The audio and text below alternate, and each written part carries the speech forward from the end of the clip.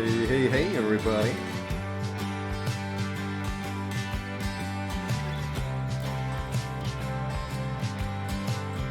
Some lovely jams from Spire here. The start of the stream. How are you all doing today? So good to be here on another lovely Tuesday.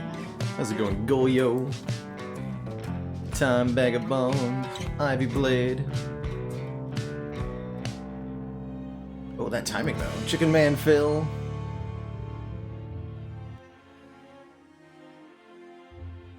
Epona. Hello and welcome, Farathi. So, Shard Mode, aka the Prismatic Shard Ladder, has every single run of Slay the Spire here, starting with Prismatic Shard. There's Slay the Spire.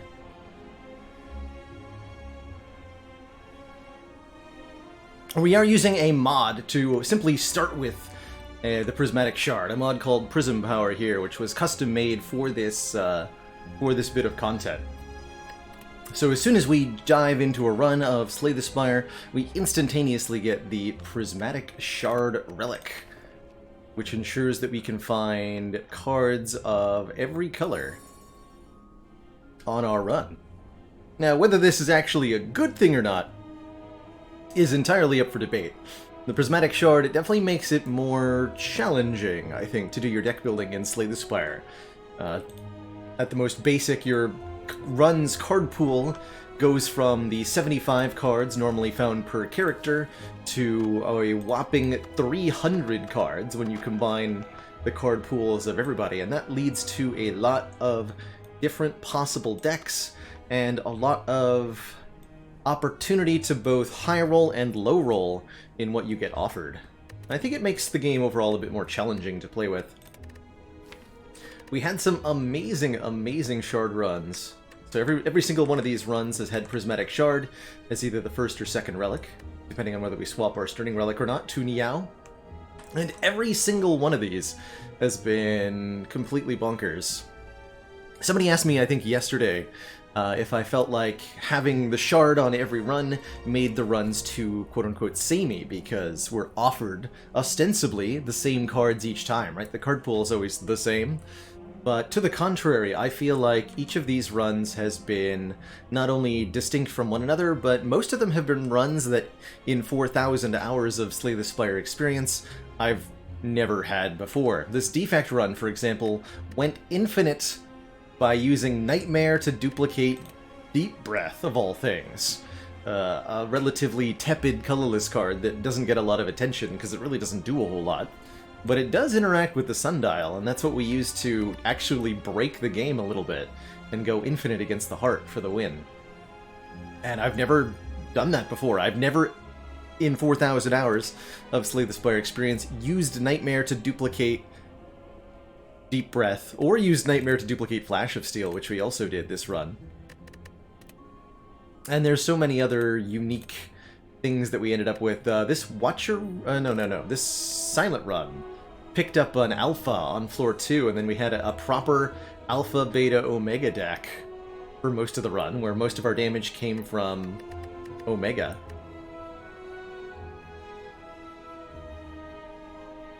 Yeah, Kono, your mod Spire with Friends, which does deserve an obligatory shout-out here,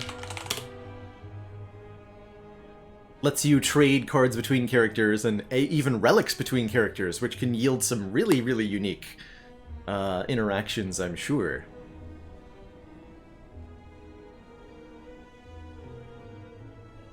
Did you finish making all of the relics stack yet, by the way? Deeply curious. What happens if I have 2 copies of Unceasing Top? The most important question of all.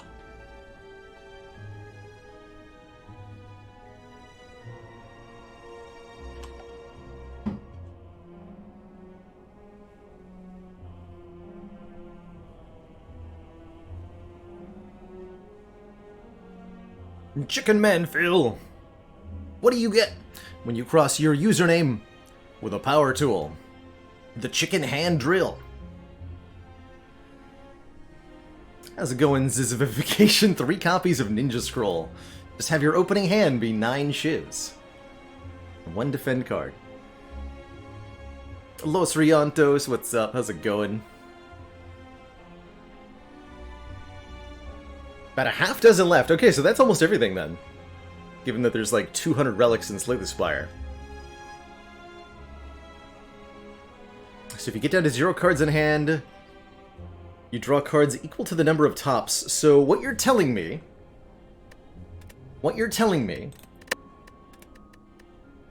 is that there's finally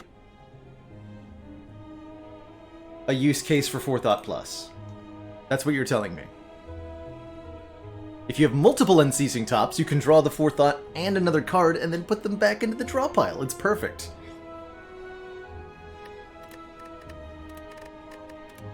That's perfect. Looks like it's finally time for Ascension 10 here on our ladder challenge. Quick revamp of the ladder format. We start on Ascension 1, and the goal on each of these runs is to kill the Corrupt Heart at the end of the Spire in Act 4. If we win our run, we move up to the next Ascension level. If we lose our run, we send ourselves all the way back down to Ascension 1 again. So the goal is 20 consecutive heart kills once on each Ascension level. And as an added challenge slash absolutely wacky fun time modifier, each of these runs also starts with the Prismatic Shard, which leads to all sorts of good nonsense. Let's embark here on Ascension 10. Start having some fun. So again, that Prism Power mod, enabling us to simply start with the Prismatic Shard. Choose a rare card. That's an interesting Meow bonus, for sure. Pretty interesting Act 1 layout as well. There's theoretically a 3 elite path, but I think it's a little challenging to do. Prevalence of early shops does maybe encourage a 100 gold or a choose a rare start here.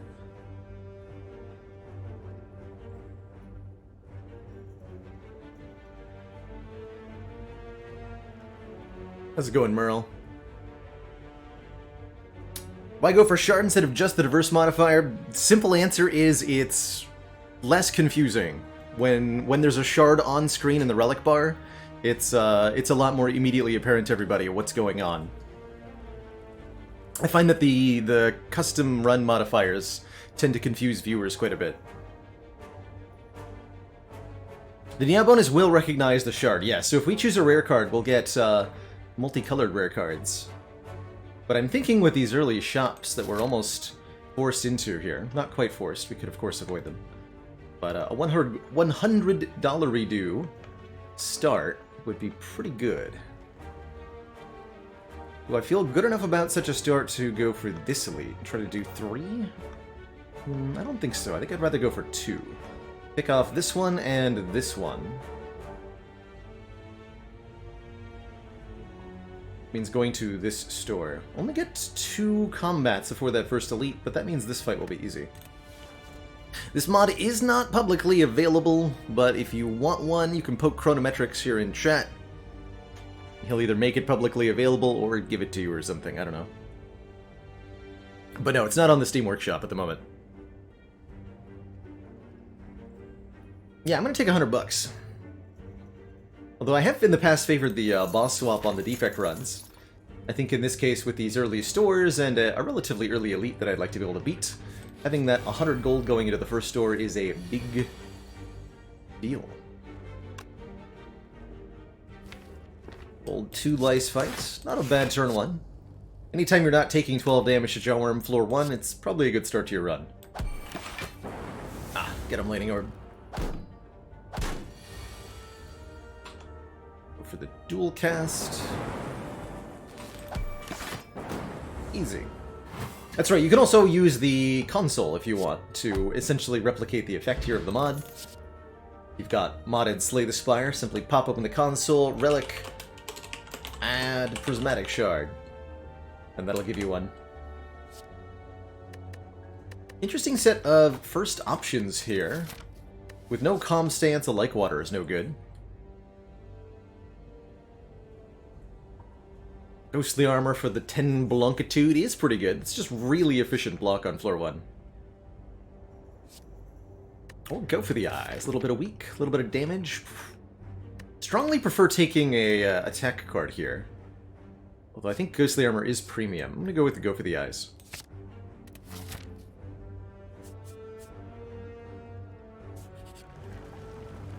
Give me the money! Golden Idol's great. We'll give up max HP to get it. Meaning we'll get 25% more bucks for the rest of the run. And yes, we did indeed move the discard pile, which is up here now, so that it's not behind the chair. If you've ever wanted to know how many cards I've played, now you can.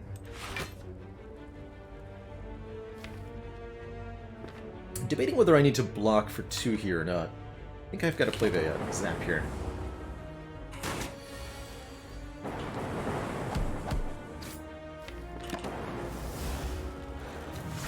The verdict is... I would be taking 6 damage on this turn if I had not played the zap. So it was correct to take the 2 damage. Good. And yes, that's a new mod that repositions the... Ooh, Dark Shackles. Yes. Dark Shackles is one of my favorite colorless cards. Really good zero-cost block in general. Even if you're just playing this for -9 on one enemy, it's really good. And it can get so much better if they're attacking multiple times. But yes, that is a new mod that repositions our discard pile and the exhaust pile too, called UI Sliders. And that one is available on the Steam Workshop. Alright, shop. Oh my. Interesting.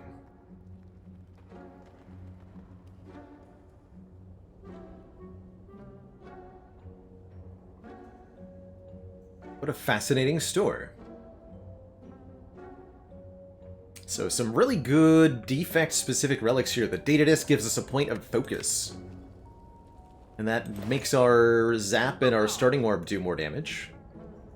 And if we get any additional orbs, which would be heavily incentivized to do because of data disc, that would be pretty good. The Runic Capacitor gives you 3 additional orb slots. Really, really powerful normally on a defect run. Less inclined to take it here. And I don't think I would take it over the data disc. Discovery could be a fun way to generate cards. I think these fire potions are quite valuable as well, going into... We're about to go into an elite fight. And given that I have no potions, I think buying a potion is a good idea. So to that end, it feels like... I probably want to take one of these relics. I could see the Toy Ornithopter being really good over the long run. 5 hit points per potion. Some nice sustain for us. But what about the data disc?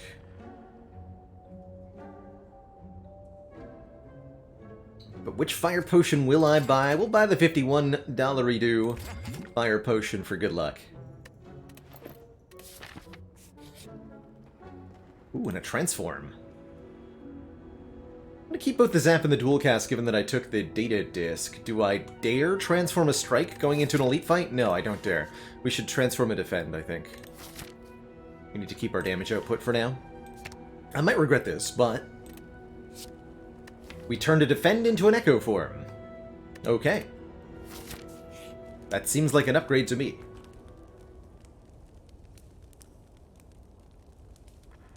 And then, honestly, I really like upgrading Zap here to be free. Although, they go for the Eyes upgrade, too. Our ability to actually do damage in this next fight is going to be a bit questionable, however. Ideally, we're going to fight Lagavulin so that we can get Echo Form in play for free. Otherwise, this could hurt. Yeah, and I think that means we need to upgrade Zap.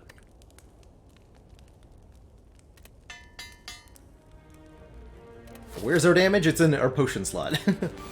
Okay, not a Lagavulin. But we do get turn 1 Echo Form, and I'm going to play that. At the cost of 10 HP. That's just a good idea.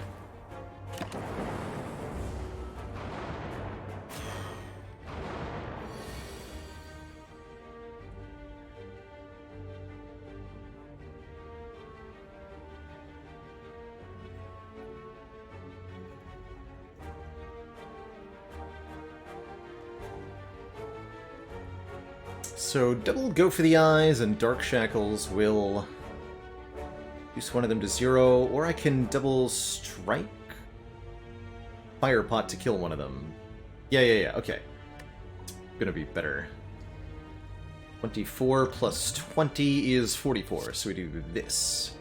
Take 1 this turn. That's why we bought the Fire Potion. Remove the artifact, and debuff. Not bad.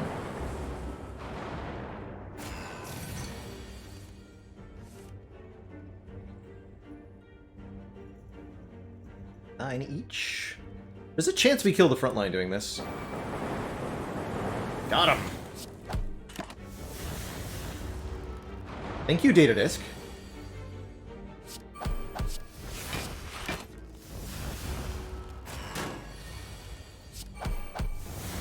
There. We beat the first elite with only 11 damage taken. Would you have expected that going in? I didn't expect that. Wasn't even the one we wanted. We get a Happy Flower giving us additional energy every 3 turns.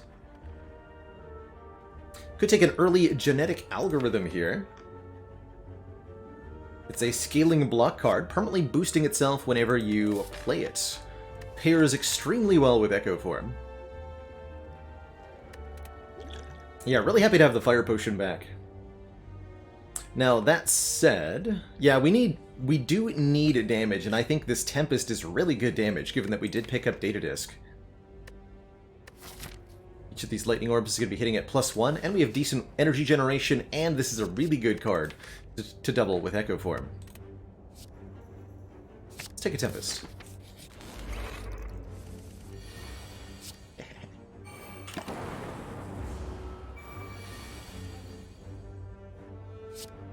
So this would be Channel 6 Lightning, which means we evoke for 9 times 4, and then we do 4 times 3. So that's math. 36 plus 12 is more than 46.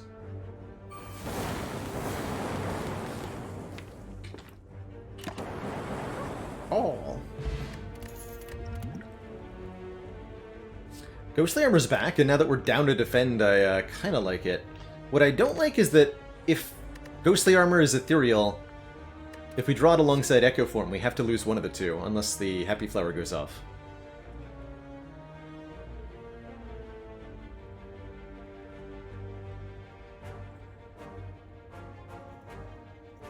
Consecrates and a little bit of free AoE, Quick Slash for a draw.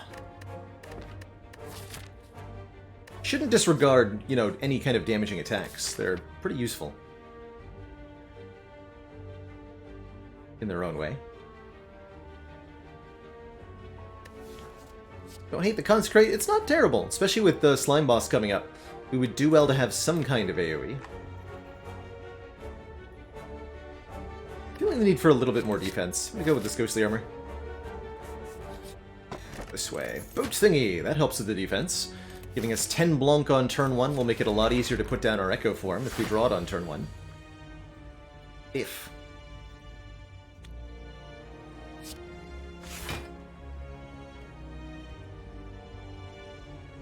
Alright, the 5 slimes. We're being attacked for an awful lot here. Or are we?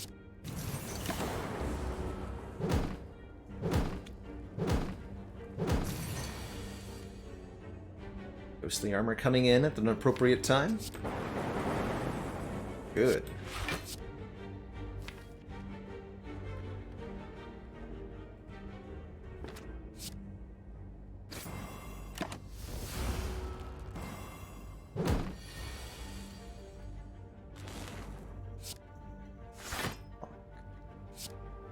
Strike you, and then there's a small chance. No, I don't think so.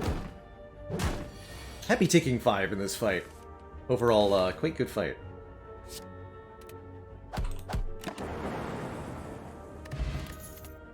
Lots of money, and now I'm okay with a Quick Slash. We took the Ghostly Armor.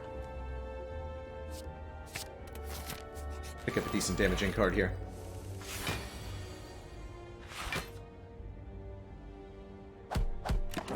one with less HP, all other things being equal here.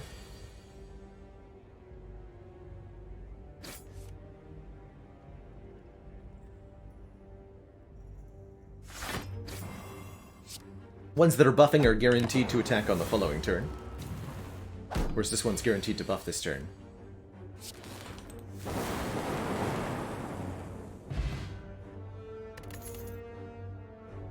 Shockwave. Shockwave does not make our orbs do more damage. Let's see follow-up being a decent attack to stick in here. Honestly okay not taking any of these cards and focusing on getting important upgrades down. I think the Quick Slash upgrade's pretty good for +4 damage. I think the Tempest upgrade is quite good for one more Lightning Orb. That's essentially +9 damage. But I do like the long duration weak that the Shockwave provides. And we'll take advantage a little bit of the Vulnerable too. Decent Echo Form target as well. That said, I think I will pass. It just seems a little expensive at the moment. And not that helpful against Slime Boss, who's going to purge the debuffs anyhow. Let's upgrade the Tempest. That's true, Kreenan. You can generate energy with the follow-up and Echo Form. Since you play it twice for 1 energy, it can refund 2. Not a bad turn 1. Not a great turn 1, but not a bad turn 1. Questionable turn 2, however. Let's do some math. So if I Quick Slash Tempest, 8 damage, channel 3 lightning. The goal is kill next turn with the Fire Potion. That's the goal. We're never playing Echo Form because our best damage cards are in hand. We need to play them now. So if we do 8 damage, you go down to 58. And then we Tempest for 3. Which is another 9 damage immediately, going down to 49. And then 12 more, bringing them to 37. Next turn we'll have 3 Lightning Orbs, we draw Strike Zap, go for the eyes. Yeah, that'll kill with the Fire Potion. I guess the only problematic thing is if I draw Strike, but I'd rather... Oh, we did draw Strike. Okay, so now I do have to redo the math. Heck. Could also, like, dual cast Tempest, potentially. Let me just redo the math here quickly. The Quick Slash was redoing a damage, but what I didn't want was uncertainty in the next turn draw. Right, if there's 6 cards in the draw pile and I need, for example, the Zap to get the kill, and the Zap is on the bottom, I'm very sad. So I'm be okay with what I just did. Let me just verify, though. This does 9 plus 12, 21 damage, bringing them to 37. Next turn, we deal 9 plus 12 again. Yeah, that's plenty. Okay. Don't need that strike. Take 18, and then we win the fight.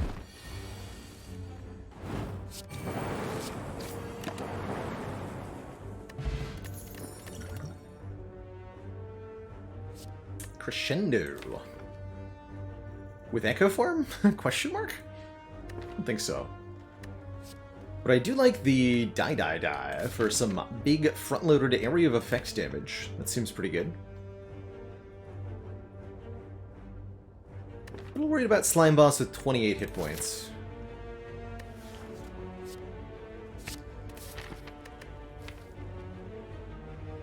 It's not enough hit points to survive a Slime Crush, notably, even if it's weakened.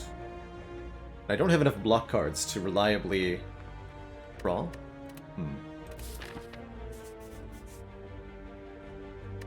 One more combat? Or do I go for the event? It's guaranteed to be an event because we just picked up a Juzu bracelet, guaranteeing that we do not encounter combats in question mark rooms. Could require us to trade some hit points away, although that would make me then more comfortable resting. And if I get a heal, then I won't have to rest. Let's go for the event. Ah. You encounter a corridor full of hypnotizing colored mushrooms. Due to your lack of specialization in mycology, you were unable to identify the specimens. We could gain a heal here in order to, if we also take a curse, or we can take a relatively challenging fight. So I think the Die and the Anchor will make it a lot easier, and if we win, we'll get the Odd Mushroom Relic, making us take less additional damage when vulnerable.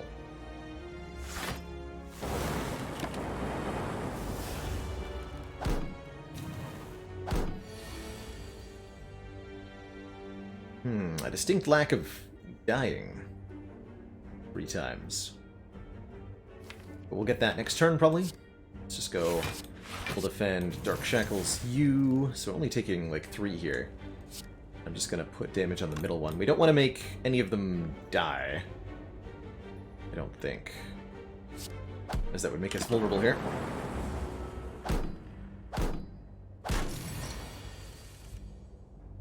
But now I do.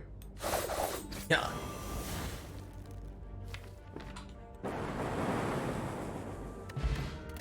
And a second Cultist Potion. How fascinating. Feel No Pain gives us block whenever a card exhausts. This exhausts, this exhausts, this exhausts, this exhausts, this exhausts. That's a lot of things that exhaust. I'll take it. And the slimes exhaust, too.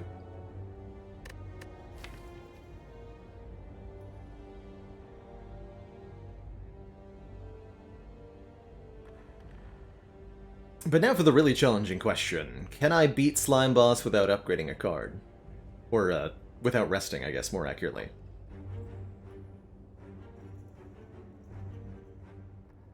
No, Zero More. The duplicated card from Echo Form, although it does play the animation and sound effect of an exhausting card, notably, is not an actual card exhaust, so it will not trigger Feel No Pain.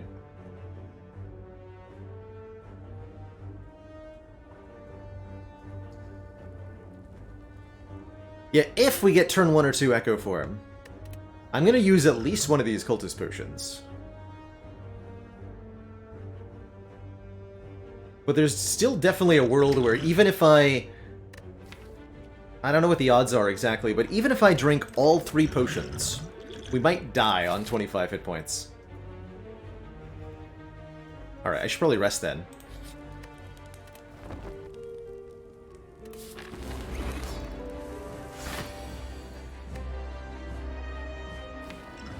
And I think because I rested, I get to try to keep the Power Potion.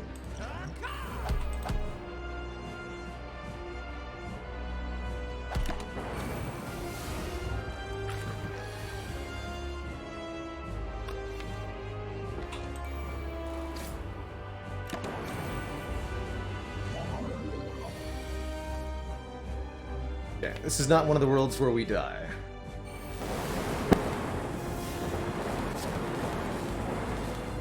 Zippity zoopity.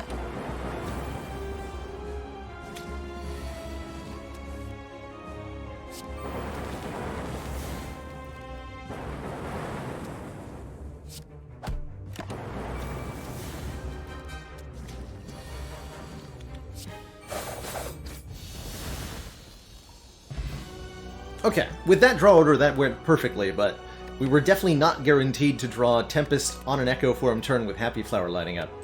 That worked out really well for us. Corruption, Feel No Pain is here. Actually, wow, all of these are really good in their own right. Holy heck. All of these say exhaust on them, so all of these interact with Feel No Pain. Alchemize is very, very interesting with Echo Form. We can potentially generate 2 potions per fight. That's powerful. Deus Ex Machina adds Retaining Miracles into our hand, which themselves exhaust. And that's pretty dang good, too.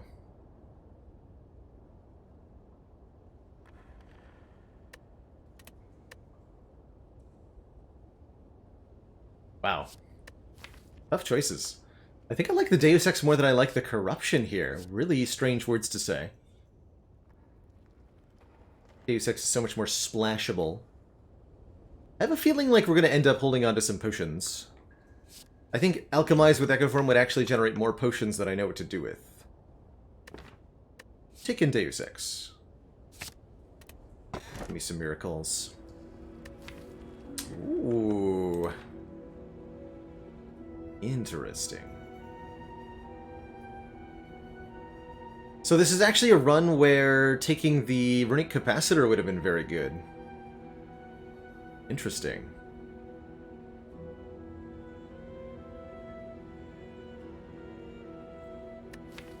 So our choices here. Fusion Hammer prevents us from upgrading at rest sites, but we can no longer rest. Sorry, we can no longer upgrade. Can no longer upgrade at rest sites, but we get more energy. That's what I'm trying to say. Words. Joker is more energy, but limits us to 6 cards per turn. And last but not least here, the Frozen Core. If we end our turn with any empty orb slots, channel a Frost Orb for free.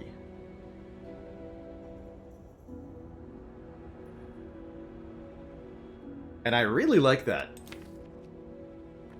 Now, it's a big shame that we passed up the additional orb slots. Frozen Core works really, really well with lots of free orb slots.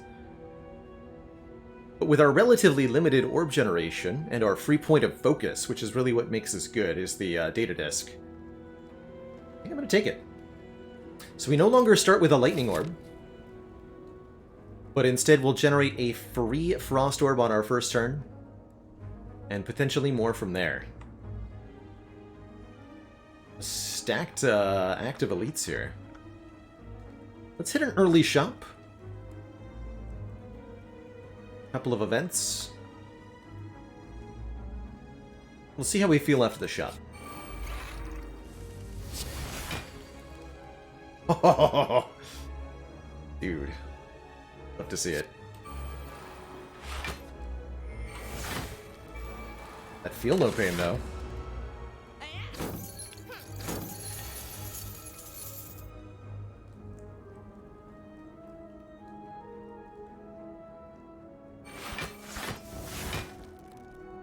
Didn't skip our boss relic, we took Frozen Core Chicken Man Fail, which gives us a free Frost Orb anytime we end our turn without one.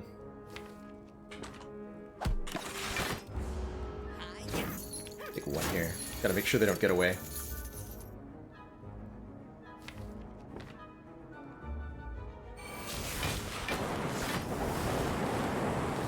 I'll get to double die next turn, even better.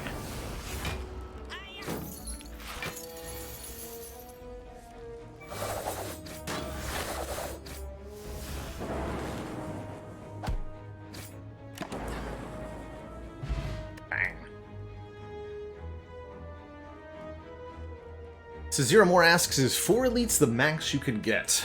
The maximum elites that you could have on a single path without without getting a bonus elite from events or without getting a bonus elite from wing boots is 5 per act.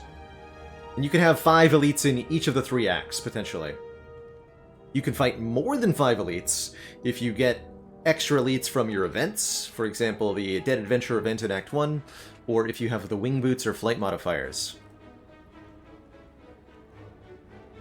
So far, Danimal, I think the Rainbow Ladder has been pretty challenging so far. We've had to get really creative with the decks that we create. Outmaneuver with Tempest. Sounds good in theory, but probably bad in practice. Without a way to retain either the Outmaneuver or the Tempest, they're not going to line up. Bowling Bash could be nice for picking off individual powerful opponents.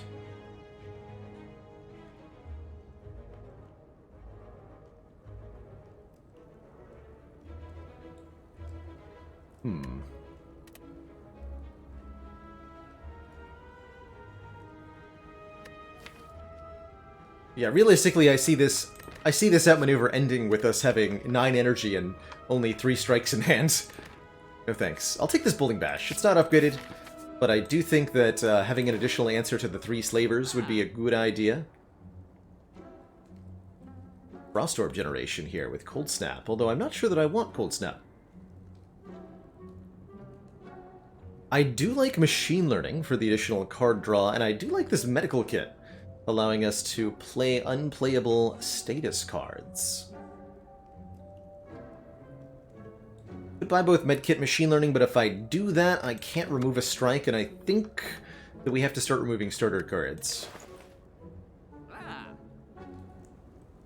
Although, arguably, machine learning is better than removing a starter card.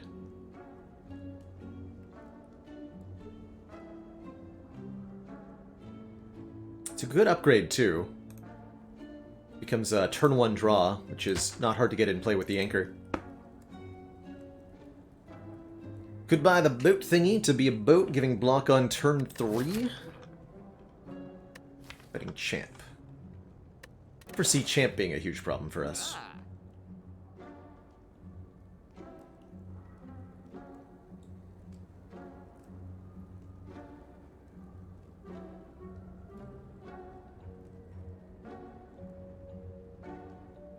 Accidentally fixed Pandora's glitch. Sad times. No, no, no. Right, I am gonna take this medical kit. I think I'm gonna remove instead of taking machine learning. Because of the price difference, mainly. It's a lot more expensive to go machine learning here. Do we want an aggregate? No. We already have Deus Ex. Magnetism could have been cute. So how do I feel about my Act 2 now? Ooh. I'm about to feel differently about it. We either get Jaxed, giving ourselves a card to gain strength at the cost of HP, transform 2 cards, getting who knows what, or take a special relic, giving us 3 strength on turn 1. Looks like a transform to me. We can transform 2 more strikes, really get these starting cards out of the deck here.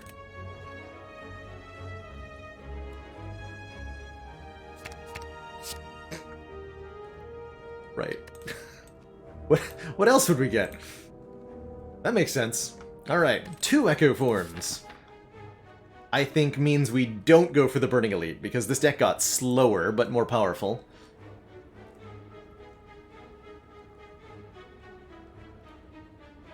But I like the idea of maybe fighting these 2 elites.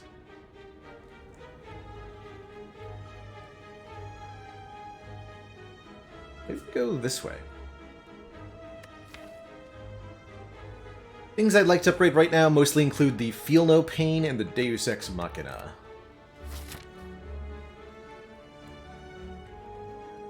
And I can get both of those upgraded if I go through this store. It means we'll hit 2 more stores, which I don't like, but that might be fine. And now we're offered bites. Now that I've transformed all my strikes, get out of here, you stinky vampires. You stinky.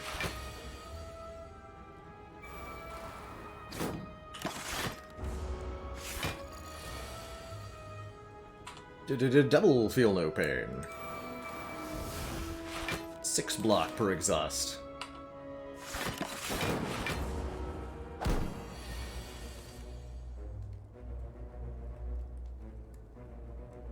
Now I'll dupe my first 3 cards. So double White Noise. This is an exhaust card, but we should only get 1 activation of Feel No Pain here, if I understand this correctly. So this will only be 6 block. Correct.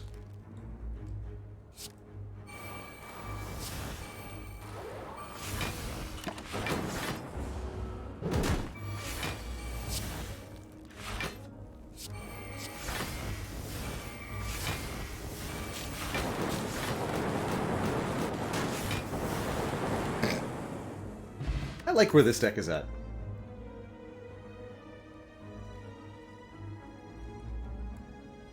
So what I'm learning here is that Exhaust is the ultimate synergy with Rainbow runs. How about... So I really like Infinite Blades because it makes a Shiv every turn, and Shiv's Exhaust. Infinite Blades is a block card, that's right. It is. It is. The only sad thing about Infinite Blades is that because I'm guaranteed to draw it on turn 1, I can't duplicate it with Echo Form. It also reduces my chances of drawing Echo Form on turn 1. So that's a thing. Infernal Blade seems kind of spicy.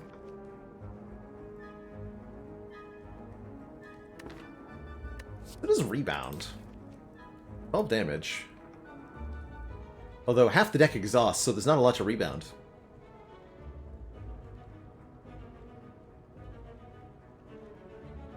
Oh yeah, Geklein, multiple Echo Forms is really weird.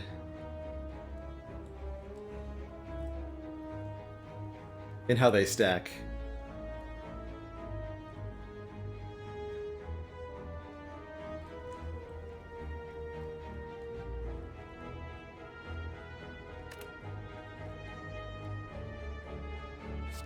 I think it's Infinite Blades.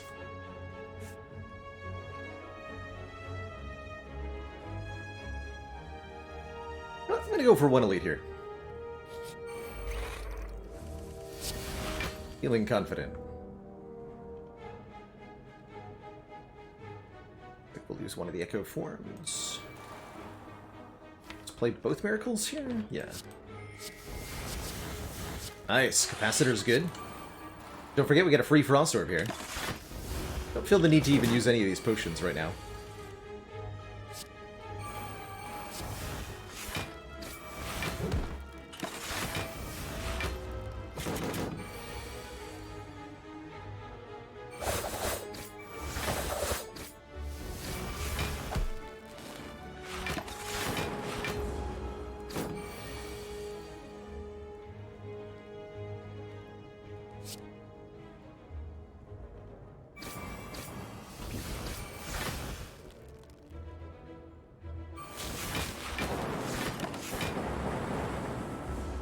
Our damage is a little bit slow though.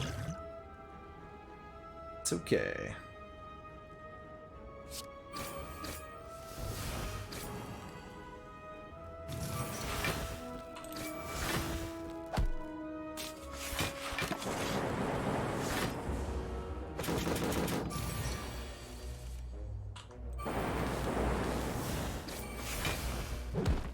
It's a cool fight. Get a Peace Pipe, allowing us to remove cards at rest sites. Another thing that generates exhausting cards, Battle Hymn. Those ones cost energy, though. Or Choke. I think none of the above here. Given how well that fight went, I'm actually contemplating just skipping this shop. Since it's a dead node, we go one more event with Juzu Bracelet, and take on another elite here. Why not, right?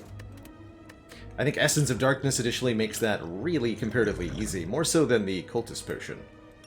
Drop that on the ground. Skip it all. Since I'm planning on going to this store anyway, yeah, let's avoid this shop for now. 2 removals with Peace Pipe Shot. True. Tempting. Still planning on upgrading both the Feel No Pain and the Deus Ex, though. We can start removing after that. Ah. Or I can just get free removals from the events anywhere. Could upgrade all strikes and defends, although that's only 4 upgrades. And I think when you're not getting that many, it starts to get better to go for the removal here. Let's lose the last strike. The answer was Elegance, of course. Obviously. Okay, spooky turn 1. Duh. Yeah. Obviously. All power potion here. Buffer is not that helpful. Heat sinks would be immediate card draw. Ooh, I like heat sinks a lot here. Or defrag for a little bit more focus. I'm probably going to drink the Essence of Darkness, which means no Frost Orb will be channeled here. The card draw.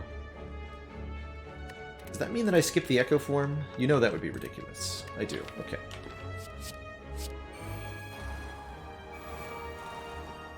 Actually, totally okay with that. Oh, wait. Didn't use the Essence. That's... You know what? That's fine. Got, a double die coming up, right? Presumably. Ooh, and Tempest is here.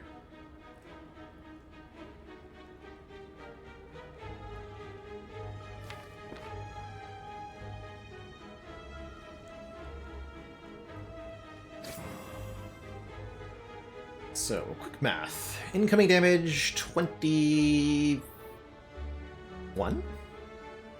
21. So, we actually get there with 3 exhausts.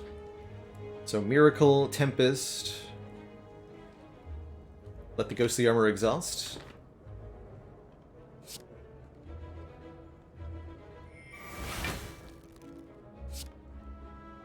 Chocolate chip cookie dough is pretty good. I'm also other ice cream flavors I'm a fan of include cookie dough or the cookies and cream. Excuse me, cookies and cream, black raspberry, and maple walnut. Some of my favorites.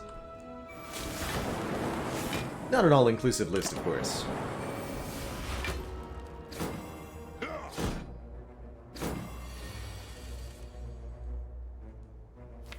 Bruh.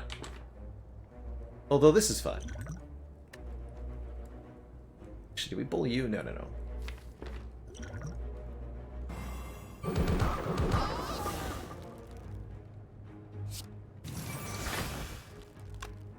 Well, zap and then dual cast. That leaves us with an empty orb slot, which generates a new orb.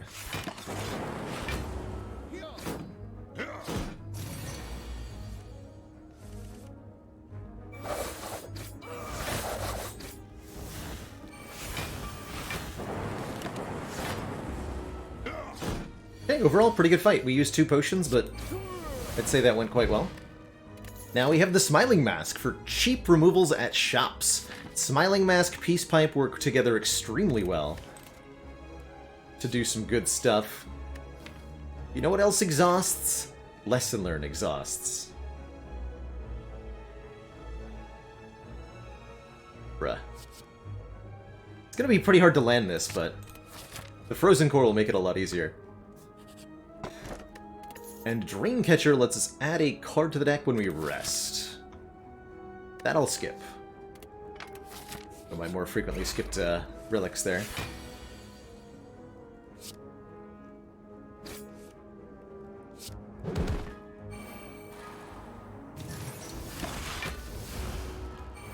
Didn't need to use that Dark Shackles.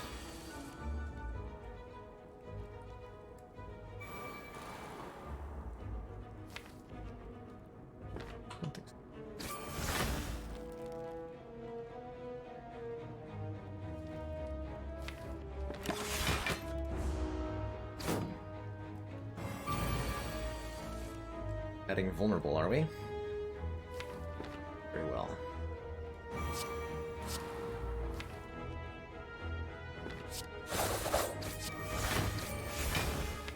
See a distinct lack of this guy dying next turn happening.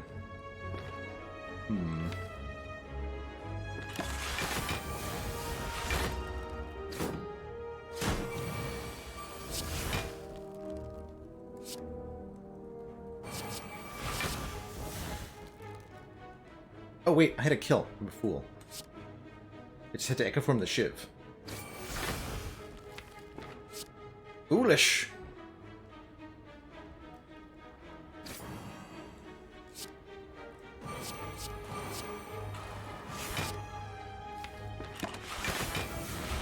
Whatever, we use full block. Easy.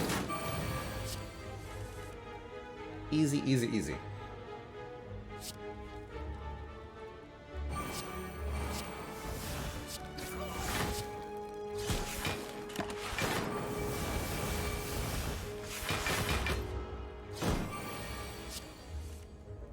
Your feeble attempts at putting Dazed into my deck is only making me stronger. Oh yeah, I forgot I had Lesson Learned. No! Error for symbol. Makes a few things easier to land, and it says exhaust on it. You know what? I'll take it. Forgotten so much, and yet so little. Joke's on you, I actually like wounds in my deck. You stinky book.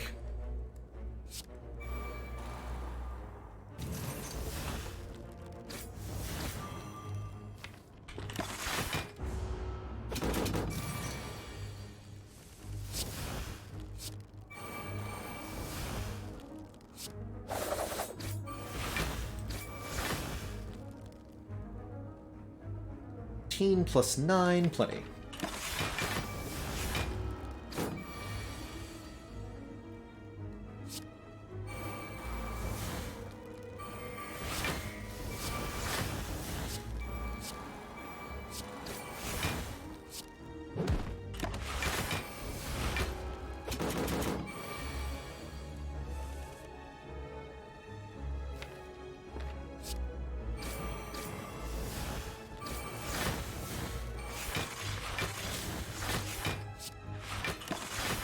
Trampage, thank you so much for the 23 months.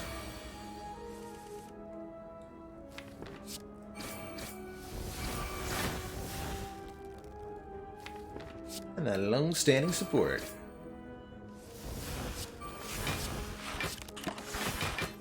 Only one more until 2 full years, that's crazy.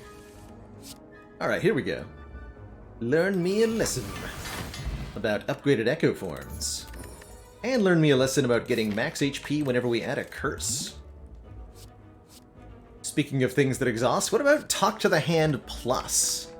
Permanently applies a debuff to an enemy and exhausts, like so many other cards in this deck. And it will make our shivs generate block even more. I like it. I like it quite a bit, actually. Now we just need another copy of Infinite Blades. How's it going, First Dane? You've joined for a weird one. This is definitely a weird one.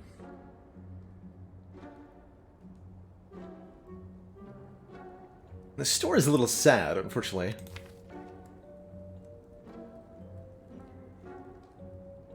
Rose and I could let us see the cards in the drop-down. I almost want to remove Zap, even though I upgraded it as a Frozen Core.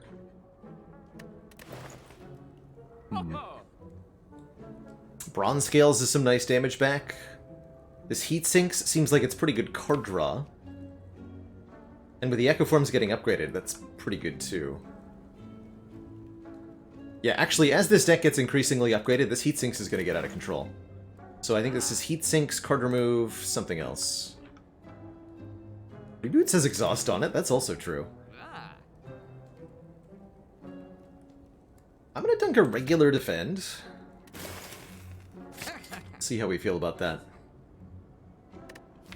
Don't feel like I have enough generic blocks for the Smooth Stone to be worthwhile.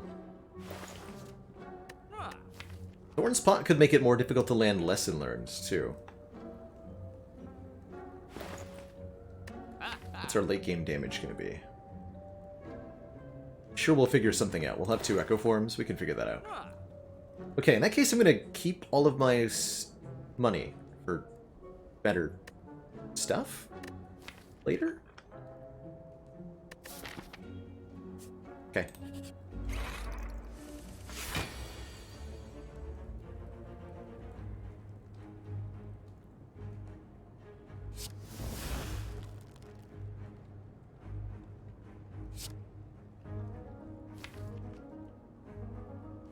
And this time I am going to remember to use its Essence of Darkness against the 3 jerks.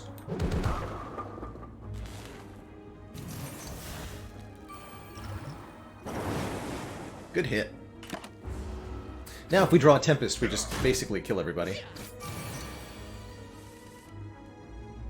That's not Tempest.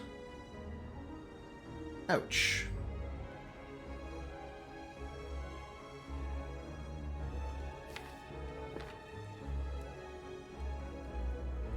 Take 20, and there's not a lot I can do about it. Okay. Tell me this is at least a KO. Actually, we get decent block from the top to the hand, right? Get 9 block. Okay.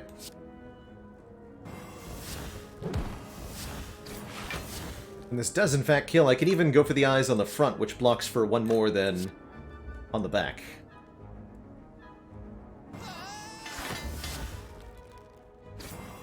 Okay, that wasn't too bad.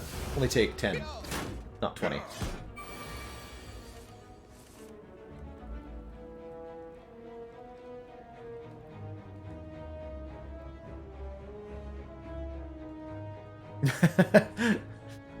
You're not tripping, Refined Bean. Our boss relic is actually our first relic, the Frozen Core, taken from the Slime Boss. Gives us a Frost Orb if we end turn without any orb slots. 3. This will do it. This way.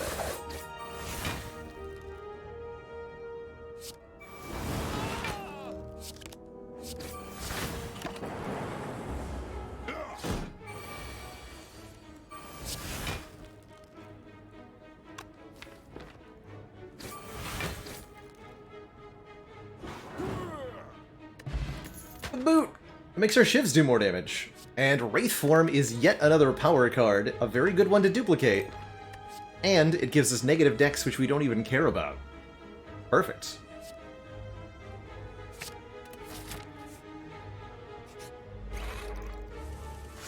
Engage Spooky Ghost Form immediately.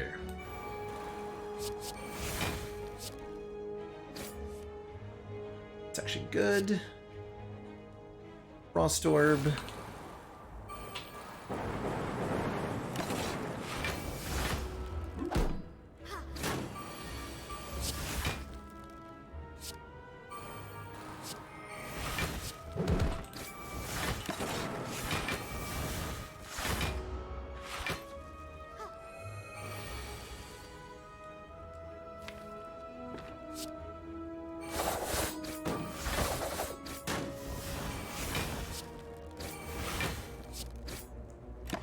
A boot.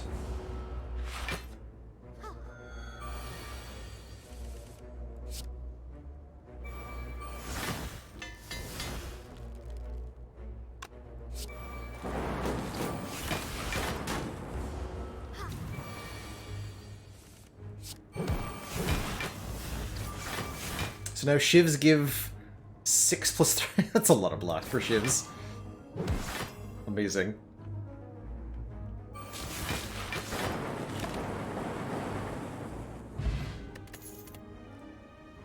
Leg Sweep, there's a real block card. This deck is very expensive, on average. But that is not necessarily a bad thing.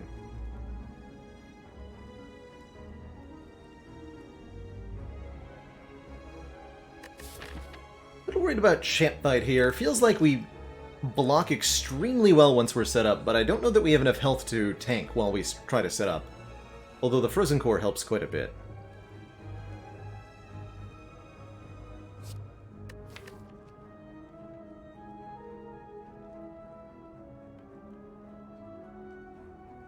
I almost wonder if we want to try to dupe Infinite Blades against Champ.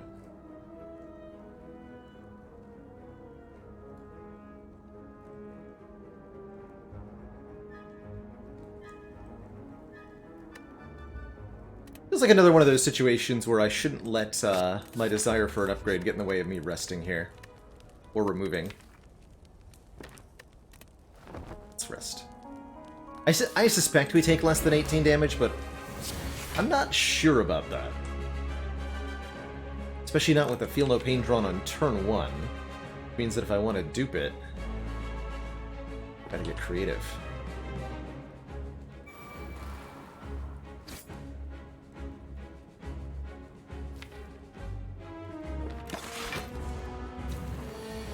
Gonna let it go.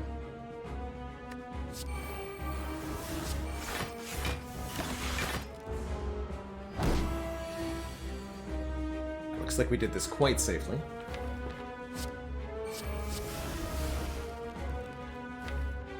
Little Electro. Pretty good with my 3 Frost Orbs, actually.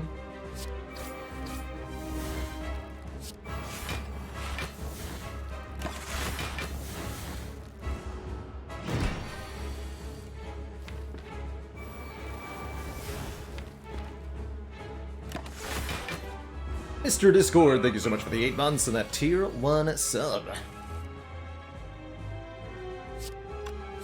Double Terror.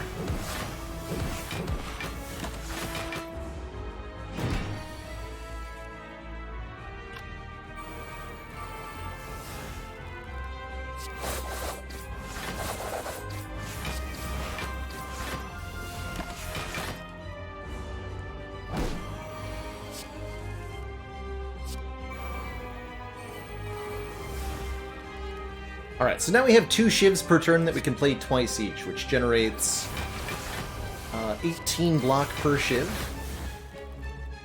Amazing. Question is, how do we do damage from here? I think the answer is we have to replace our orbs with lightning orbs now.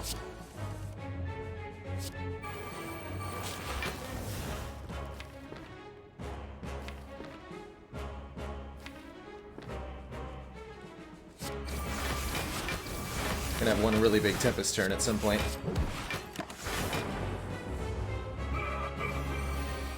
Notably, Champ has not given himself any Metallicize, which is really good for us.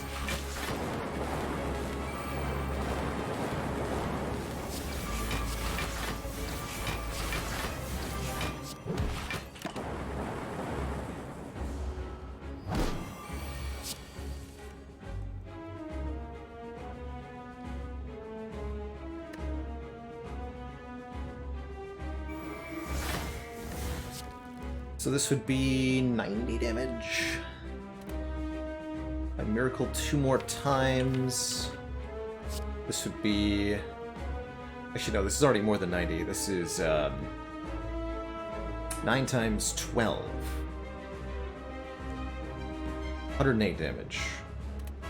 Add 2 more miracles, it becomes 9 times 16. Which is 135 plus 9, 140 something. That seems perfect.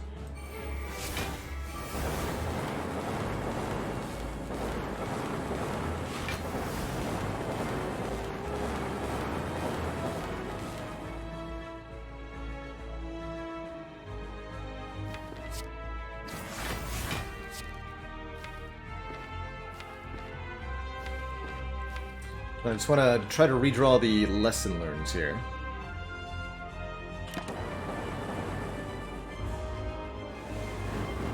Not playing that Shiv because I want a chance of keeping him alive here.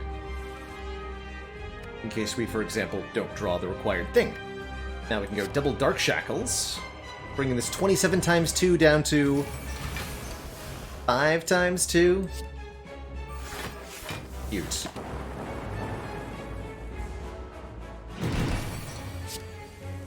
And there's the bonk. GG. Alright, we didn't take a single point of damage in that fight, but I still feel okay about the rest.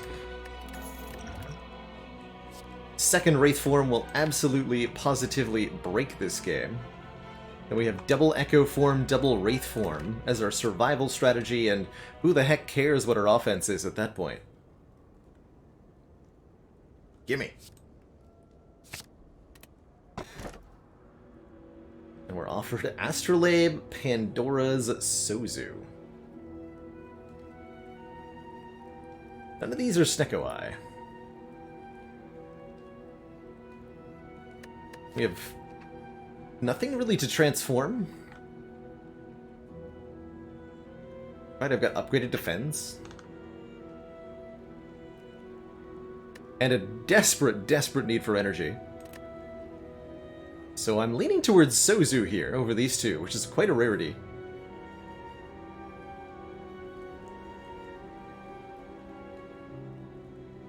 I don't really like giving up our potions. These aren't bad potions overall.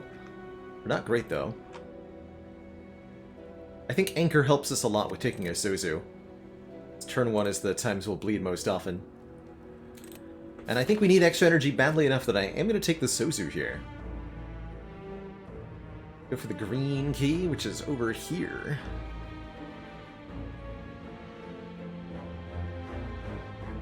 Removing. Probably Quick Slash. Or Quick Slash.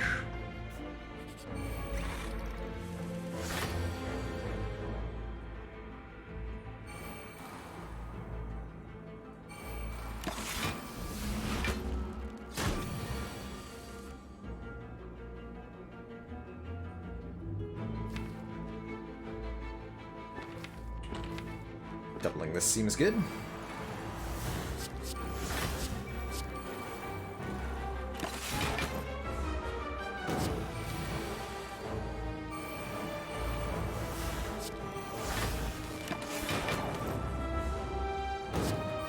Sure, I'm losing 2 decks per turn, but who even cares?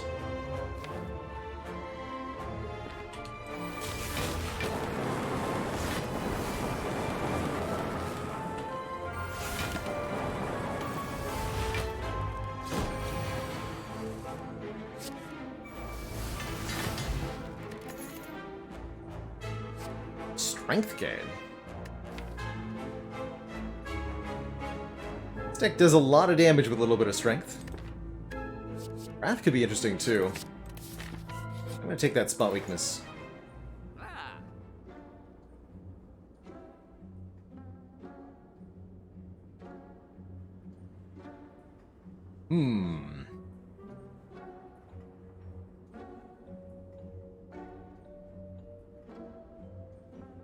Potion Belt plus Sozu? Take the Strange Spoon here. Cards which exhaust when played will instead discard half the time. Turning off our Feel No Pain, but potentially letting us get back all sorts of crazy stuff. Capacitor giving us more orb slots to use with the Frozen Core. This is pretty good. Or Tungsten Rod. Whenever we lose HP, lose one fewer. Makes us immune to damage while intangible, which we have a lot of intangibility. So this is a pretty good Tungsten Rod.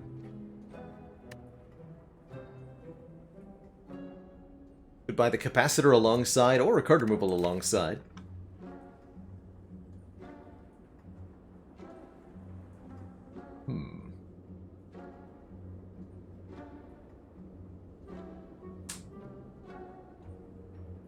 Debating whether I want the Capacitor.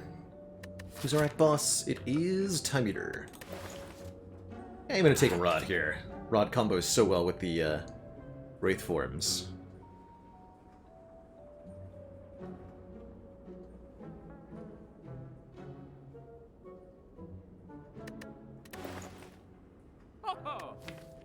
Capacitor. Feels like the orbs are a little unnecessary now. Remove this Quick Slash.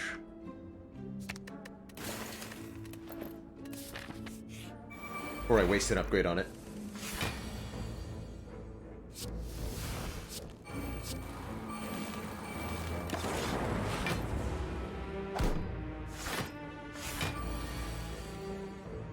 For the most part, we're just really happy to dupe Wraithworm.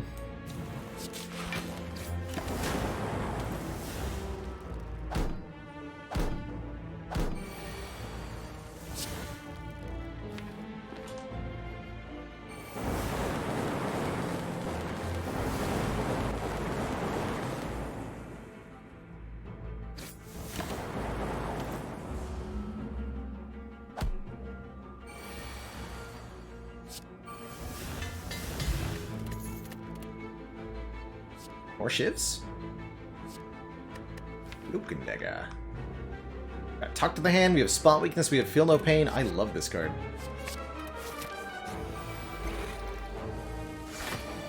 Beat of Death, never heard of it. But how about Ouch? What about Ouch of Death? Just casually take like 22 damage on turn 1 to Transient.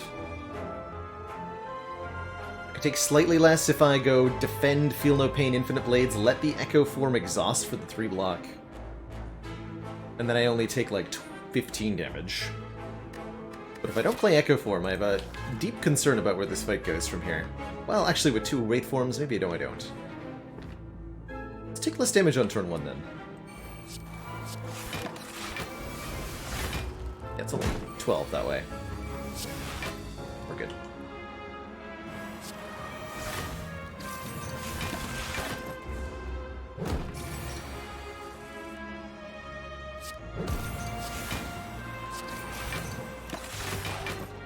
Fourier Transformer, thank you so much for the 4 months.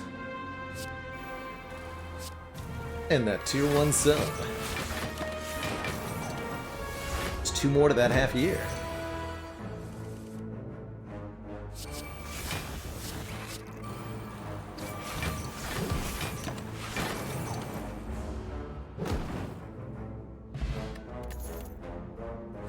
Wallop? Normally I would be all about this Wallop, but I don't think we need it here. Hey, Boyakun, yes, this is indeed a Prismatic Shard Ladder, the Rainbow Ladder, where every single run starts with a free Prismatic Shard. 2 random upgrades, heck yeah. For 40 gold, that's a great deal. Heck yeah. upgrade heat sinks and go for the eyes of Plus. Love to see it.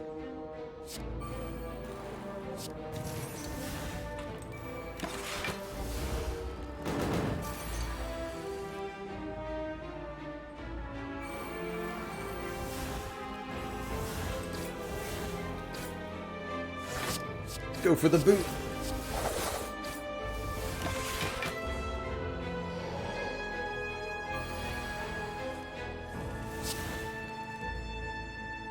I could actually put these, the discard pile and the exhaust pile could go over here. It's not a bad idea.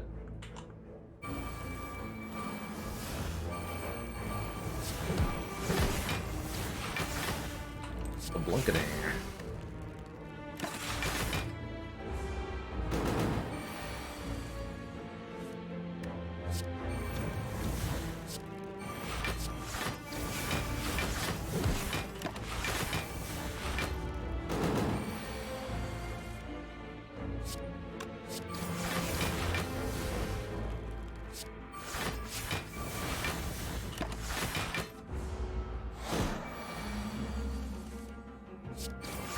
Since I have medical kit, we can stick around in this fight for a long time and make sure we land our lesson learns.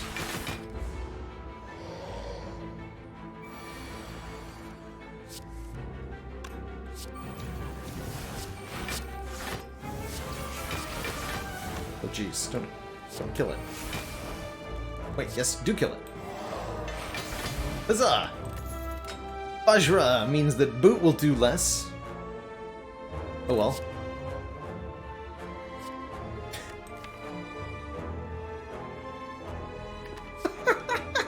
There's the leg. Yes. Finisher Plus. Deal 8 damage for each attack played this turn. With Echo Form and Infinite Blades, we can guarantee that Finisher plays like a minimum of 5 or 6 hits. Pretty wild. Removing anything. Probably upgrade at least one of these Echo Forms. Start there. Or Wraith Form, rather. Excuse me.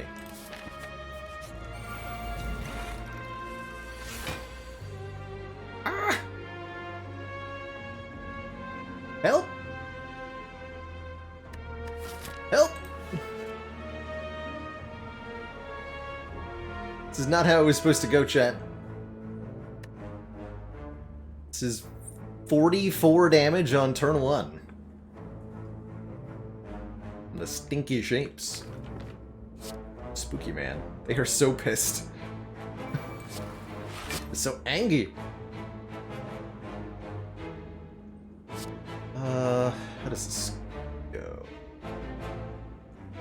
Goes to 8. I think it matters whether we hit the first or the second one. Watcher does have a form, Shlu, Devaform.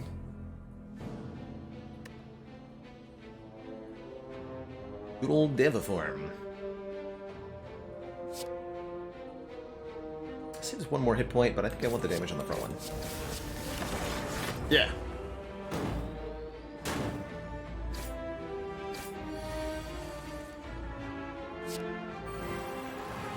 Then I became invincible.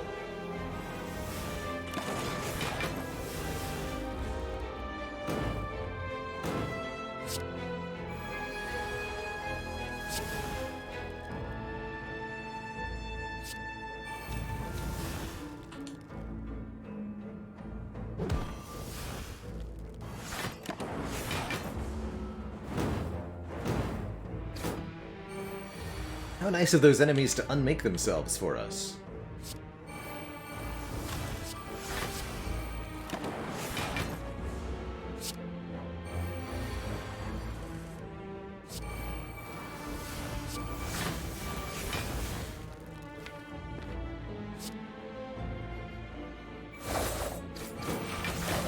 Whoops.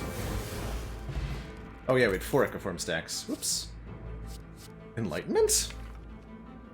No.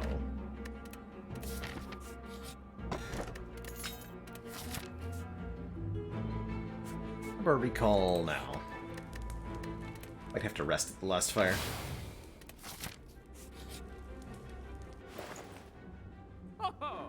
This time the capacitor say plus on it.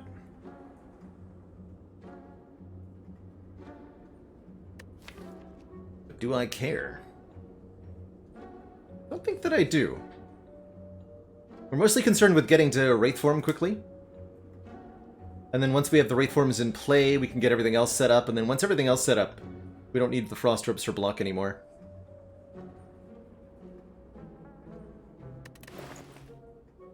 Force Field is pretty decent block. Let's see remove Zap being correct at this point. Force Field is hella cheap, too.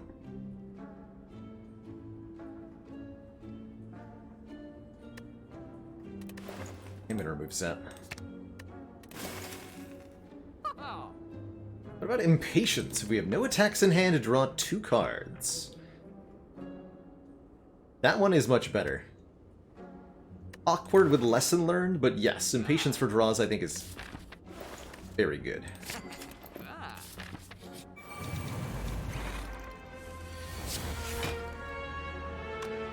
Yikes. This lady is very strong.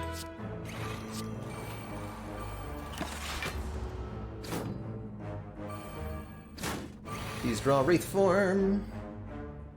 Soon. Or I perish.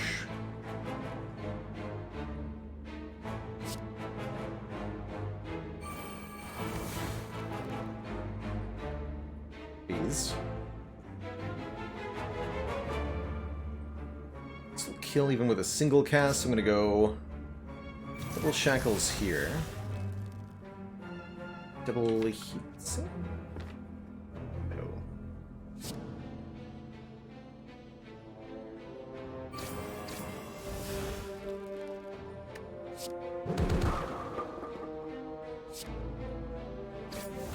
Just a little bit more here.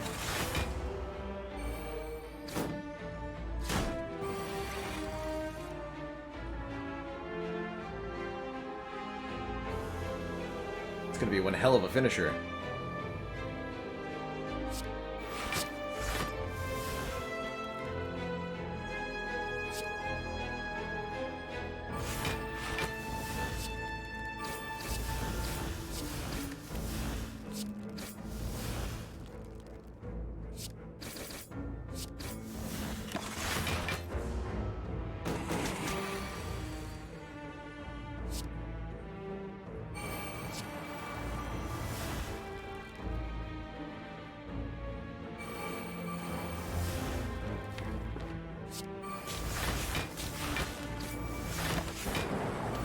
Now we're good. I do think I'm going to rest at the last fire. I've done quite a bit of resting this run. And you know what? That's not a bad thing.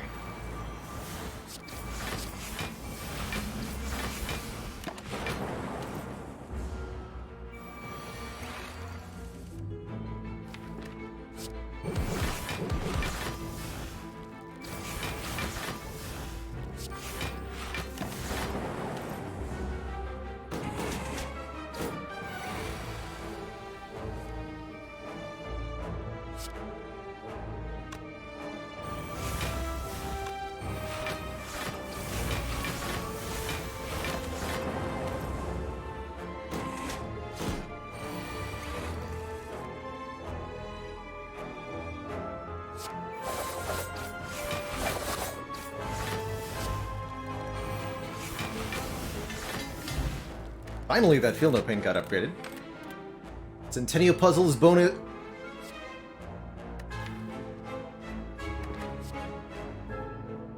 Yes. It's happening. It's finally happening. I've got a screenshot to recreate.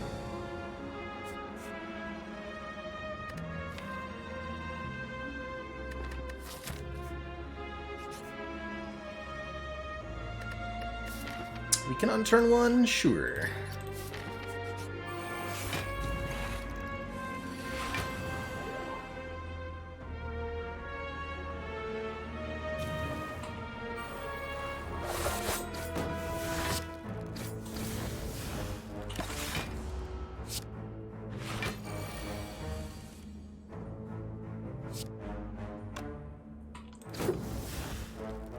Might as well.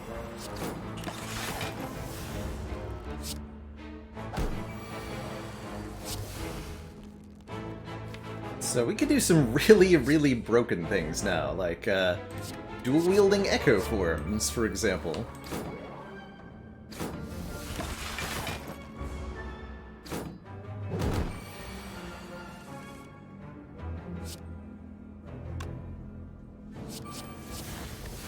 Oh, we could just make 2 free ones? Amazing.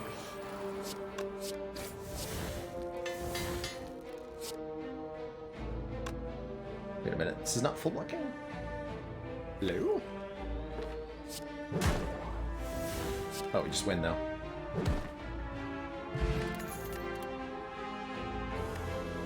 Thank you.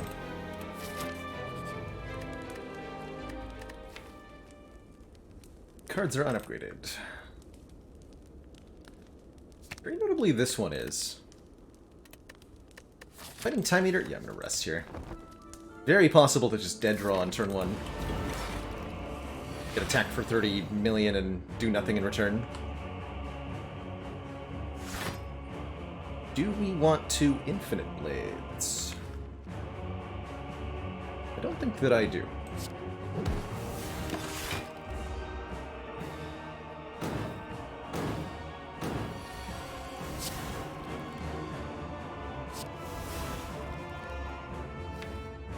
I do think I'm going to Bias Cog just so that we have a little bit more block in the short term here. In the long term, this should not matter.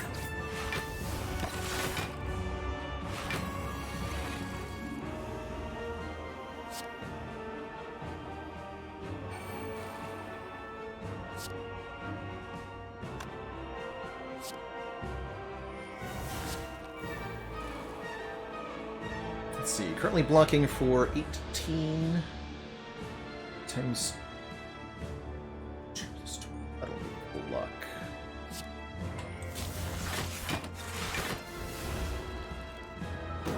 I only get to play 1 card next turn. It's gotta be Wraith Form twice, of course.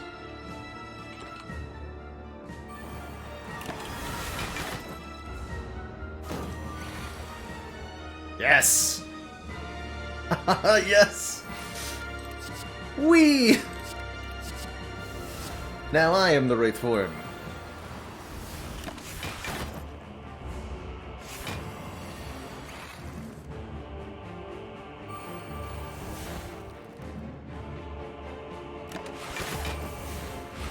So...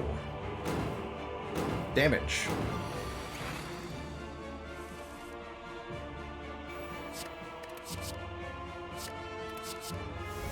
Damage is something we'll learn to do eventually, right?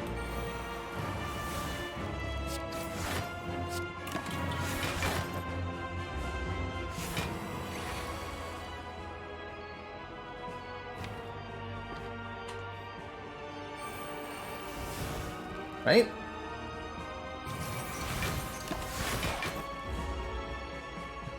Oh boy. Yeah, remember back when I could have bought bronze scales? I remember.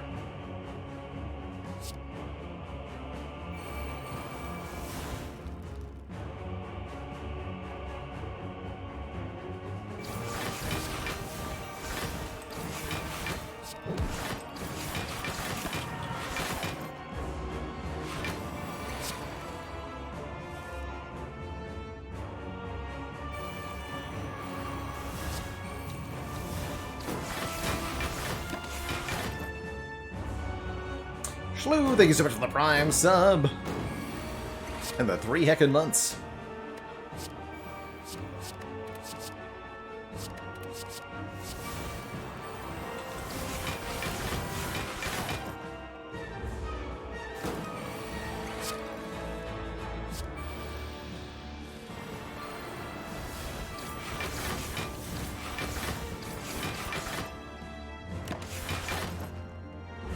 Only have 26 more turns to figure out a kill here. Wait, no, we got 31. Never mind, we're good. We're good.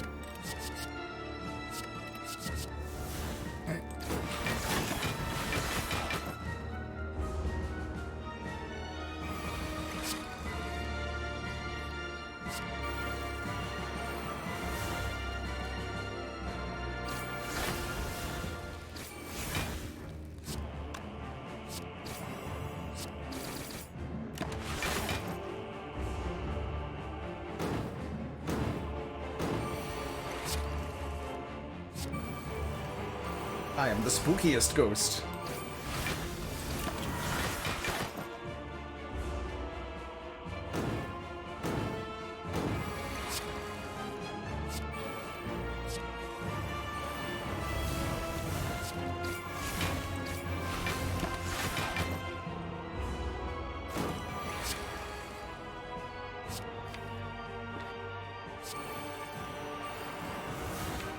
Perfect.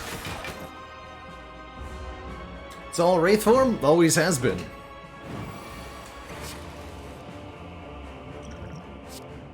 Beep.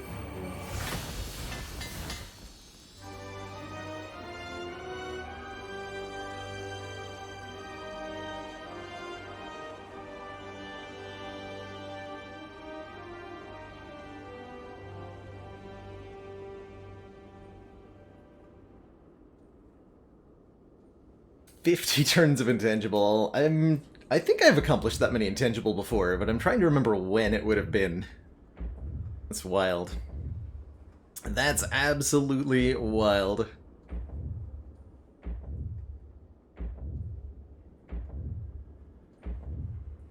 To thump, a deep pulsing dread can be felt throughout the room. Is this the heart of the Spire, the source of all this intangibility? That is the question.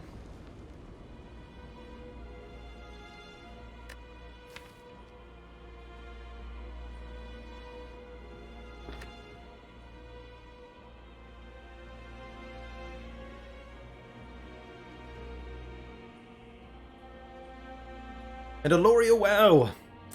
Did you hear about the intangible defect? Had a difficult time meeting people online? They kept getting ghosted. Let's get that Wraith form upgraded. No money for the shop, unfortunately.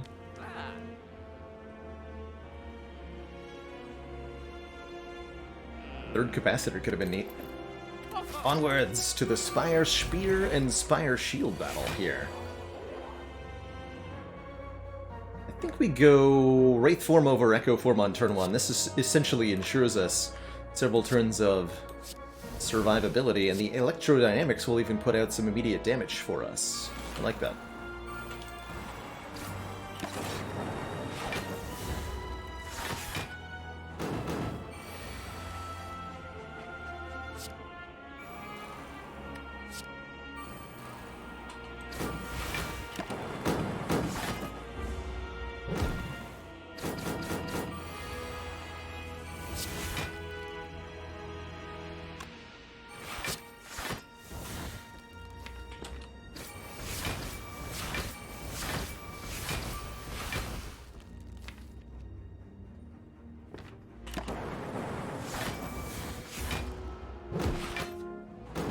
Not afraid of these burns either.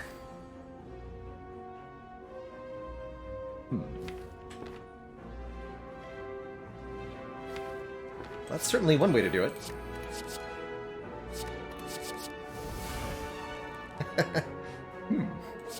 Interesting.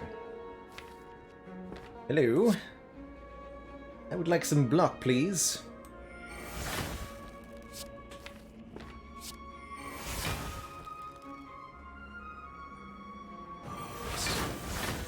All these here. Talk to every hand.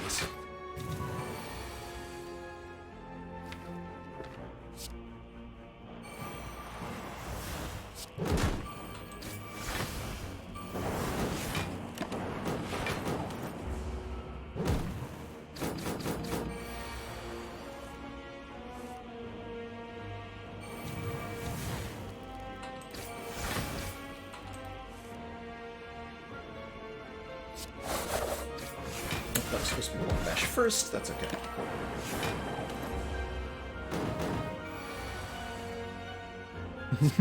More. Talk to every single hand. Forever. 821 block per attack. Get him.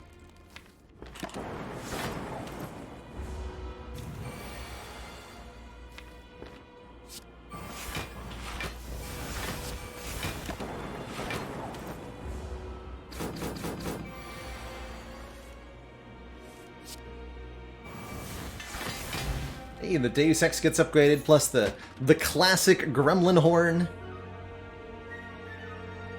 from the final elites. And we're offered a creative AI, although...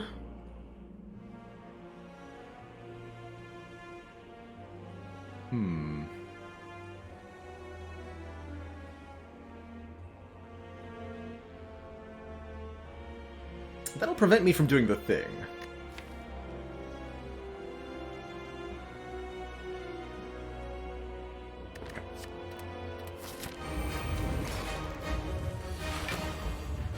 Okay, we got Echo Form and Heat Sinks on turn 1. That's probably the best we could have drawn here.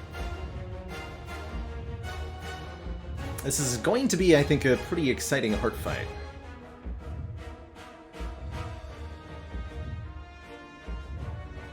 Got our Thorns Pot, but I'm going to hold off for the moment. I've got high hopes.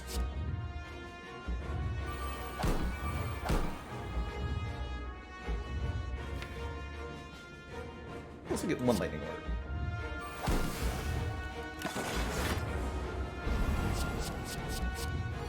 Hold on, before I get really fancy, let's see what we draw here.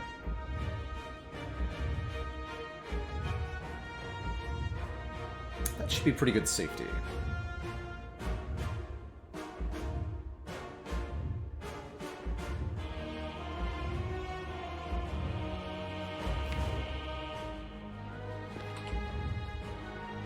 This would be 6 turns to try to draw them together.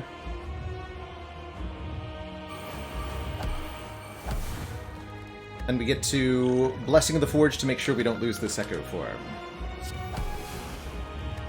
Don't think playing Storm is a good idea.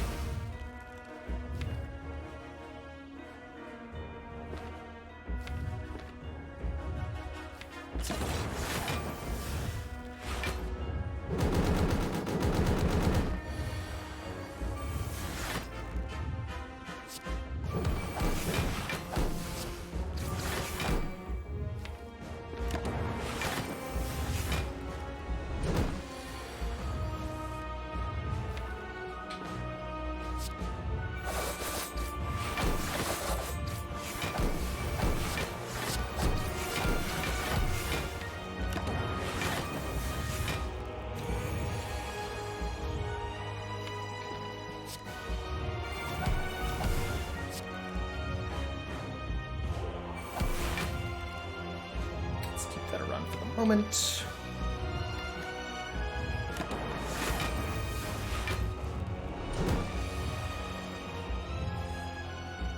Okay, here's our second Echo Form.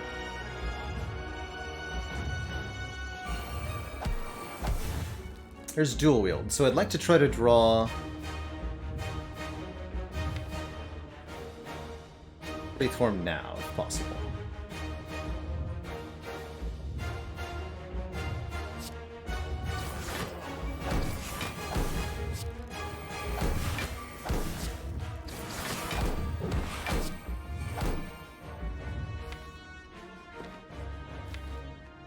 Am I allowed to play Infinite Blades?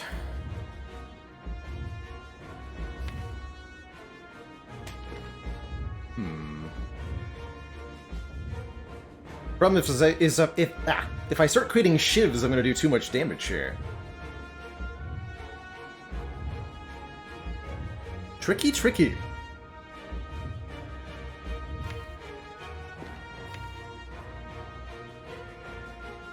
We're down to very few cards, actually. I think I don't play that.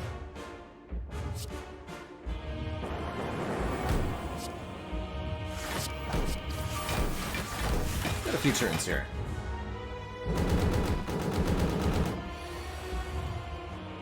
Wouldn't have drawn it.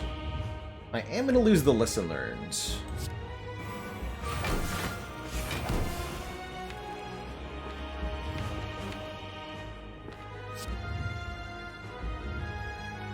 It's our last intangible turn.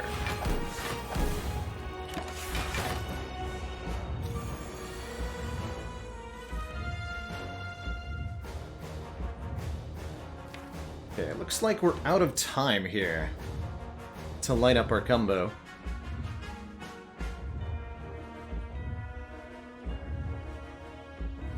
Failure?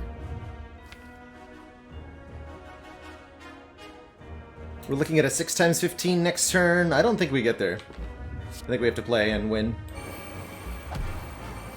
Just never lined up. That's okay.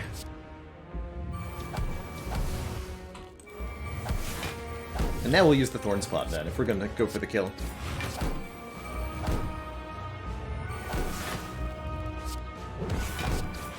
It's really a shame an opportunity like this comes around only once every few thousand hours of play.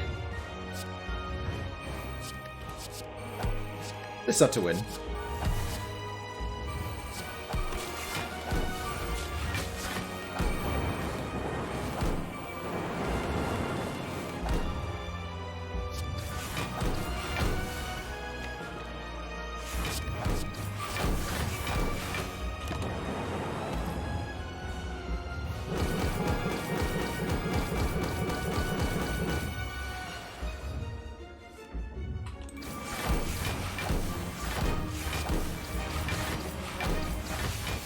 GG.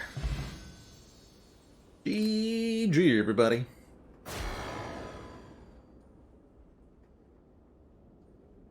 Not too shabby.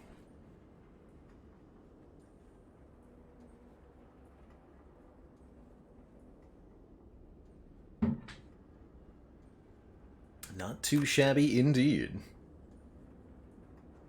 Not quite what I wanted out of that heart fight, but I'll take the beyond perfect win quite happily. GG. Yow, what? Has it been done? The Spire sleeps, and it's Watcher time. Coming up next, Ascension 11. We crank up the difficulty, losing a potion slot. Start a new run with the purplest lady of all, the Watcher. Before I dive on into this run, I am going to take my first break of the day, refill my legs, stretch my water. When I return, more Slay the Spire. Don't go nowhere, everybody. I'll be right back.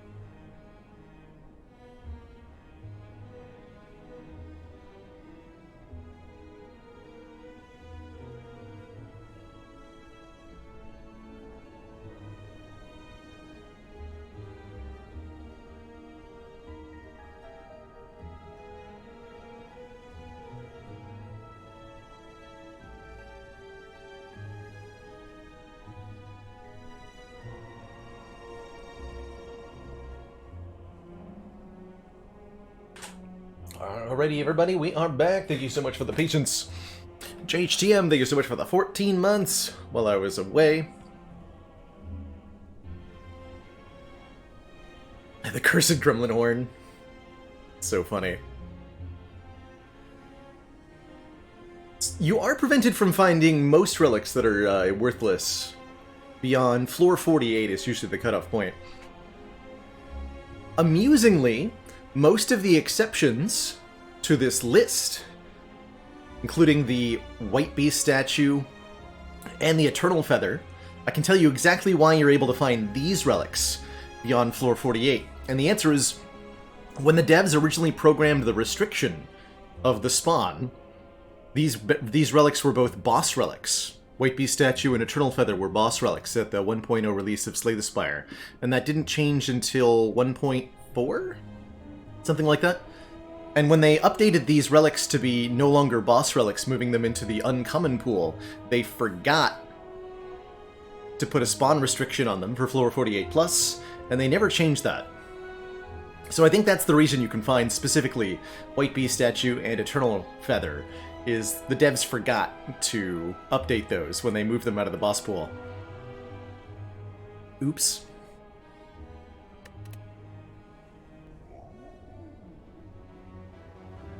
Big oops. Rare colorless card.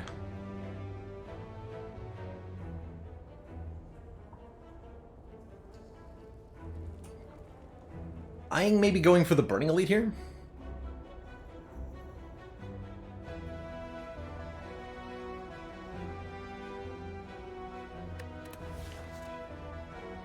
For what it's worth, I actually didn't mind Eternal Feather as a boss relic back in the old days. I liked it more than I liked Orrery as a boss relic. Before the current patch of Spire, that was definitely my least favorite boss relic.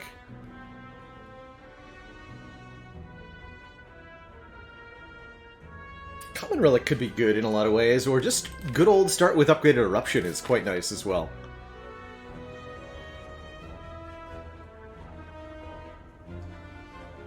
Of interesting paths. If we want to go safer, I think we go like 2 upgrades here, and then fight these 2 elites. But I'd rather get my Burning Elite out of the way. I think Watcher can definitely make that happen. Less likely to happen if I take 18 damage, though, although I do get a rest site beforehand. Lots of good rare colorless cards for Watcher. Master of Strategy, Hand of Greed, Apotheosis.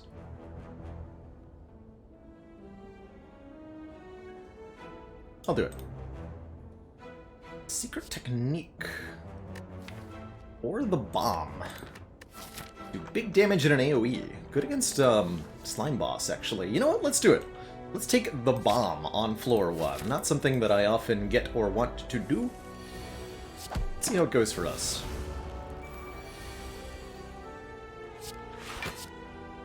The end of 3 turns. Deal 40 damage. Every enemy.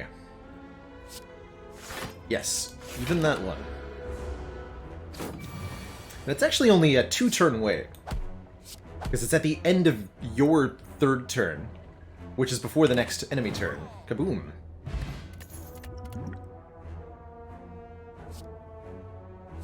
Bowling Bash, nice for picking off a single target. Chill is oddly tempting here. Giving us a Frost Orb for each enemy in combat to minimum of 1, and we have an orb slot. But does it synergize with Wrath Stance? No, unfortunately. It does not. That is a bit of a limiting factor there. Ah! Become bombed upon. Sir.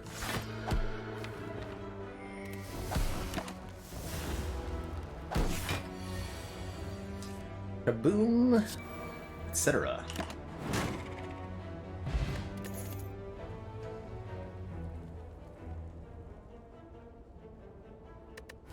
A way to leave Wrath.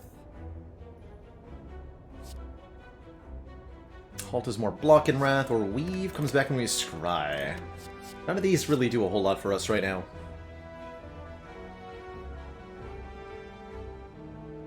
Where are the other colors? Not here. That's where. Let's skip this Tranquility. This could be an okay Tranquility. But I don't think it's particularly good.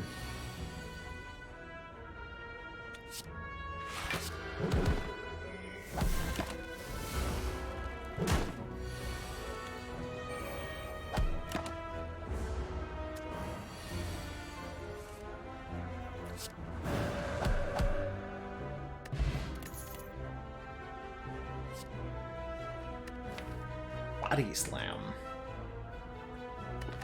Conclude's not bad. Does AoE damage, and it's even AoE damage that's decent if we're not in Wrath Stance. Or absolutely kabonkers damage if we are in Wrath Stance. Ends our turn. Body Slam doing damage equal to our block. Could be really good, especially on Watcher, but we're a long ways away from that being true. Sash Whip can apply a bit of Weaken. That's not bad. I'll take the Conclude, though. Oh boy. Oh good. Turn 1 Bomb makes our life a bit easier here.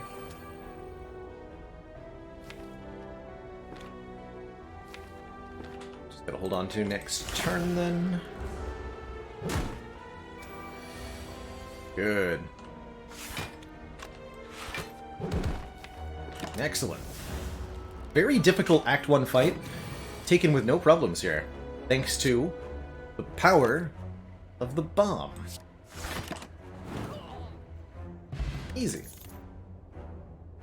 Wraith form is back, and what better way to wait out the bomb's duration than to be intangible?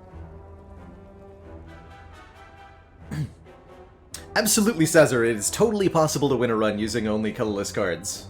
I've done that before. A long, long time ago.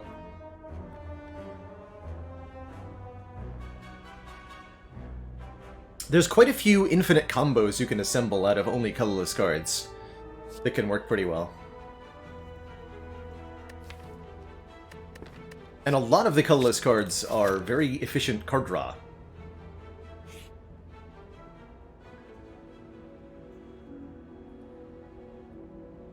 Oh, great question, winners are us. How likely are we to find colorless cards with the Prismatic Shard? Not very likely. So, Chrono can correct me if I'm wrong here, but my understanding is that Slay the Spire determines the rarity of card first, then rolls for a specific card.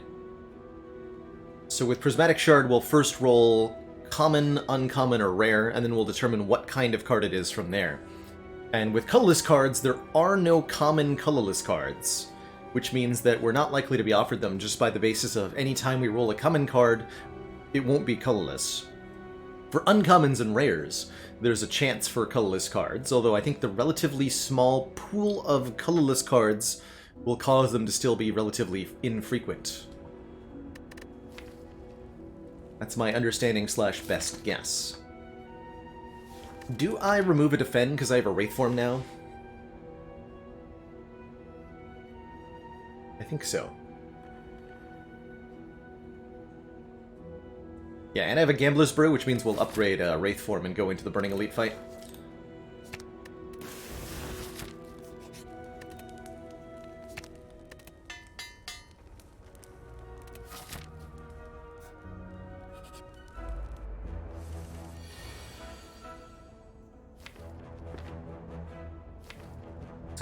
Yeah.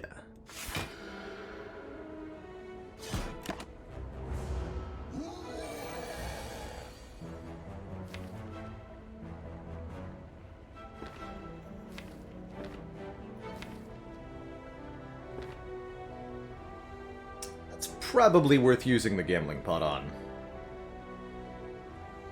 Yeah, I think so. Discard 4 here. Draw exactly all of these cards. We'll whiff on the bomb. But 3 turns of intangible should make it pretty irrelevant.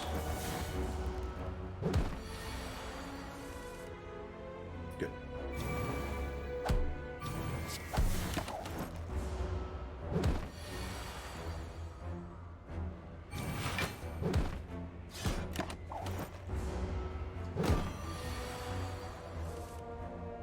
Good job, Bomb. Oh god. Ah! Boom! We win! Art of War here is awesome. If we play no attacks during our turn, gain an additional energy on the next turn, and with big, expensive 2-cost skills and powers. We're quite happy with that. Here's another big, expensive 2-cost power. Study. Putting an insight into our draw pile at the end of the turn.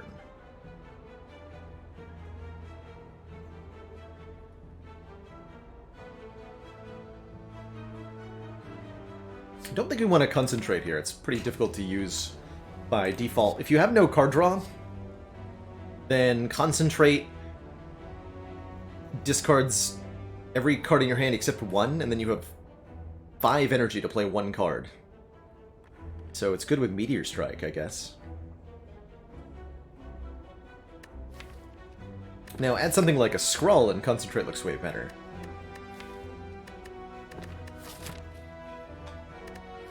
Let's see, current upgrades, definitely gonna upgrade Bomb, probably Eruption?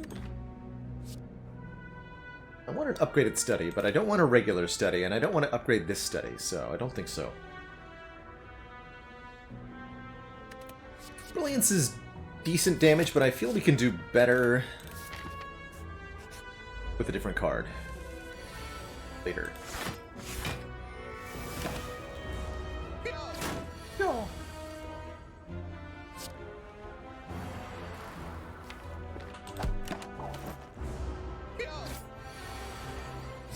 Clued Bomb.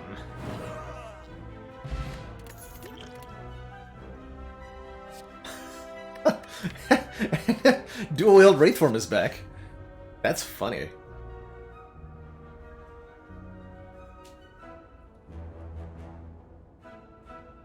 That's not as strong as it was before.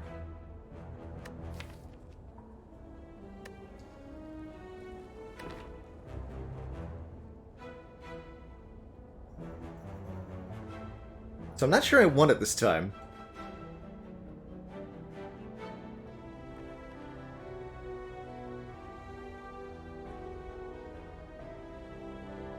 If we had a Mummy hand, things would be different. Or if we had any 0-cost attacks to duplicate, things would be different. But we don't have either of those things at the moment.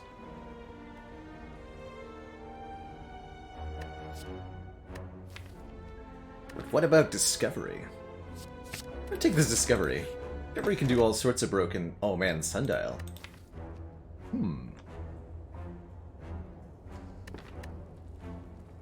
Okay. Pick that up. And let's get Bomb upgraded. Question mark? No way I take 33 damage.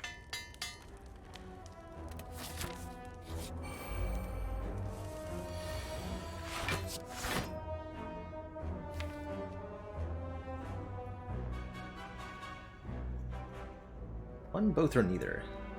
Neither. Either strike here. The Art of War and keep the Miracle. Oh, foolish. Ow. My hit points.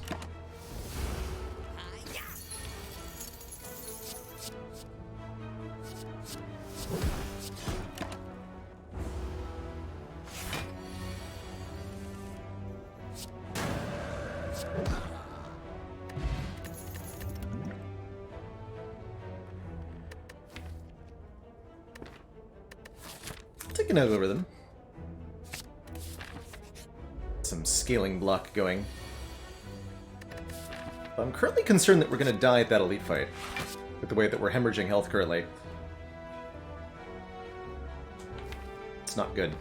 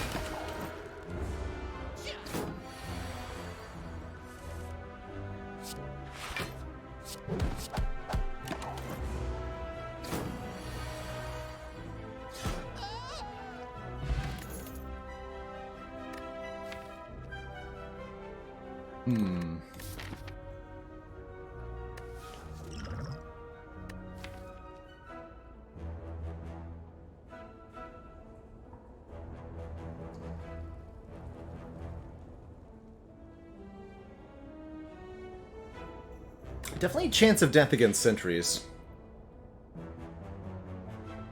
I think we're good against Lagavulin, though.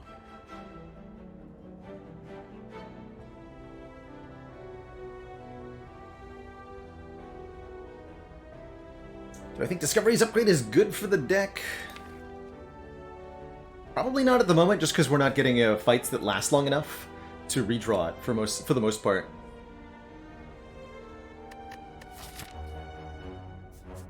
I do think I take this combat over this one. Wondering about Flying Sleeves here, partially because of the Strength Potion. Mafongo Bongo, thank you so much for the 10 months and that tier 1 sub. I'm gonna skip here. And it is Lagavulin, good. Good. Play both Wraith Form and Bomb on the same turn even if needed. Double good. Alright, we're fine. Everything was great.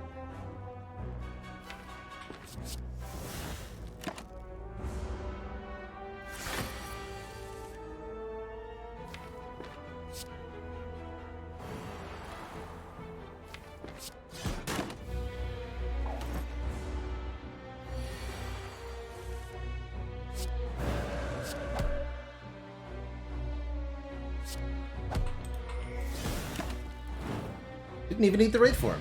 Good stuff. Die for some more AoE front-loaded damage. Not bad against Slime Boss and really good with Wraith Form. Wrath Form. Wrath Stance. There we go. Words. Swivel makes a attack free. Not that I have any high-cost attacks. Anger kinda nice with the Ornamental Fan. For playing 3 attacks in 1 turn.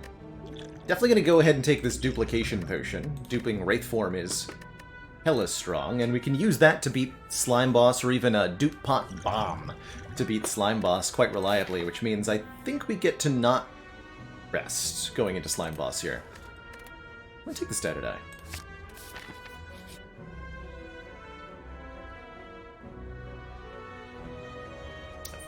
Five hit points? Yeah. 5 hit points.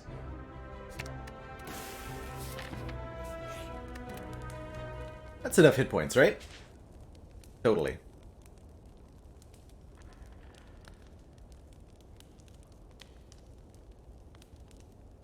Okay, upgrades that I like at the moment include Eruption for the 1 cost reduction. We could maybe upgrade Algorithm to make it scale faster. Feels unnecessary. Upgrade Die for +4. Could make Discovery not exhaust. I think I'll go with the cheaper Eruption, though. Looks like a good one to have. Okay, we drew neither Wraith Form nor Bomb here. Oh.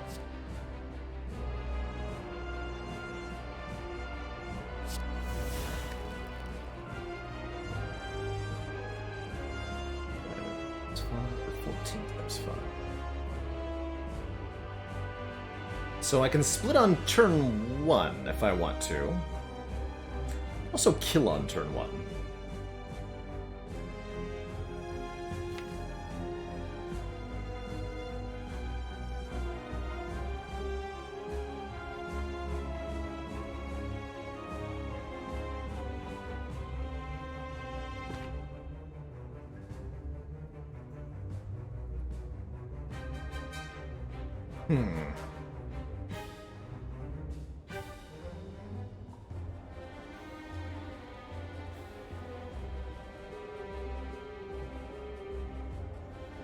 Although I would have to use both potions for the actual kill right now.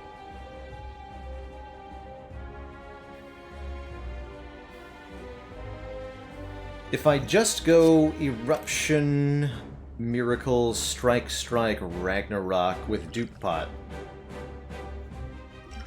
How much damage is that? 9 plus 24 is 33 plus 100. We do 133 damage. The Slime Boss splits at 17. However, I don't want to do that. And here's why. There's a chance that if we make that play and split on 17 right now, we actually die next turn, right? We could draw Defend, Defend, Defend, Ascender's Bane Bomb, or some other mixture of non-damaging, non-blocking cards. Get attacked for 18 from both split slimes and die instantly. I'd prefer not to do that. Instead, let's get close to a split, but not actually a split. Ragnarok does 50, so we can do 50 plus 21. This looks good. We don't even use the miracle.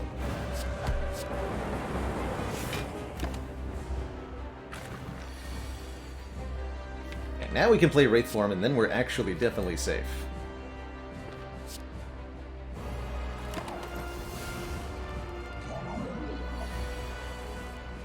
For long enough for Bomb to do its thing. And it looks like we use no potions, too.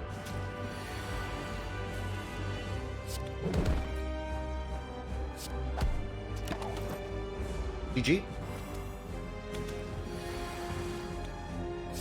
Who even needs Bomb, right?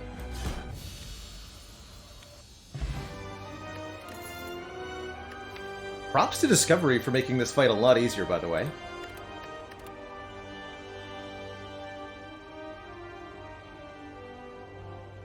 Well, well, well, what have we got here? Hyper Beam is like Bomb, except you don't have to wait. Even more damage and a hell of a lot of it. Very, very strong with Dupe Pot. Very, very strong with Wrath Stance. A lot of AoE damage. However, Offering and Wraithform combo extremely well together. Offering says lose 6 HP, and if we're intangible, that's actually lose 1 HP.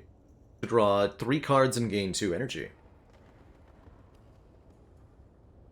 The Offering also makes it easier to draw into our Wraithform in the first place. We don't have any sustain, but I think we'll often find the Offering is worth it. Especially when it only costs 1. Hard to turn down Hyper Beam, but I'm going to take this Offering. Dang it. Should have taken the Hyper Beam. Because we're given a Snecko Eye. Finally. Drawing 2 additional cards, but starting each combat confused, making our cards cost random amounts. That's fine by me. Got big, expensive cards. I feel like a fool for upgrading Eruption, but that's fine too. Yeah, I'm happy with the Snecko Eye here. Could take Fusion Hammer or Busted Crown for more energy. But I think not. Here's a oldie but a goodie for you, Leskin. What's the difference between a Hippo and a Zippo? One's really heavy, and the other is a little lighter.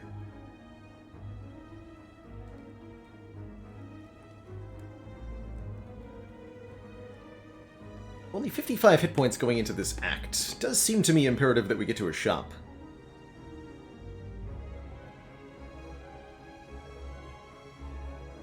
Shop it down. Surely Wraithform will make this easy, right?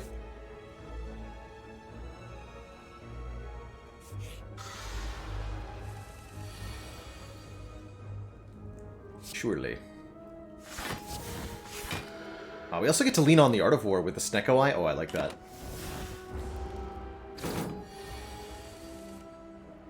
Yes.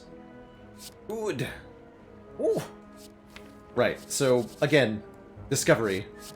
Seems pretty good. I think it's only going to give us Watcher cards, right? Yeah. I am serious. Don't call me Surely.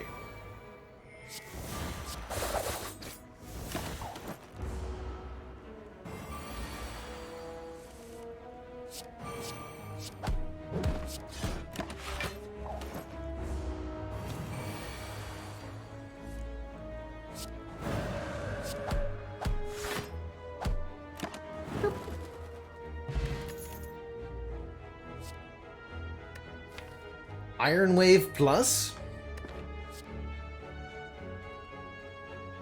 Actually not terrible, surprisingly.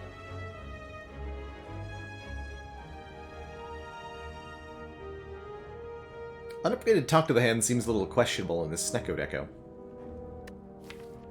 Now, if I had a Ragnarok, it'd be a little different.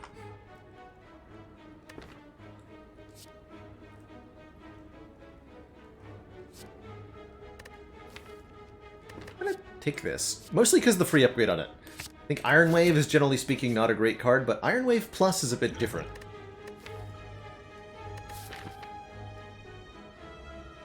This is a little...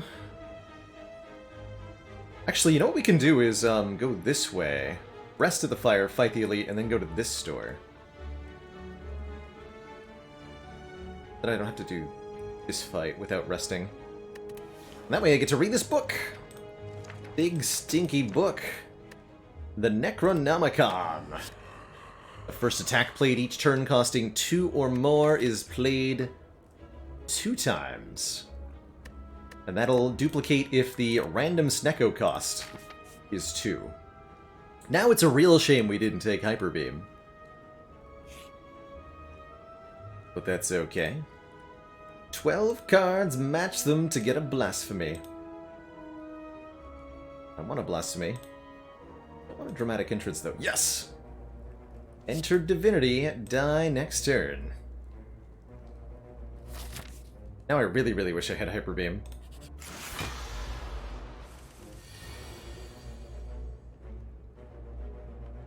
Oh well.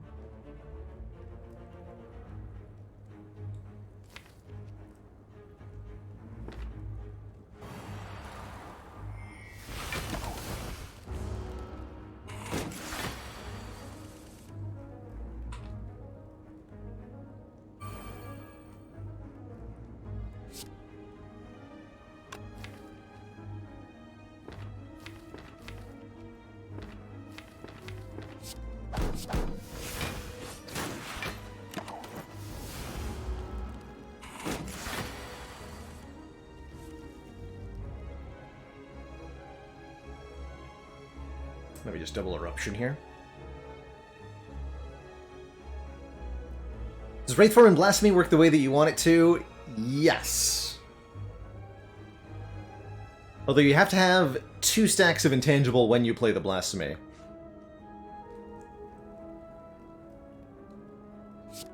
Of course, we can just win the old-fashioned way here.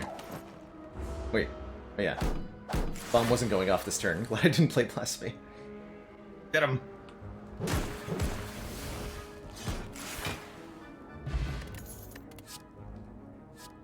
Snecko Hologram. Super duper good. Hologram says, put a card from your discard pile into your hand at whatever the current cost of that card is.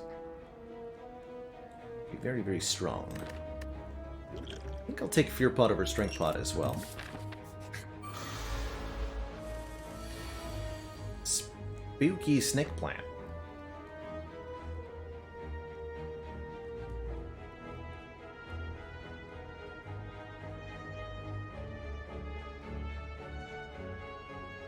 So. Okay, that's definitely a kill. So, Fear Potion here is a kill.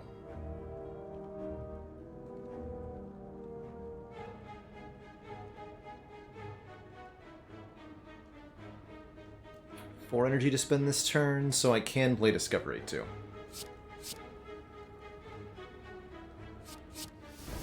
That should mean I don't need to use the Fear Potion, I believe.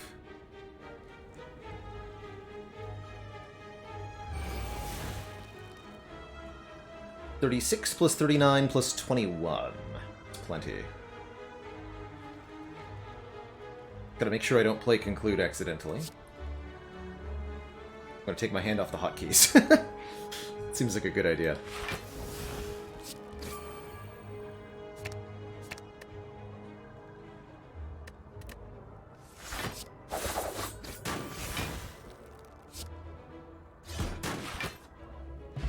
Good. Distilled Chaos plays the top 3 cards of the draw pile with a Blasphemy in the deck. It's not a very good potion, because it could be disastrous. Flash, no good with Snecko Eye, I don't think. Same for Bloodletting, probably. Okay, do I feel the need to rest? Yes, we're going to fight 2 elites in a row without any healing in between. I think it's a good idea to have a sleep here. Finding myself resting more often in the ladder here, and I think that's probably a good idea. Just accounting for the possible ways that things can go horribly wrong. There are a lot of them. After all. Is this a fear pot kind of scenario?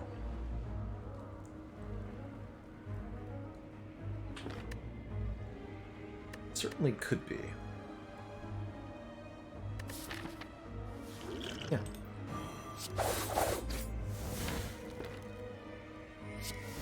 Necronomicon Ironwave.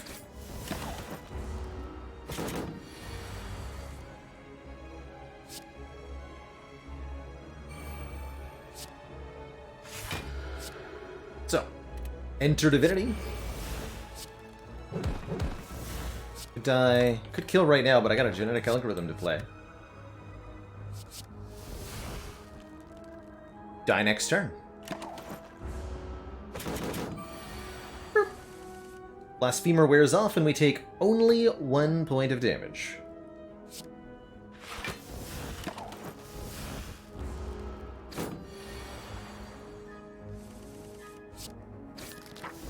Hey, Vegetable Bread, thank you so much for that generous raid. Welcome on in, folks. We're playing some Rainbow Ladder, where we're trying to win 20 consecutive runs of Slay the Spire. Each run starting with the Prismatic Shard, which has been a pretty wild time so far. Our last run had dual wield Wraith form. Now we've got Bomb Wraith form as this Watcher's strategy.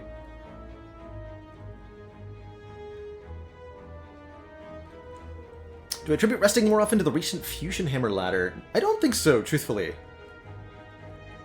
No, it was something about more recognizing where I tend to die, which is Act 1 and 2 Elite fights, where I'm slightly off on my estimation of how much damage I'm going to take. In hindsight, yeah, I didn't need to use that potion, but that's okay. I didn't know what my cost draws were going to be, and you got to account for the possibility that Snecko Eye draws a hand of only 3 cost cards, which it sometimes does do. Is this a Ritual Dagger kind of deck? Ritual Dagger, Snecko Eye, Necronomicon. Ritual Dagger does 15 damage. If it kills a non-minion enemy, you permanently increase this card's damage by 3.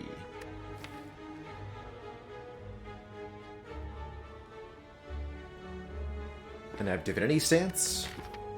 Although 100 gold going into the shop is pretty relevant. Heck, we'll do it. Welcome aboard, Ritual Dagger. Get out of here, Tiny Chest. No thank you.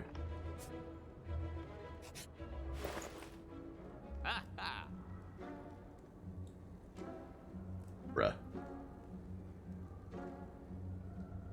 See? And if I had taken the 100 gold, we could do Fasting Orange Pellets Mummified Hand. You've led me astray, chat. I want my 100 gold back.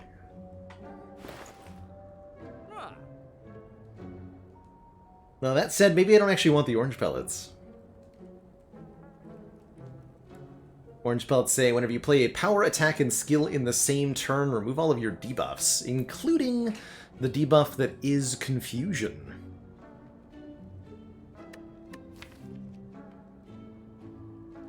So our cards would stop being randomly rolled, instead staying at whatever their current cost is, which might be their normal cost or might be whatever Snecko Eye last randomized them to. Confusion is a debuff, not a buff, so you will remove Confusion with orange pellets. Orange pellets would remove the debuff from fasting and the minus dexterity from the Wraith form, but it does not remove die next turn. This is not a debuff for some reason. Apparently it's a good thing to die on your turn.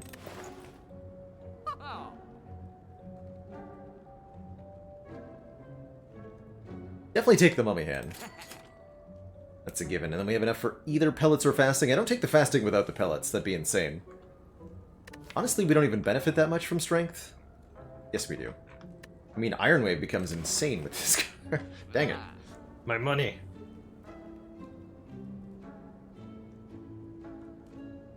How about a second copy of Discovery? Kinda down for that. Yeah, you know what? I am down for that. Double discovery.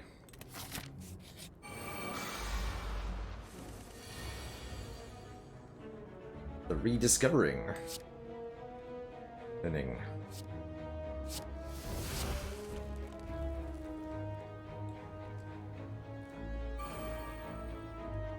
Pay the price. Don't need to. Can always hologram this back after Wraith form's down.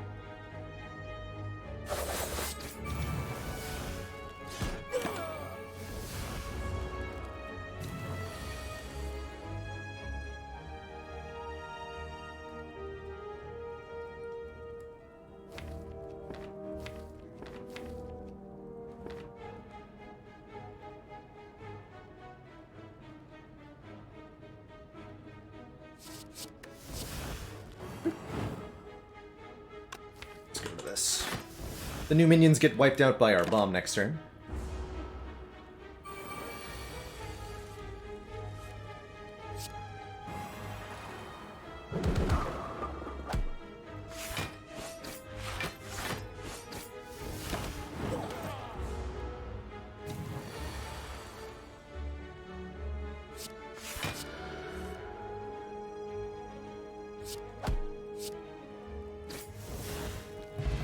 Buff that dagger. Pummel Plus.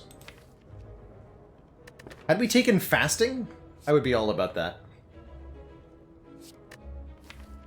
Dark Shackle's less good with a Snecko Eye, but not bad.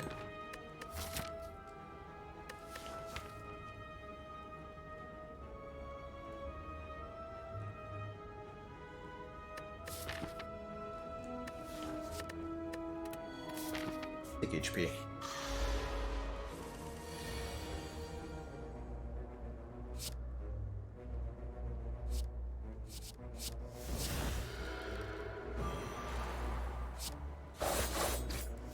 Bowling Bash got that wonderful strike sound, although notably only if there's 3 enemies on the field. Otherwise, it just goes bonk.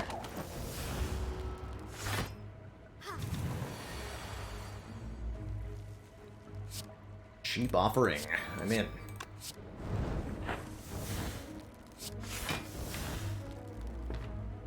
Don't want to hologram bomb. I want to murder with the dagger next turn.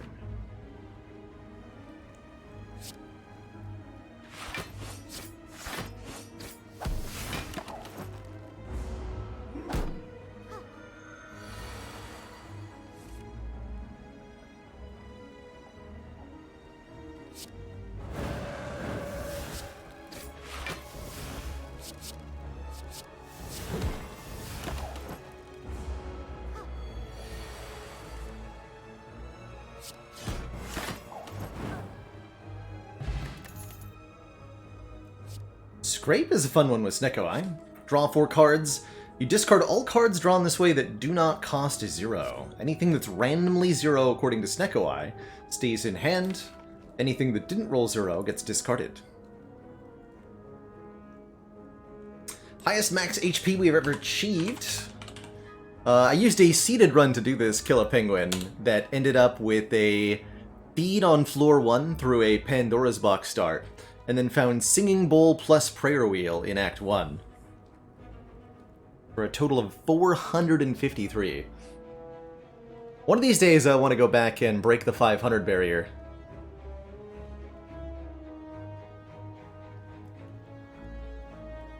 Yeah, and it happens twice if Scrape is 2 cost. I'm gonna give it a try here. And I want to upgrade this hologram. So that it does not exhaust.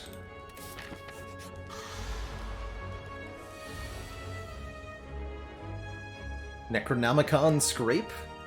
Anybody? Question mark?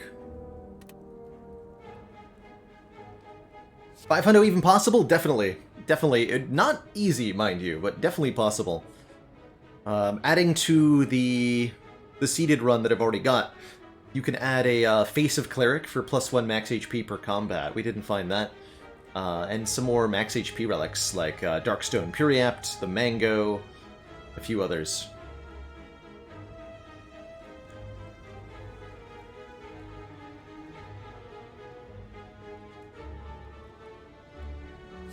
No foreign influence here. Ah!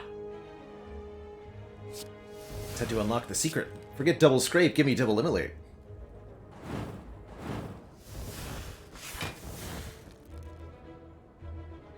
Yes, Somni, there was... Not only was there a dual wield in that box, there was also an armaments, so we're getting upgraded feeds from floor 1 on every enemy.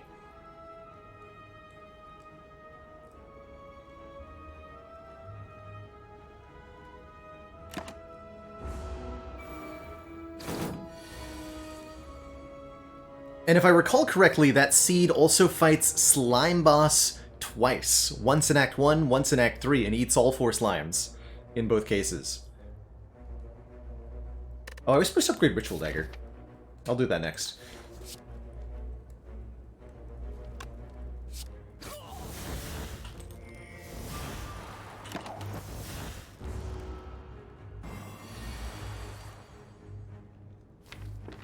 A bomb.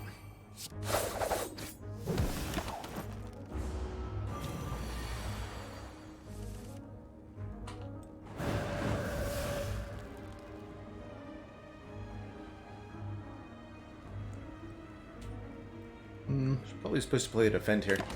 Ow.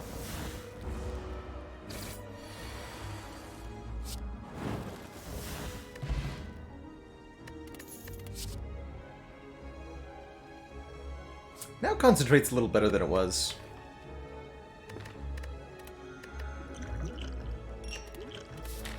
Be a little low. Upgraded dagger doesn't do any more damage immediately, but rather increases the amount it gains every time you kill something with it. Powering up the scaling, essentially.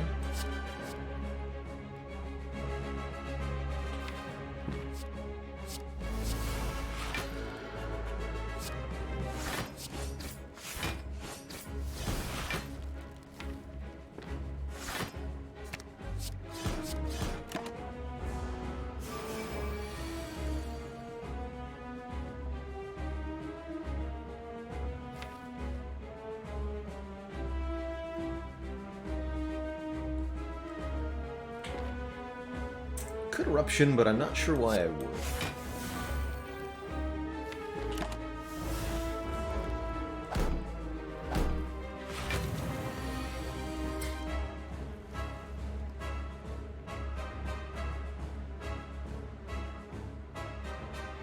Oh man, if I'm allowed to use the double map node glitch math in Carnage, I think you could get a much, much higher total. Probably close to 1,000. If not outright 1,000. Depending on the map and depending on how much you min-max the node optimization, but I'm pretty sure if you really min-max the 2-node glitch, you can get like a 100 floor Spire, basically. So you should be able to double your max HP pretty easily.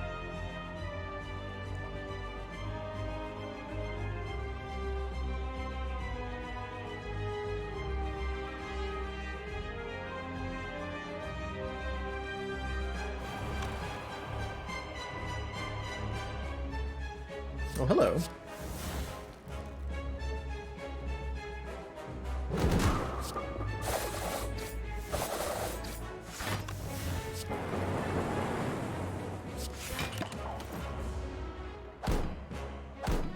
There's no cap on max HP, as far as I'm aware. Nope.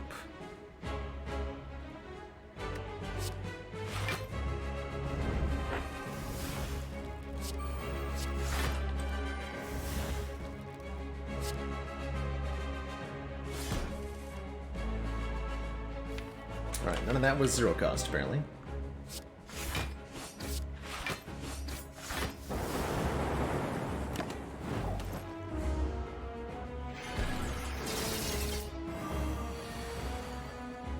Another bomb coming up, don't forget.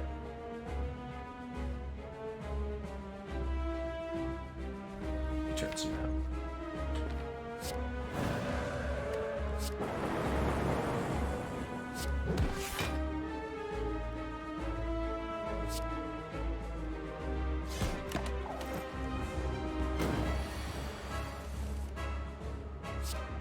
Here's where the Necronomicon kicks in. Play it twice and it should still permanently increase. GG. That actually go up? Yes, 29. Yes, it did. Oh my, we've got some spicy Snecko-Eye cards here. Wish can gain us additional dollary dues. In addition to being a source of strength if we need it. Or plated armor, even. Beanfire lets us exhaust our hand, dealing 7 damage per each card exhausted.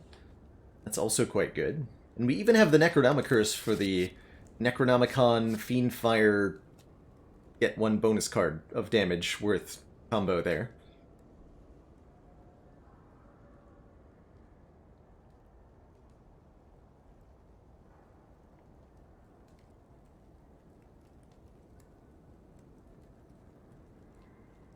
Hey, Megatron's Gooch. These prismatic shard runs simply gain a prismatic shard for free at the start of the run. I'm using a mod to do that. So we're essentially getting a bonus free relic. You could argue whether this makes the game easier or not. I think most would argue prismatic shard makes it harder, so I haven't cost myself anything to get it. It's not a boss swap, so we're not having to give up our starter relic like on the boss swap ladders. By the way, Max, thank you so much for the Prime sub. Quick shout out to, by the way, to Max. Lovely, very talented watcher streamer. Are you still on an Ascension 20 watcher streak, Max? Or did that end up, did that come to an end? Last I saw you were on 11 Ascension 20 watcher heart kills in a row. And if that sounds like your jam, viewers, then I highly encourage you to check out his channel.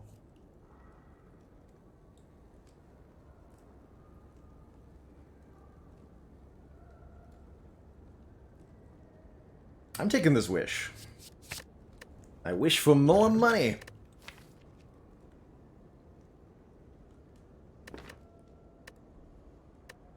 Barely beat your PB last night in the hardest run you've ever played, so 14, which I will note is only 3 away from, or is that 4 away? The record is what, 17 or 18 from Life Coach. Actually, can't remember which of those two it is.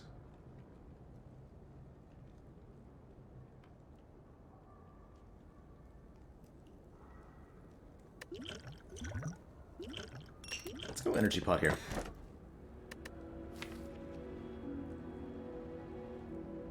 Hmm.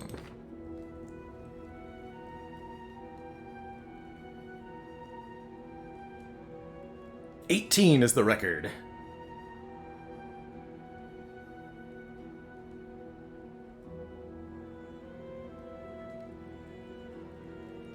Makes sense.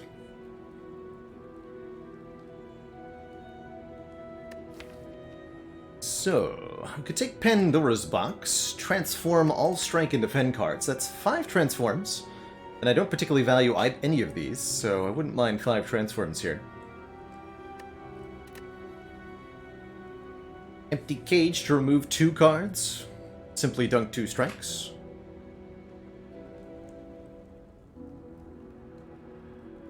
Not quite Fantasia, not 18 rotating wins, 18 Watcher wins in a row on A20.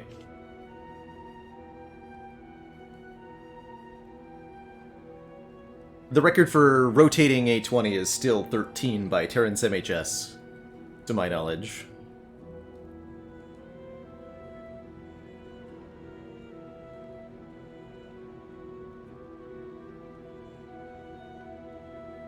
Triple Boop, thank you so much for the half year of support. Ooh ah.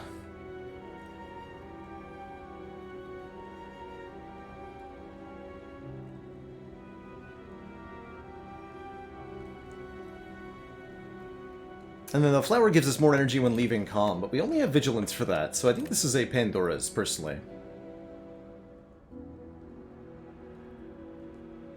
Pretty rare for me to take a cage over a Pandora's box. It's happened before, but I can't imagine the circumstances under which it has occurred. Alright, we got Omniscience with Snecko Eye. That alone is totally worth it here. The other stuff can take it or leave it, but simply being able to Omniscience our Wraith form, or Omniscience Wish for more money, or Omniscience Genetic Algorithm for double scaling. We might even be able to Omniscience Ritual Dagger to kill 2 enemies and level it up twice. There's quite a few things Omniscience can do here. Cool.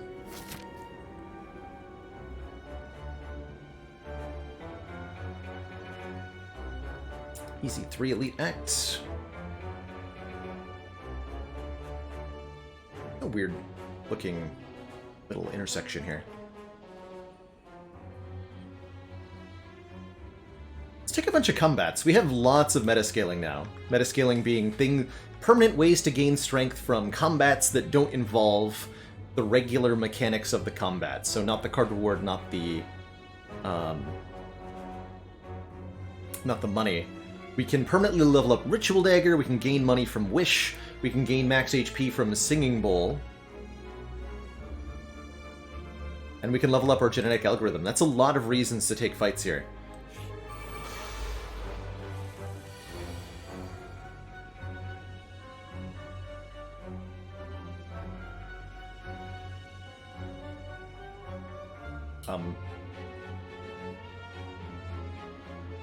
Ow?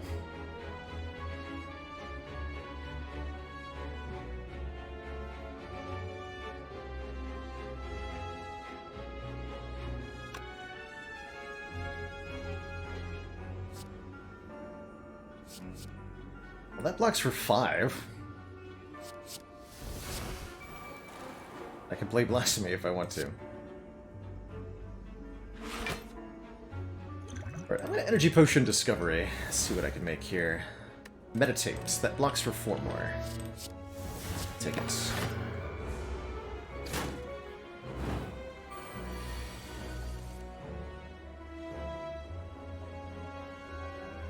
Alright, we've got our Wish for Stronkitude. I can go Wraith Form Offering, and then we can do some stuff.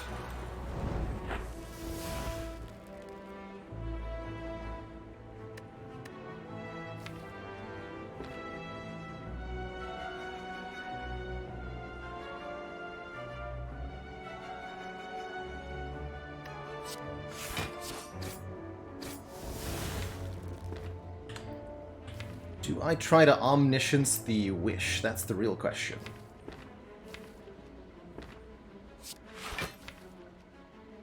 Better question. How do I kill 2 Spikers? With Bomb.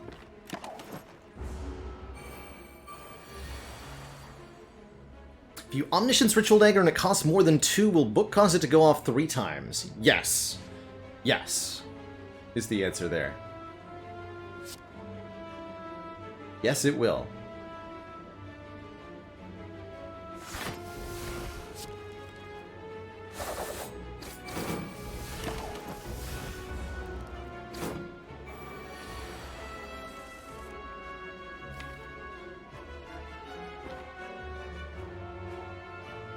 Hold exactly 7 cards in the draw pile thing, a little annoying.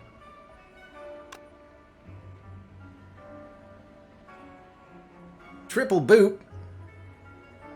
That's a lot of booping. Oh my lordy. Triple boop, thank you for the insanely outrageous, incredibly generous 100 gifted subs to the chat room.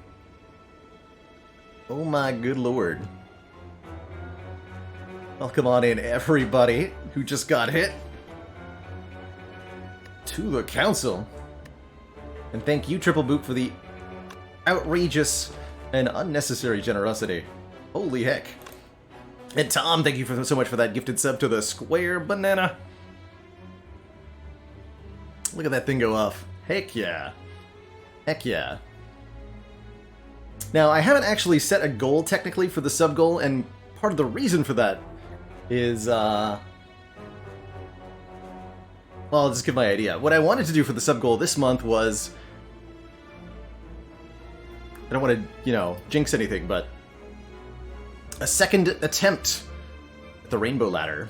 If/when this Prismatic Shard nonsense comes to an end, we'll revive it. And try again. if the goal is reached. How's that sound? Skippy Goober, thank you so much for gifting a sub. Paying it forward to Audio Pool. Lobster for dinner. Not much of a seafood guy, but I like where your head's at. Okay, so now we've discarded Omniscience. Try to get that back. This one goes straight to A20? That's what I want to see. Alright, I give up on the Omniscience wish.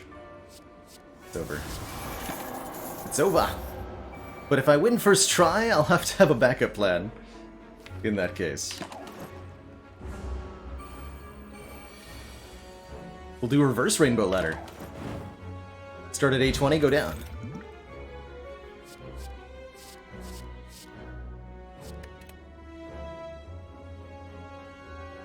Do I want an empty fist? I don't think so.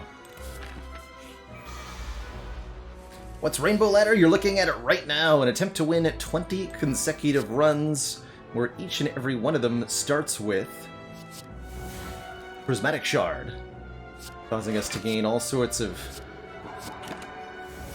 colorful cards. Pizza Bottomus, thank you so much for the gifted sub to a figurative adventure. Downfall Ladders. Pretty decent ideas coming out here.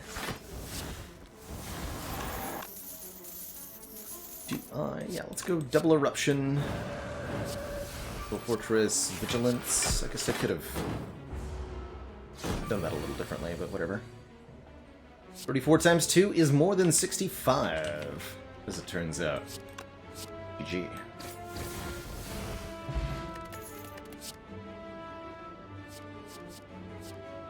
Decent cleave. Keep taking max HP.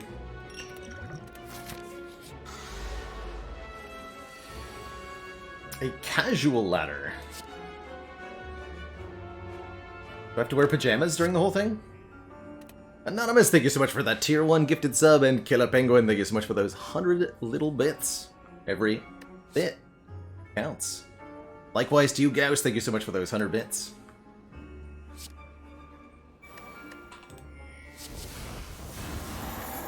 Okay, our dollar-e-do count is going up significantly. Uh-oh.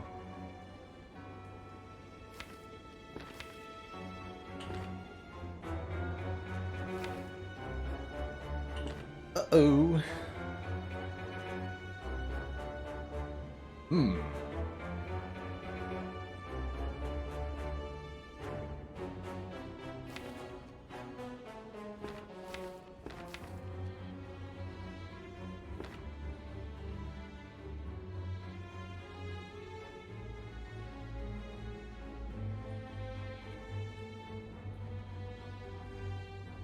So Discovery could make something for me here. We also have a duplication potion available to us. It's a spooky draw overall. Only play one card.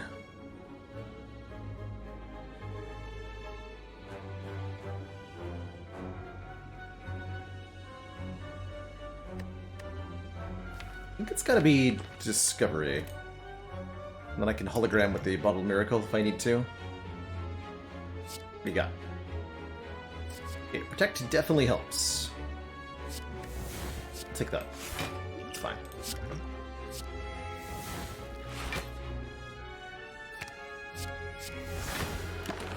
Only take 10.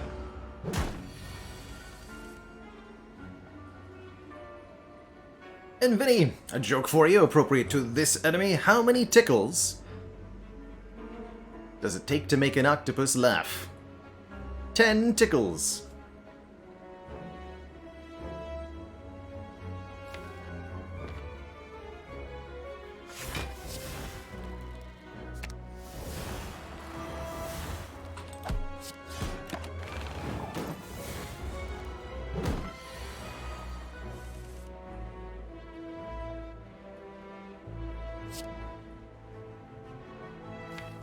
Last field here.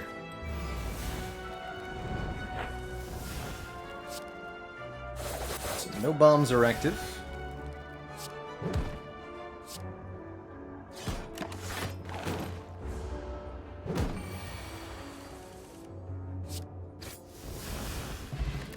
Okay, that wasn't too bad. Outmaneuver I like quite a bit. Next turn, gain 3 energy. This deck is really short on energy, and would really appreciate some more. Won't always be able to play it, but when we do, it'll be good.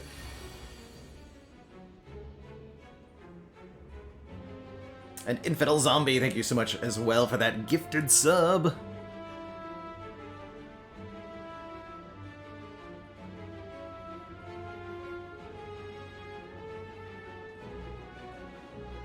Looks like an offering play. Yeah.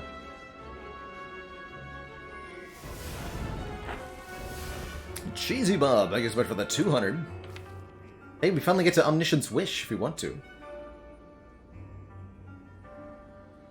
Well, I take damage for doing that. And CC Priest, thank you as well for the 100 bits. Guess I'll dupe Algorithm then. Level that up twice. Then I don't need to.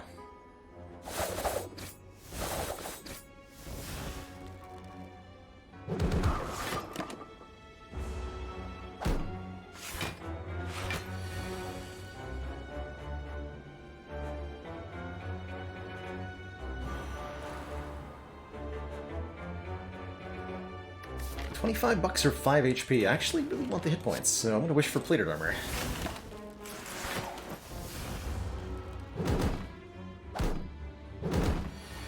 I'm concerned about this deck.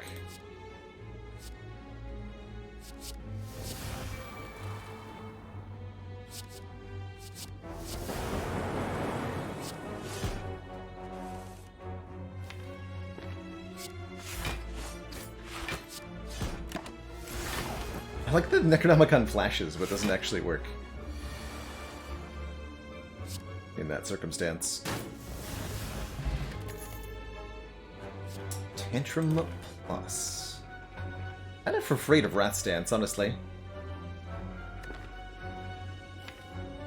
How are we going to kill the heart? Can't just Ritual Dagger it to death, can I?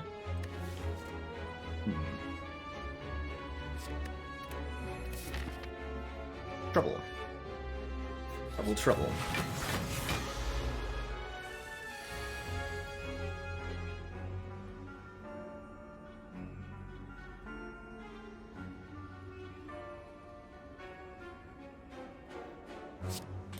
Okay, so we have to skip all of our meta scaling in this fight. I'm okay with that.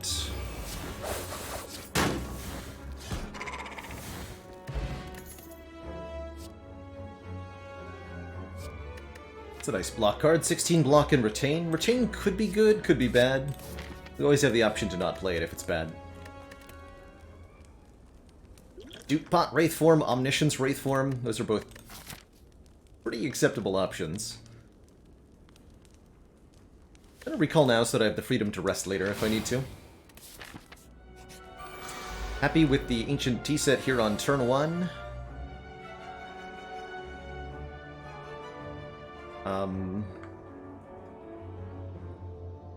Oh, this doesn't get duped.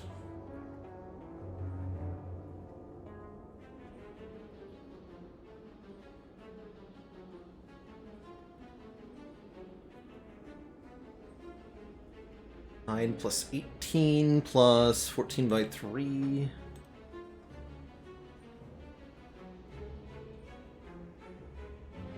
Howdy, fast as Panda.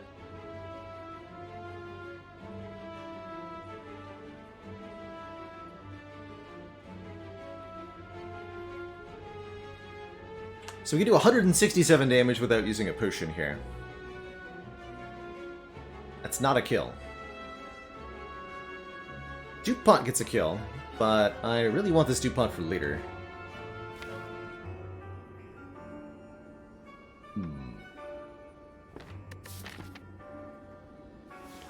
This turn looks pretty spooky otherwise. Although we're completely safe if we draw either Wraith Form or Omniscience.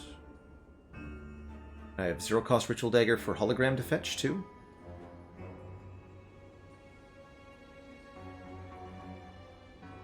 And I can kill them both.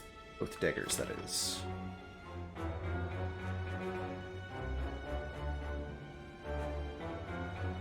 There we go. And I'll have Windmill Strike in hand? Okay, I'm gonna do this.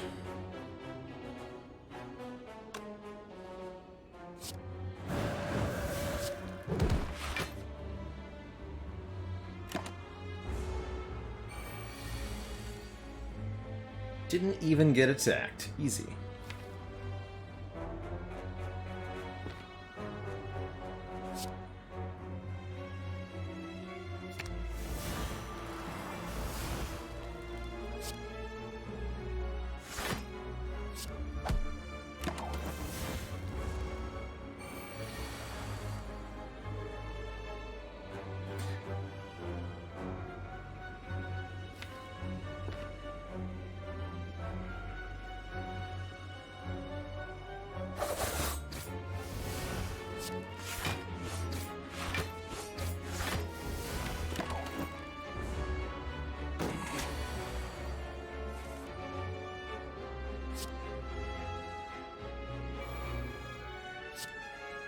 So for tomorrow's stream, Iker, we're going to be playing some Slay the Spire to start, and then in the second half of the stream we'll be playing Arcanium Rise of a Khan, which is a new deck-building roguelite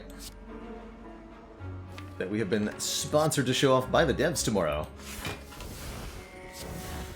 I'm quite excited for it. Shred Plus sounds pretty okay.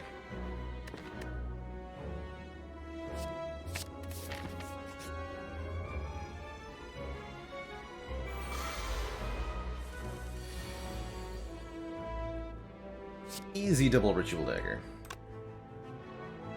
Into one Iron Wave. That's a full block. Nice. Yes, we're going back to the underwater game. I'm planning on playing some Subnautica on Thursday this week, Spirit Sparrow, and then the full release for Subnautica happens on the weekend. So we're probably going to play more on Sunday as well. And then yeah, I've also got to finish up Dicey Dungeons. So many little thoughts to visit, right? We got Dicey Dungeons going on, Legend of Keepers, and more.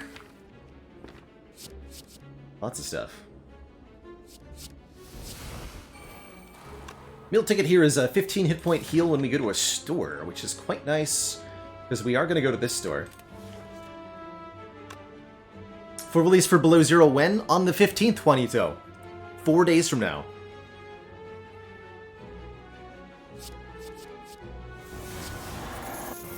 No joke.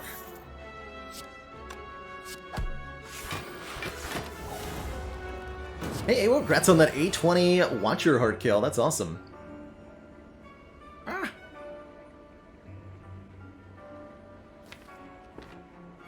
Like offering to save 3 HP, maybe? Yeah. Success, I saved 3 HP. Right.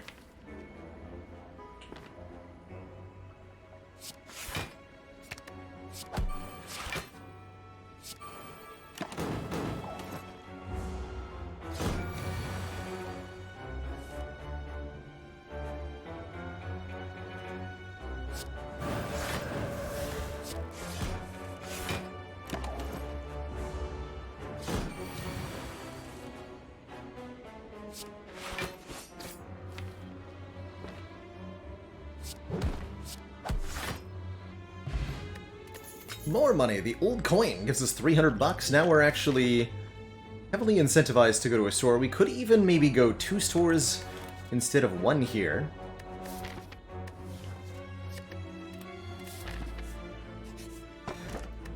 Ooh, and Kunai gives us a dex every time we play 3 attacks in 1 turn. Yes, Below Zero is the Subnautica that we've been playing on stream. That's right. Would even be 3 stores. Let's be a fire 2. We just saw double ore blockers, but Mind Bloom would still be good. So there's some world where the events are better than the elite is. I think I'd rather take the guaranteed elite fight, though. We'll go to this store. Deck is doing admirably, after all. Go ahead and Wraith form right away. We're gonna Omni our wish for even more dollars.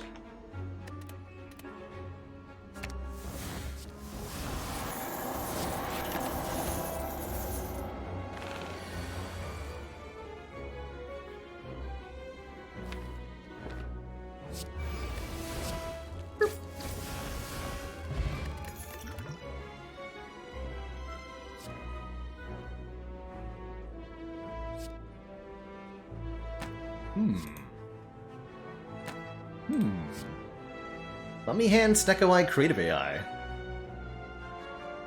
Surely that's gotta be good? Right? This would be random Watcher powers. You could get Deviforms and Scry and Devotions and stuff. Yeah. We're not even fighting Awakened ones, so sure. So many fastings. All of the fastings. Be the fastest Watcher in all the land.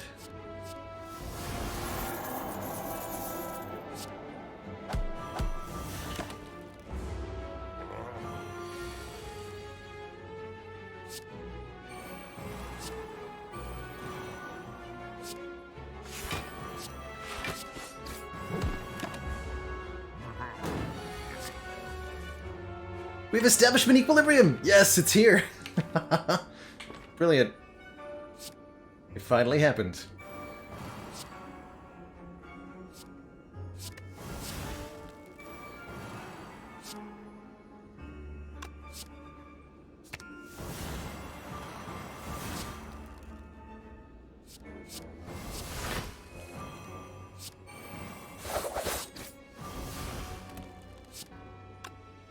Possible to get 3 shops in a row? It should be. What I do know is that it's impossible if you're leaving a store into a question mark. It's impossible to get a shop in the question mark. However, you can have a shop here, so you could have random shop, then regular shop, then event, then regular shop. 3 shops in 4 nodes, but you can't have 3 shops in 3 nodes unless you're deliberately doing that to yourself with wing boots. Probably should have played Miracle Up Maneuver there. Hey, there's the Deviform. Good. Good.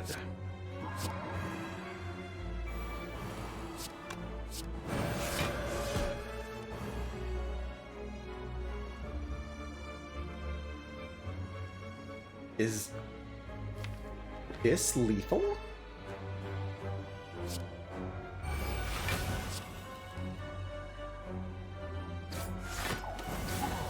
Wow. Sure is. Shockwave Plus. 5 weak and vulnerable to all enemies. We saw one of these in Act 1 and we said no, right? Well, now it's time to change our minds.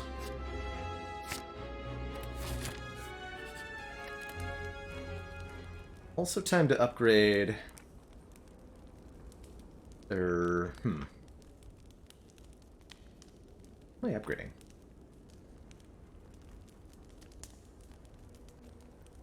Wish? More point of strength. Blasphemy retains. That could be quite helpful. Get that upgrade. Inevitably, we'll end up with a 3-cost Blasphemy in our hand at some point, but that's not necessarily a bad thing.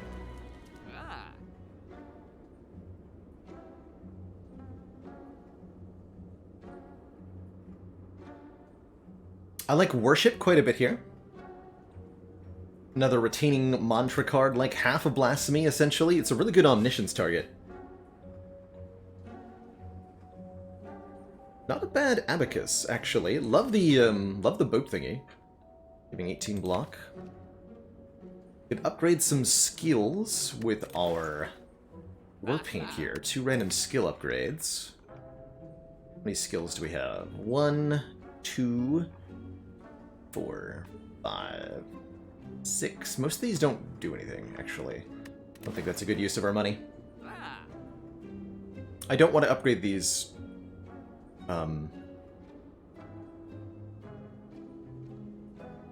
what's the word? Discoveries.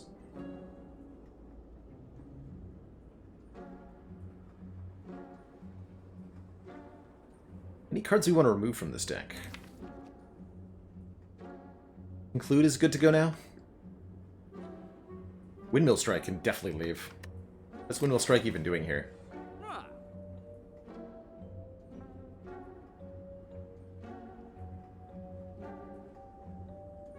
Let's start with the boat thingy. You get another shop coming up soon, too, so let's not spend all of our dollars. Only most of them. Oh, Prey can also leave, even with Worship. This isn't ever really doing anything. And I'm gonna grab this Panic button. Even though it's a zero-cost card with Snecko Eye. I think it's still quite good here.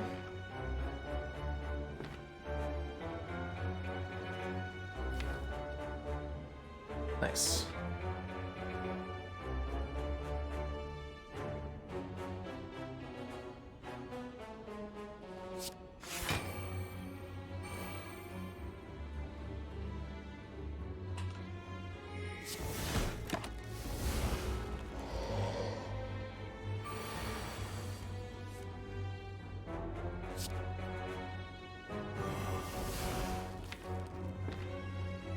Hollow the Equilibrium, do that again? That's actually pretty good.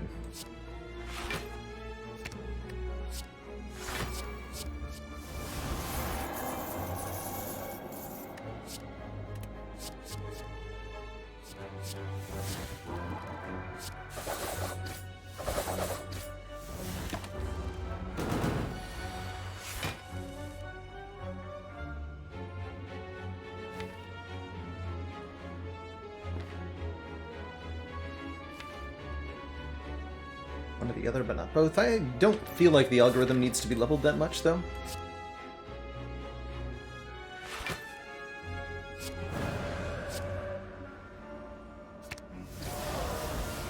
So I'll just stab that lad. Backflip gonna be good with the kunai here, surely. Another outmaneuver is an interesting way to get energy, too. I think only one is a good idea, though. Upgrade the Windmill Strike, sure, sure. And let's upgrade the Wish for more Stronkitude. 64 health should be plenty to defeat Donu Deka, and the meal ticket will take us to full health in Act 4.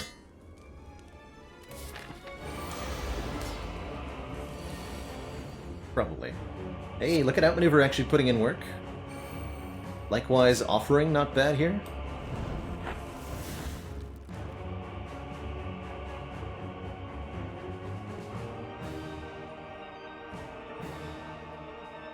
Can't get a dagger kill, can I?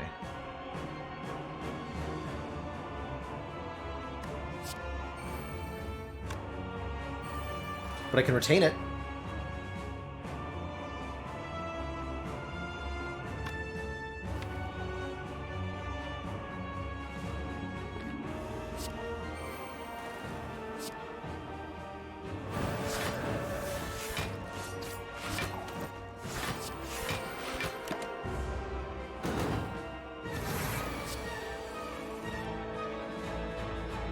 So Omni with Necronomicon or any other situation Malkavian where you're duplicating a card multiple times. For example, Echo Form plus Duplication Potion, Echo Form plus Necronomicon, or even all of the above. Each additional duplication plays the card one more time. So if you Omniscience Ragnarok with Necronomicon, you'll play it 3 times, not 2. It's good stuff.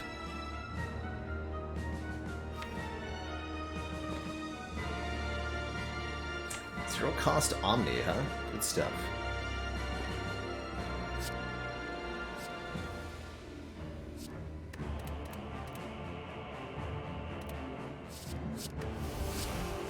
It's in the draw pile. Wraithform is the first card. Am I duping that? Probably.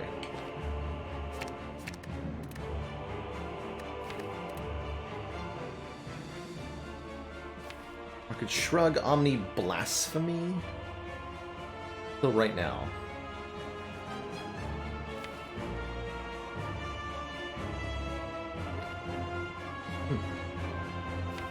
Or wait, Omni Hologram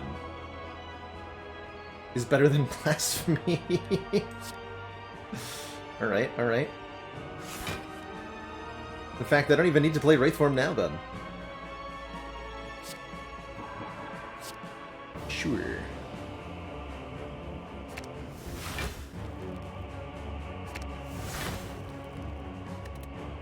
I'll just get and go rid.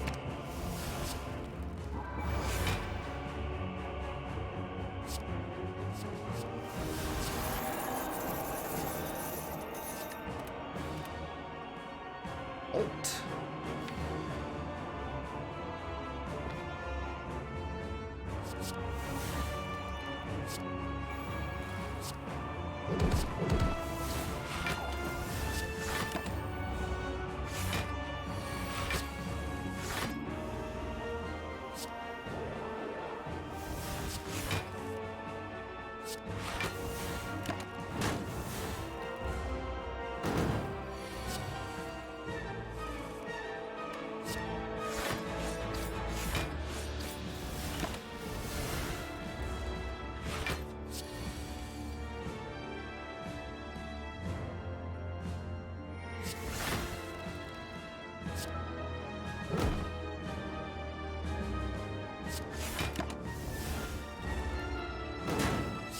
Right, once these powerful single-use cards leave the deck, we're actually not that good at much of anything, huh?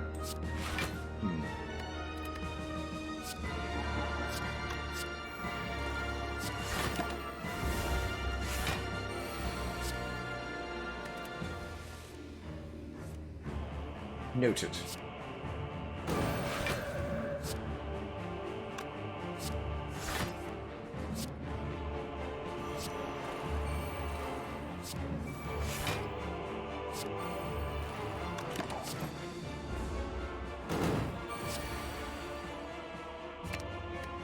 Shucksy Doodles, thank you so much for the Prime sub and the 3 heckin' months of support.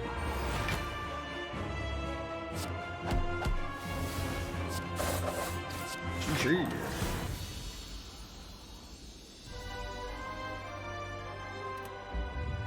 Two thump, two thump, a deep pulsing dread can be felt throughout the room.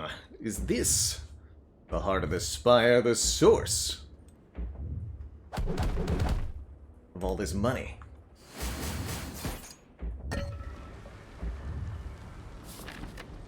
Source of this Bomb-O-Nomicon?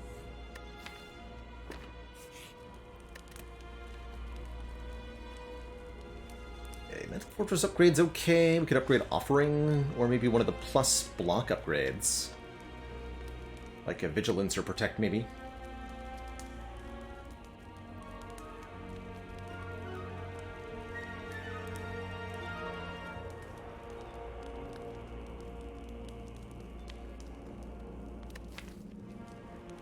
Mental Fortress is a decent upgrade too, actually, especially with the mantra. Sure. We'll be relying on our powers. We got Mummy Hand after all.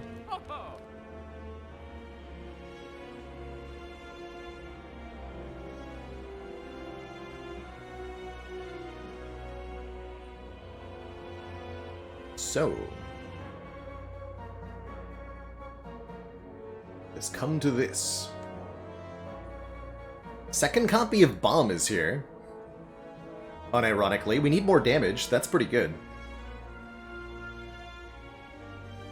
Panacea Plus could be not bad, especially if we combine it with a speed potion. Boat thingy can be block on turn 1. I think Anchor is a good idea.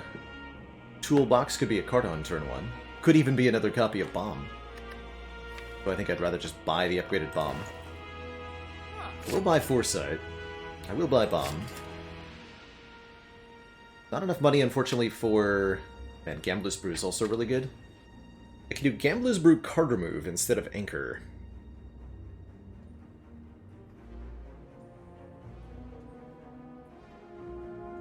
I like that. Remove the Windmill Strike? Yeah, remove the Windmill Strike, get a Gambler's Brew. Relics are nice, but they're not as nice as a Gambling Brew is.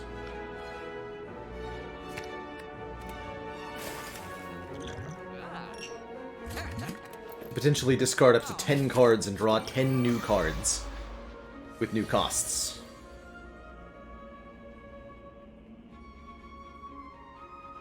It's a good turn 1. I like this turn 1.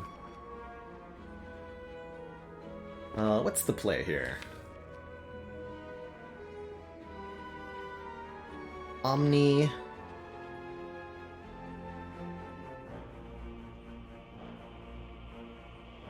Probably Omni Worship.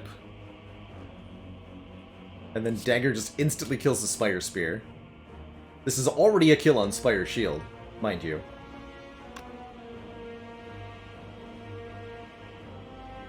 I can also just Omni Wraith form, and then I can play Offering.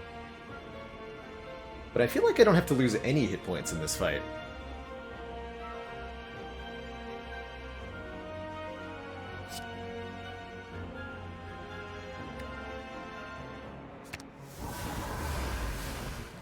Doesn't even get to get played twice.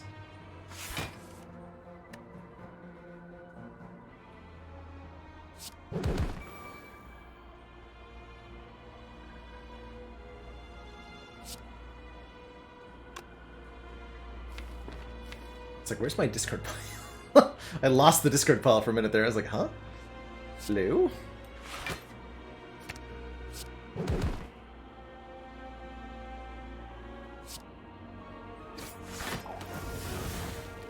Alright, call that a good turn one.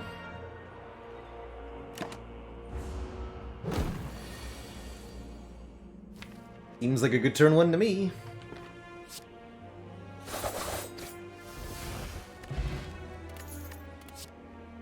Bottled Flame allows us to start with any attack in the opening hand. Bottle the Dagger, but that seems not that good against Heart. Bottle the Pine Blast. It's true. I don't think I want to bottle that attack. Excuse me. No, I don't think I want to bottle any of my attacks. I mostly want to draw 7 power cards on turn 1.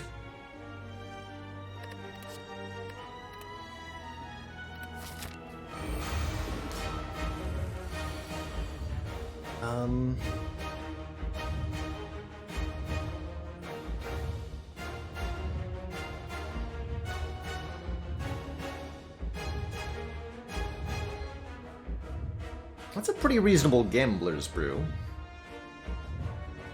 That is not the turn one I want to see here. Lots of attacks that I can't even really play. How about no power cards? And a retaining 3-cost Worship? Oh, thank you.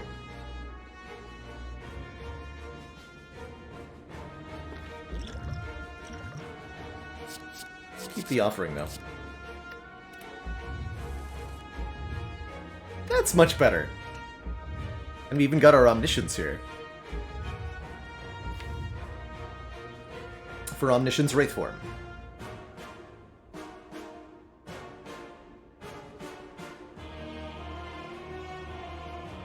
So the big question is, do we Duplication Potion on the Omniscience to copy 2 cards?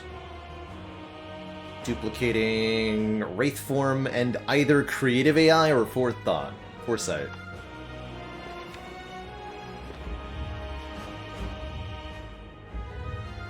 Take a lot of damage this turn. From Beat of Death.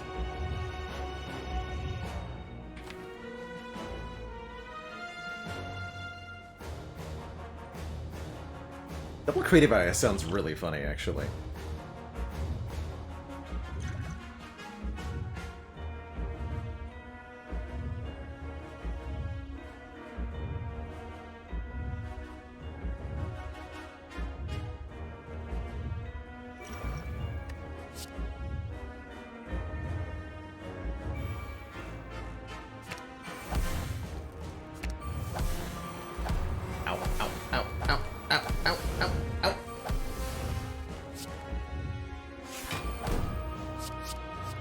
Strongitude, Bomb, Mental Fortress, Discover, another Omniscience! Oh, okay.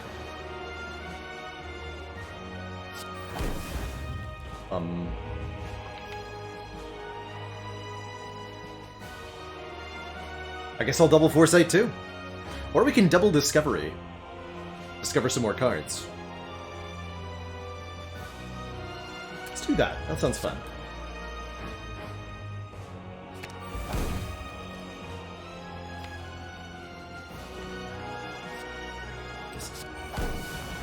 Hey, we got a Ragnarok. Good.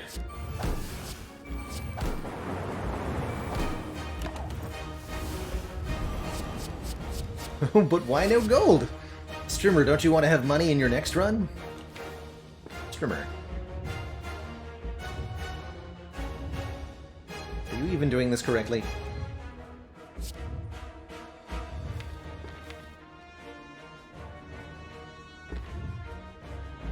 Really want to hologram the equilibrium to go with this establishment, but I don't think it's correct here. I want to hologram a bomb. Gotta make sure we're still doing damage. Double Ritual Dagger doesn't do as much as I want it to do yet.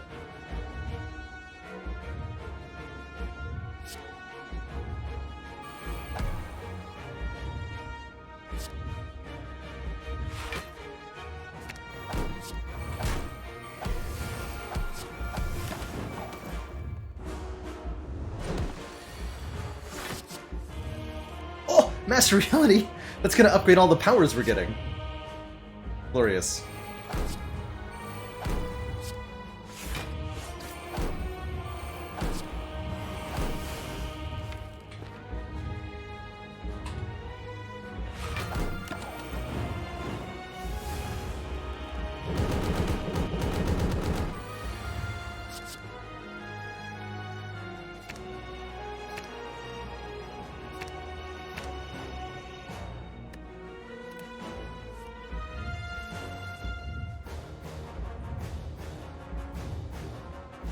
It's a better Ritual Dagger.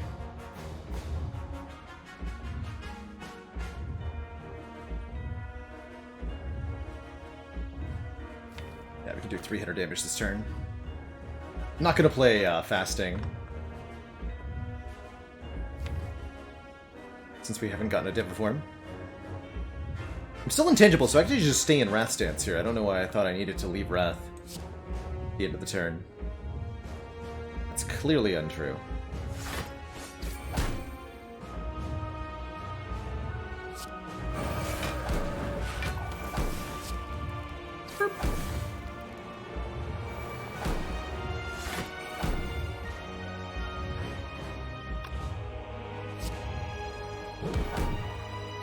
Could get a kunai proc, but it's not going to make a difference, right? -6 versus -7 dexterity. Seems the same to me.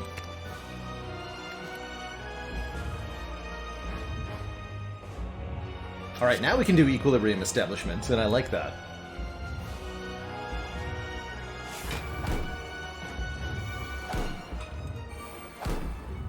Makes our smites free.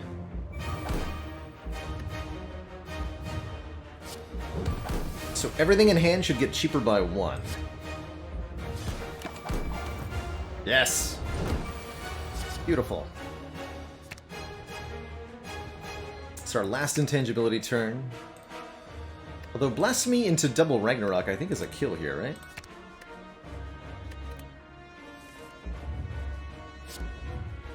This is 27 times 10. This is already a kill. GG.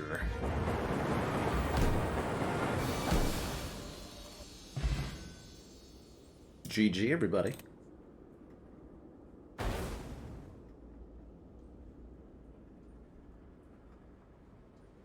Another heart bites the dust.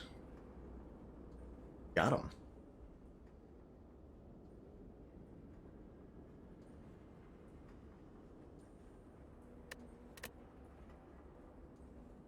GG.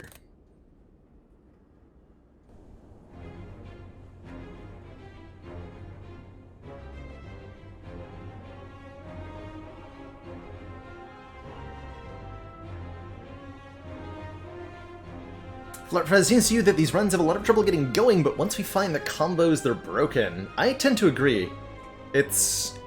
You're less likely to find combos because the card pool is so much larger, but it seems like some of the combos you can put together are extra busted. And we've had enough fortune that there's been quite a few Wraith forms that have shown up, carrying several of these runs. Like this had a Wraith form. This had 2 Wraith forms. The Wraith Form's here. None here. No. No. Okay, I guess it was just those two runs that had... this one had a Wraith Form too. They've been pretty rare. They've been pretty rare.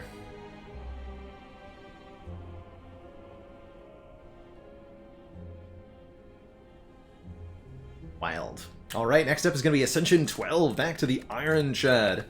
Our boy in red. Before I dive on into a new run with the Clad here, I'm going to take a quick break, refill my water, stretch my legs, and when I return, more multicolored shardular action. Be right back, everybody. Don't go anywhere.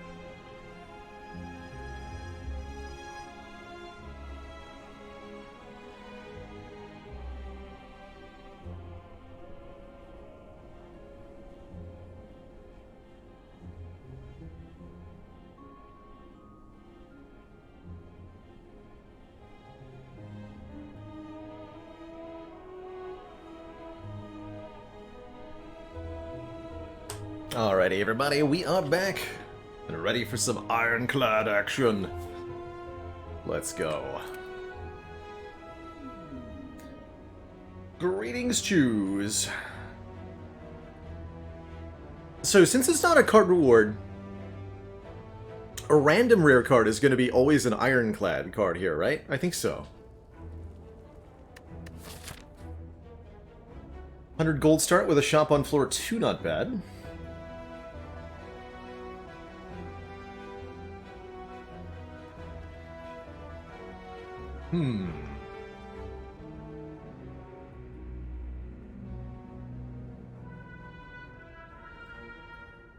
You're reasonable 3 elite acts.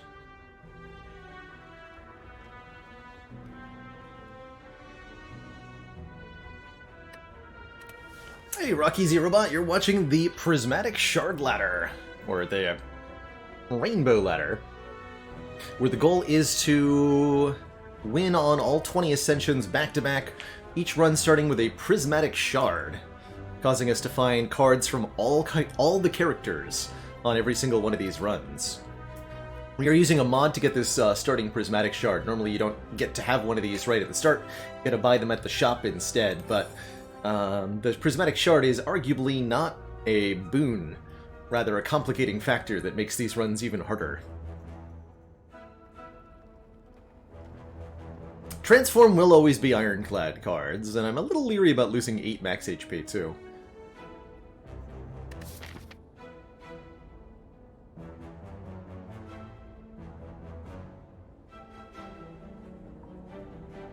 But Transform could give some pretty damn good results. Turning probably 1 strike and 1 defend into who knows what.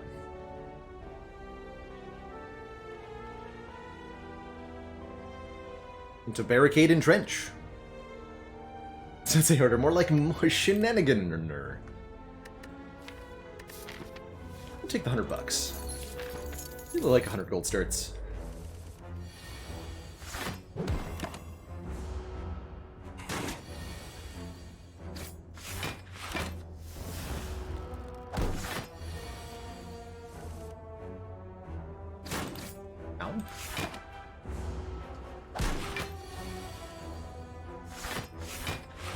Worm, have mercy.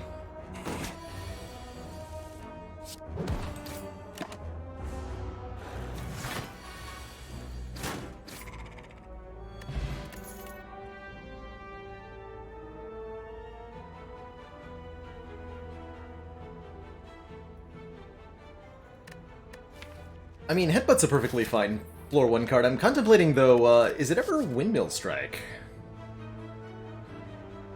It's more damage every turn we retain it for. Card does criminally low damage to start, though. And it's kind of balanced around being doubled with Wrath Stance.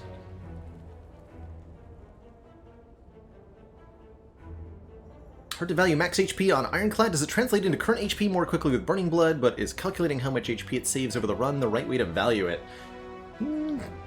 Hit points over the run is certainly one way to look at max HP. There's a couple other factors to consider.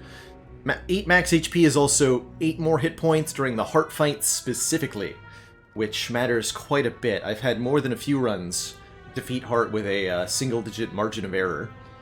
So making sure that our late game is a little bit tankier can be very, very, very valuable. More hit points whenever we rest, more hit points whenever we leave an act because of our higher max HP as well.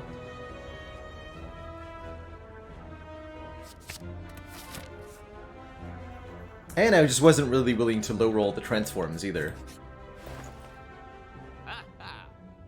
Oh man, floor 2 toolbox. To see it, choose 1 of 3 random colorless cards, add it to your hand. I like that. Or I could buy Ceramic Fish. Of the cards here, Shockwave's not bad. We could even have a reasonable start with like Shockwave plus one of the attack cards.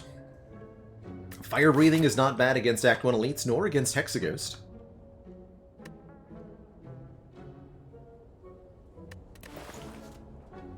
But I think personally this is a toolbox. Really like this relic, I think it's quite good. And I think that if I take this Strength Potion, we can go for the Burning Elite.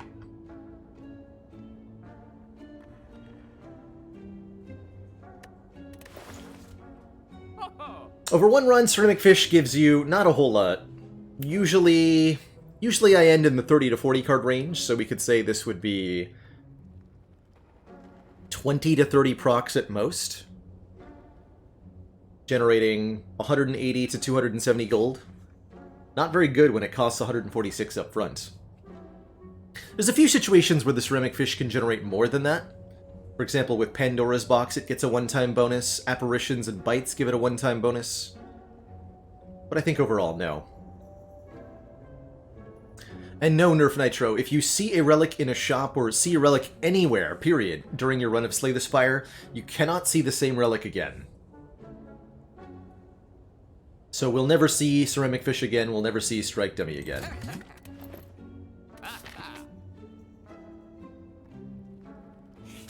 Combats. Swift Strike. Make it a lot easier to kill one of these nerds on turn 1. Perfect.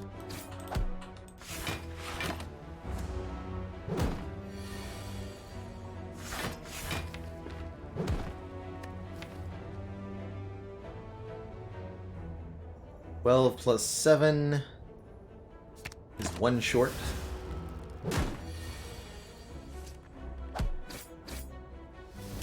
Fortunately, we weren't being attacked.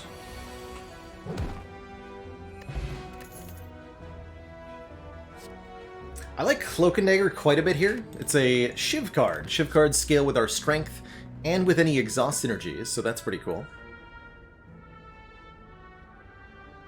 Even if you manage to get all relics, Gunter, you'll instead be offered circlets,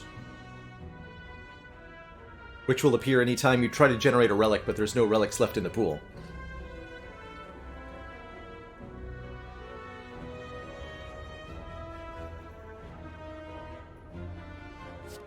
He's not bad either.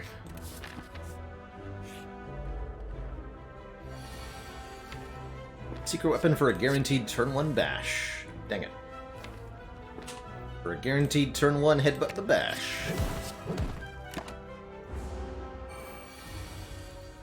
Ow. My whole life was a mistake.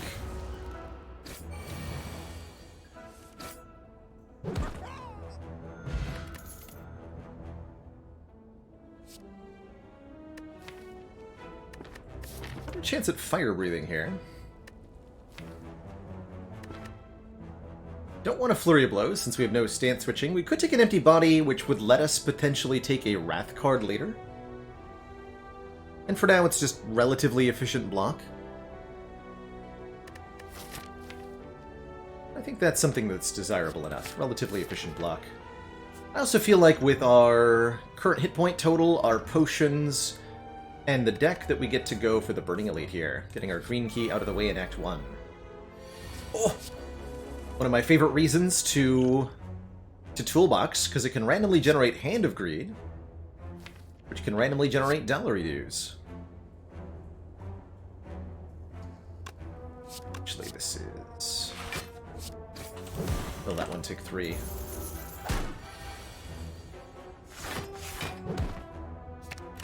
So Toolbox just made me $40. Skyfish, thank you so much for the generous 5 gifted subs. Welcome everybody to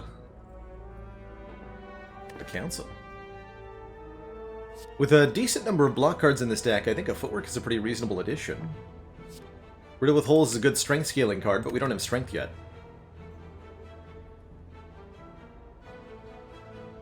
And yes, our relocated discard pile here in the combats, that is indeed a mod called... what's it called? UI Sliders. Would I ever skip a Dead Branch? Yes! Sometimes, Magic Square. With Runic Pyramid in particular, Dead Branch can be a real problem. If you don't have the ability to remove the cards from your hand, or if your deck is a small deck that relies on an infinite combo, these are situations where the Dead Branch can be a real problem. Generally speaking, though, Dead Branch is excellent, and you want it. Alright, I will definitely Strength Potion here. Looks like a pretty good fight overall.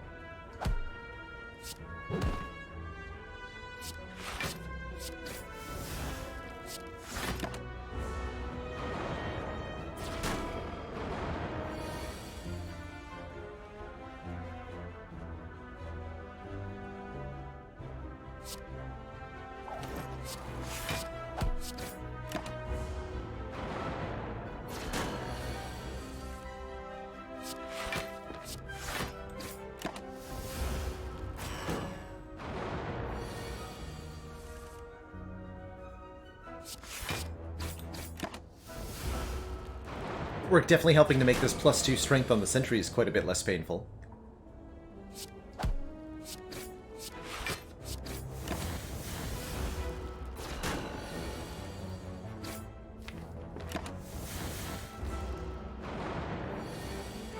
Hey, not bad.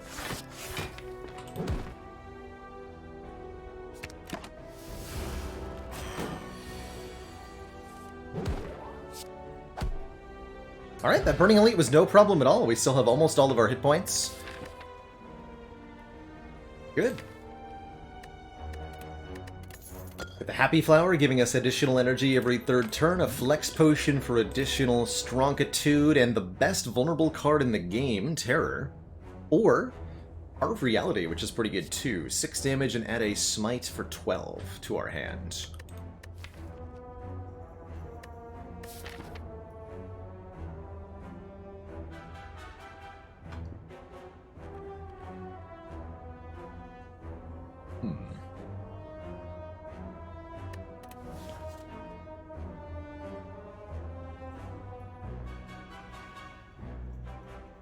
Shockwave would like a word, so would Beam Cell, honestly.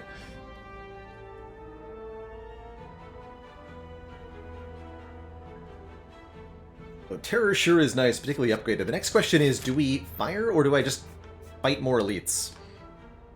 And just never upgrade anything. Ever. Forward Plus would be pretty sweet, though, huh?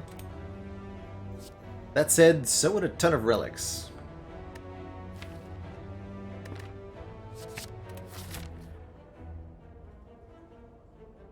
Onward.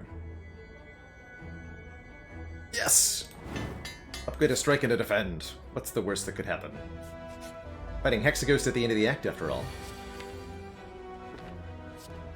Flash of Steel, surely. Yeah.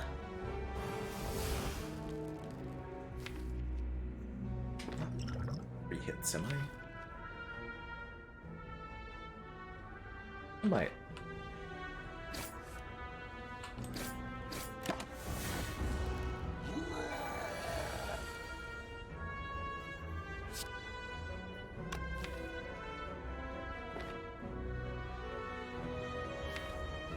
Okay, math time. How much damage does the Flex Potion do next turn? We have +5, this is 11, goes to 16. 9 goes to 13 with vulnerable. So 29, and then 14 goes to 21. 50 damage next turn. Yes, so that means I can play this Defend Plus.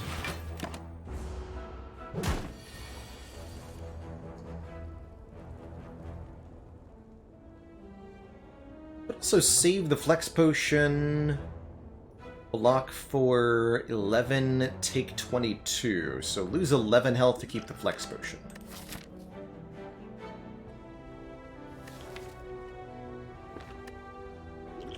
Ah.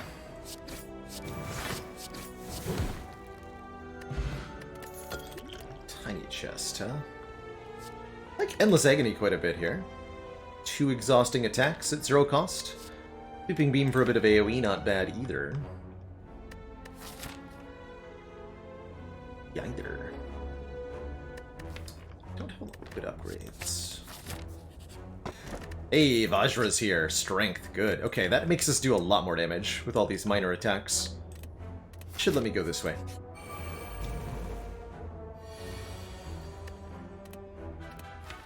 Secrete weapon. Let's go with a free block card here. I regret it. Dang it.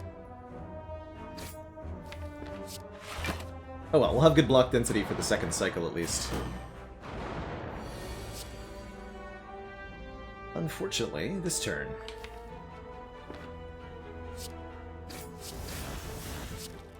Ouch. Just shy. If only I'd taken the secret weapon. Dang it.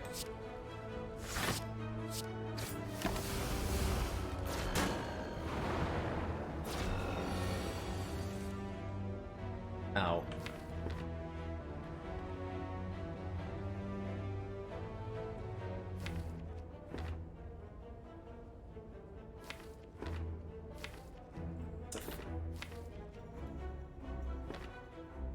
Headbutt the Strike Plus? I guess so.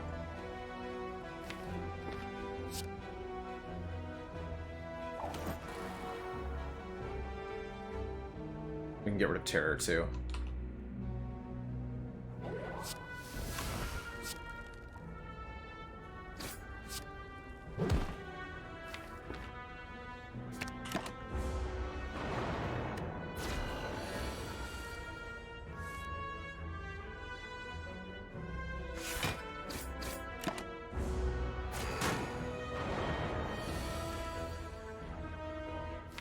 Oof.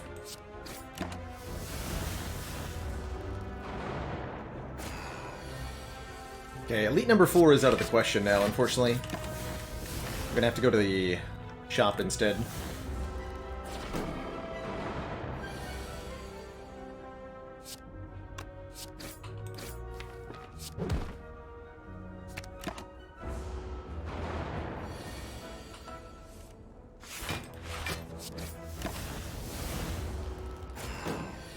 Barring a... we could get a heal, maybe.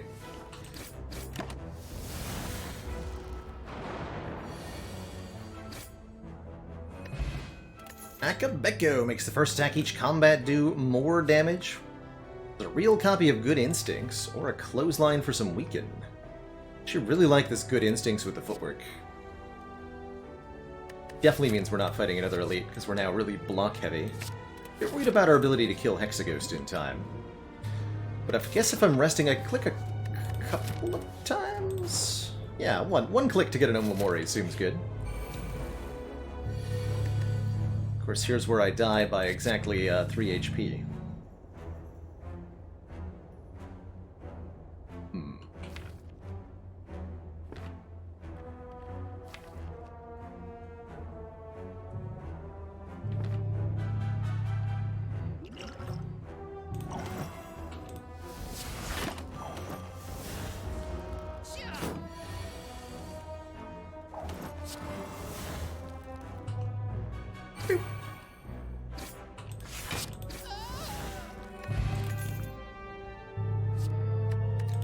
Follow-up sounds half decent here. And yeah, apologies for the background noise, some landscaping going on outside that I have no control over.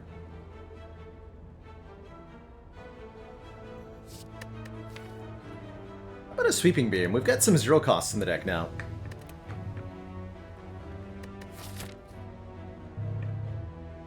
And we have the Cultist Potion to beat Hexaghost with.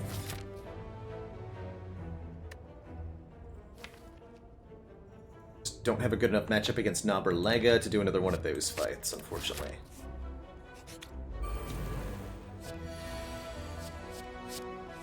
Sweeping Beam also quite nice with our Akabeko, notably.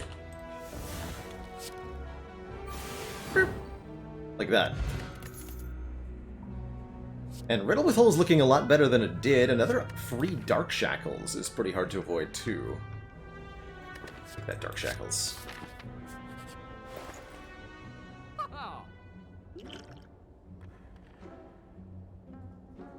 Dropkick with a Terror.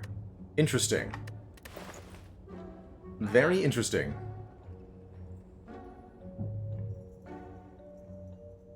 Shame about this pocket watch that I can't afford. That would have been really good.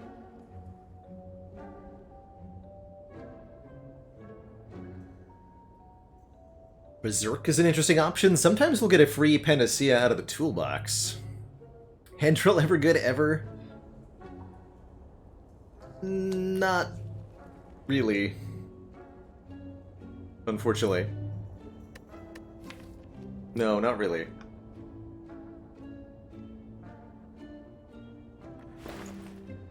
I think I am going to take this dropkick.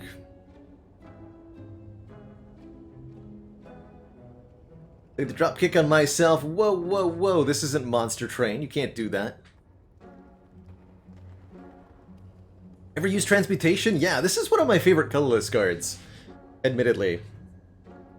If you've got a lot of energy to dump into this, or if you have a Chemical X, Transmutation is a surprisingly good card.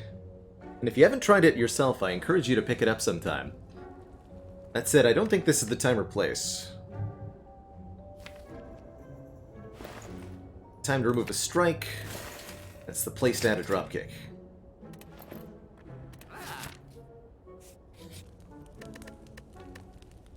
decent artifact stripping if you absolutely need it against, like, Donu or Deka. But the thing is, so the thing that I get hung up on is that against Donu and Deka, they don't gain block until turn 3. And a lot of the times you want the artifact removed before then.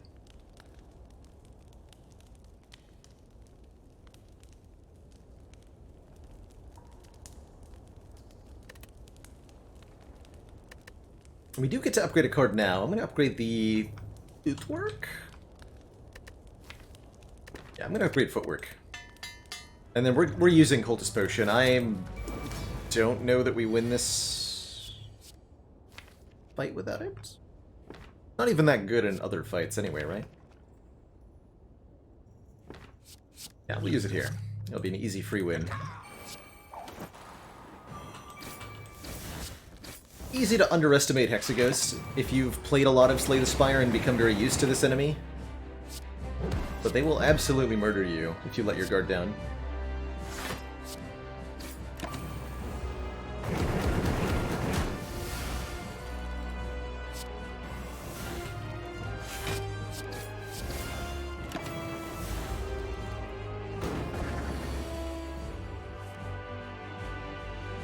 Hey, I like that idea, Midbro, is a boss relic that gives enemies block as the downside.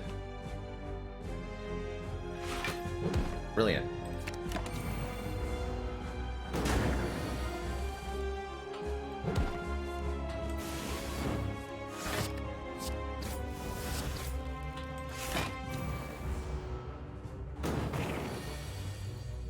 Yeah, that's a good way to put it, Fireworks. If you realize you're losing against Hexaghost, it's too late. Once the burn pluses are in the deck, there's not a lot that can save you. So if you need to use assistance against Hexaghost, a lot of the times you have to use it immediately. If you've got a Strength Potion, if you have a Thorns Potion, if you have a Cultist Potion, these are things that you have to use before there's a problem. Or you'll have a problem. And then it's too late. Because the problem has come to you.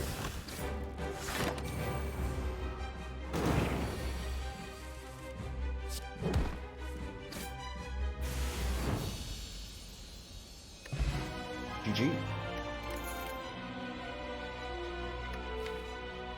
Exhume Terror. Legend slaps pretty hard, or another chance at Deus Ex for some energy generation here. This Deus Ex would make me feel really comfortable taking a non-energy boss relic, especially combined with our Happy Flower here. Not a lot of good targets for Exhume. I guess we could Exhume Dark Shackles. Legend's good bonketing, but...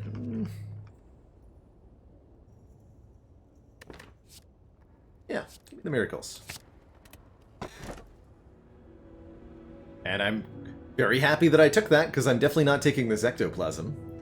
So we get to take either the Runic Cube, drawing us a card whenever we lose HP, or the Black Star, causing elites to drop additional relics.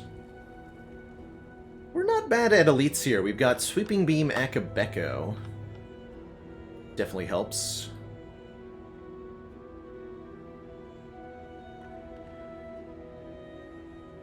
Still missing a little bit when it comes to beating an Act 2 elite. But we're most of the way there. And I don't think the Runic Cube is that much better anyway. So let's take the Black Star. Let's be a little cautious with our elite hunting this act. Oh, yeah. Fire, elite, fire, fire, elite, shop, elite, fire. Perfect.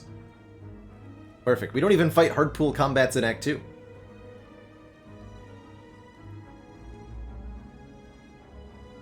Perfect. Any other better options? Yes, there is a better option. If I don't want to go to a store, and I don't think that I do, we can go this way and get an extra event early on. And then go fire, elite, fire, fire, elite, shop, elite, fire. Perfect. When you see a good option, look for a better one, because there might be one.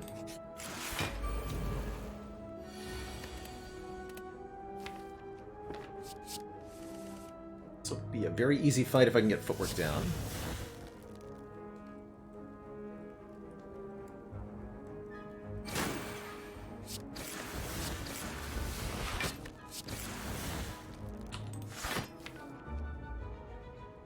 use one miracle to just do more plated armor damage here.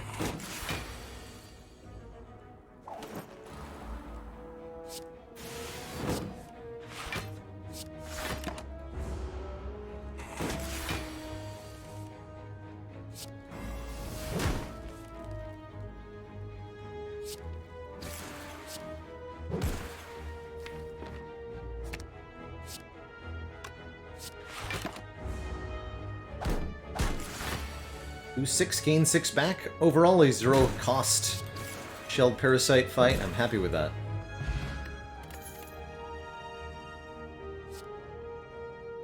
Hard draw and block is pretty good on the backflip. Doesn't help our damage output that much. But the draw is good. Draw is really good.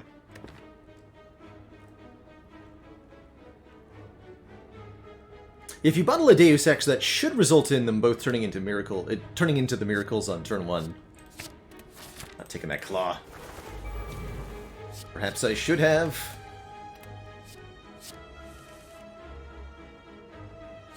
Foolish.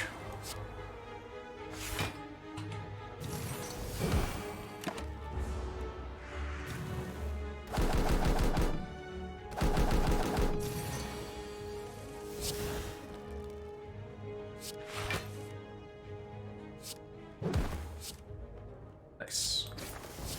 Get out of the sky, nerd. And you become vulnerable.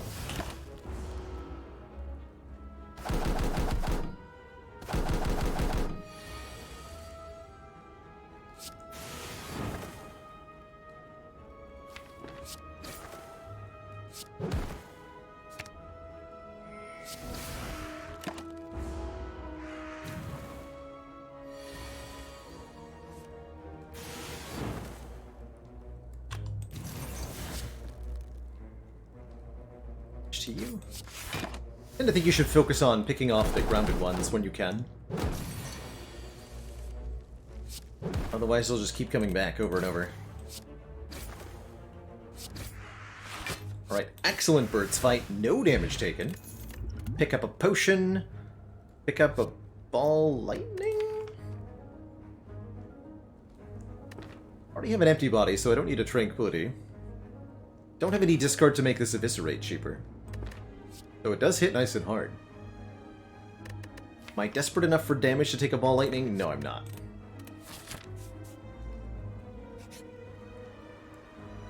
%50 chance for a curse, you say? Give me a relic. A free prayer wheel, causing normal enemies to drop an additional hard reward. That's pretty good. Does that mean I want to deliberately put myself into a hard pool combat to get 2 card rewards? Let's look at one more event first. Duplicate a card in your deck.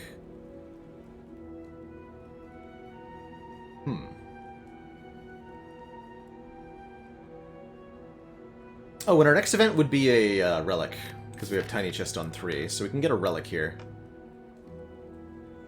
Which would give us a chance for Colosseum here. Okay, I'll do that. So, we have a couple good options here. I like duplicating Dropkick for more offensive potential. Or duplicating Footwork gives us way more block power.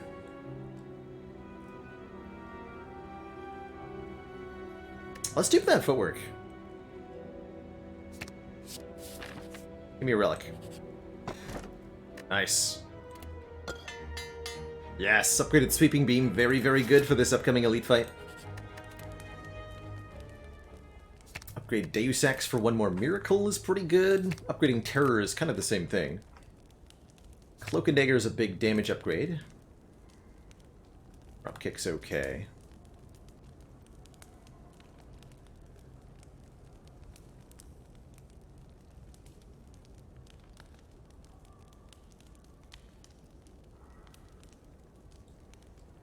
Yeah, I agree, Carissa. We're one Dark Embrace or one Feel No Pain away from greatness here. Or an Inflame. Or a Demon Form. Or a Barricade. Or really anything, right? Or a Combust, honestly? Like, yeah, anything.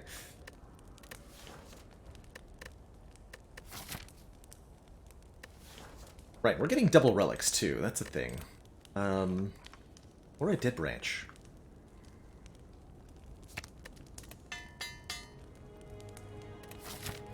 Alright, what do you got? It is Slavers on turn 1. I got a hand agreed? Hell yeah. Amazing. Tell me Flex Potion hand agreed just kills one. Please. Please tell me that's true. Oh no. So we have 29. This will be 10. So that is 39 damage. Which means we have 49 damage with the Flex Potion. We cannot kill the red guy, but we can kill the blue guy. Interesting.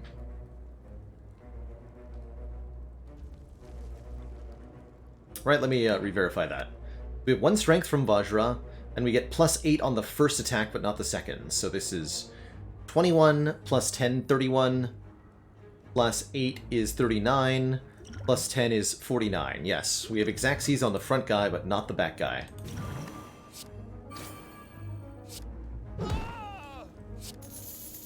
And Dark Shackle saves us quite a bit of health. Now that means we're probably likely to get either entangled or made vulnerable here. Which is not good. However...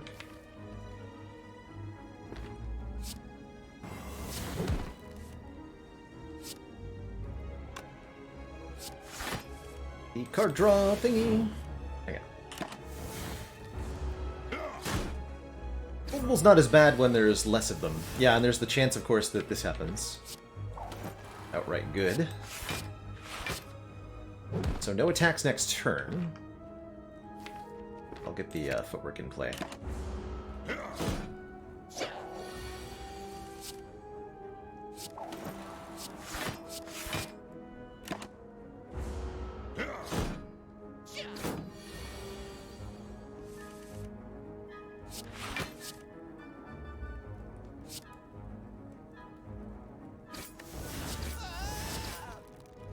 Would have liked to try to hand agreed twice more, but I think that would have been ultimately a foolish choice. Miracle's not doing a lot.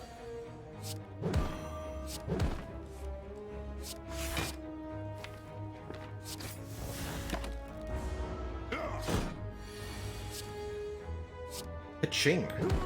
So we've now made 80 gold back from the toolbox, by the way. Bottled Tornado. We can bottle one of these footworks.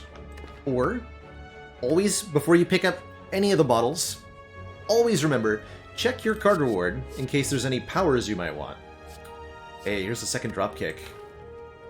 Shrug's pretty good with the double footwork, but I think a second dropkick is going to really, especially with Ink Bottle here, drawing us a card whenever we play 10 cards. Second dropkick sounds great.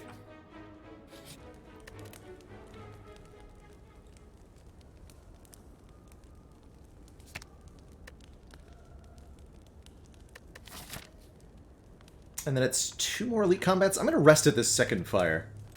Not that we have a lot of great upgrades anyway. Again, feeling like resting is more of a like a low roll protection here on the middle high ascensions. It feels like we actually have too much energy currently, so I'm not going to upgrade this terror yet. Actually, now that we have Ink Bottle, yes I am. We got card draw now. Ooh, Hourglass is good. 3 damage per turn to all enemies. That'll help a lot against Gremlin Leader in particular. Good against Collector, too. And this brings me to exactly full HP. Beautiful. Not a single hit point wasted. Bomb. Oof, 24 on turn 1, though. Still take it.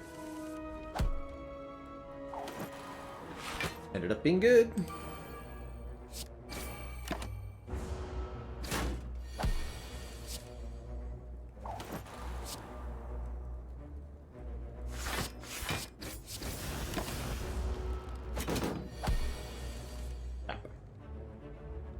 Wow, that's a lot of block.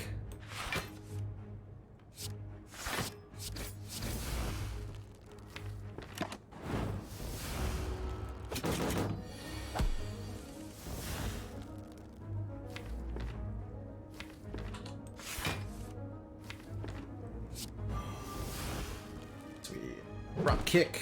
Headbutt drop kick. Sweeping beam to draw the drop kick. Drop kick again. Then we headbutt the drop kick. Draw it with the ink bottle. Play it again. Then we win.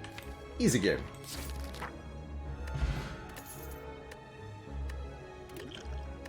Now I'm a boat. Ooh. Oh man.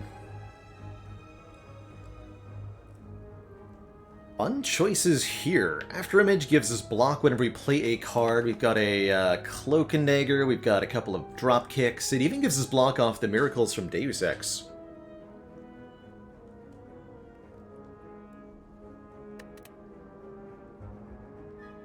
Piercing Whale is upgraded for free and is a really good defensive card, although we're gonna Dark Shackles. Great AoE. Both get out of the deck. The After Image. More likely to see a Mummy Hand this run, after all. Halt! Today is the day I must settle the score with the murderer. My beloved pet Noodles. Until then, you may not pass.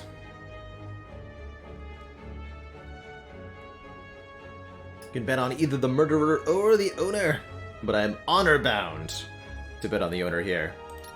Give me strength, Noodles! We lost the bet, but at least we weren't gouged by a lance. Alright, we'll go to the shop even though we're down 50 bucks. Wing boots with Black Star sure is a thing. Although with only one act to go, I'm a little hesitant here.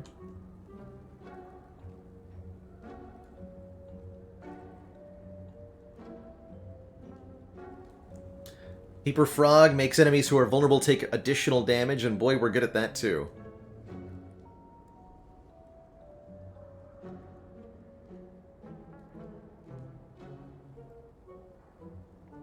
I think I want to take the wing boots here. As much as Frog is very good, I am going to take Inflame for Strunk. We're going to upgrade that.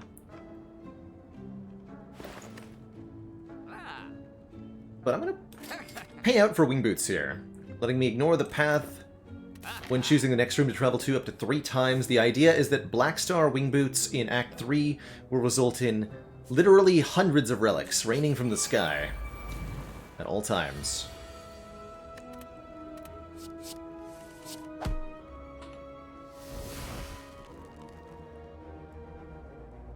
Maybe more.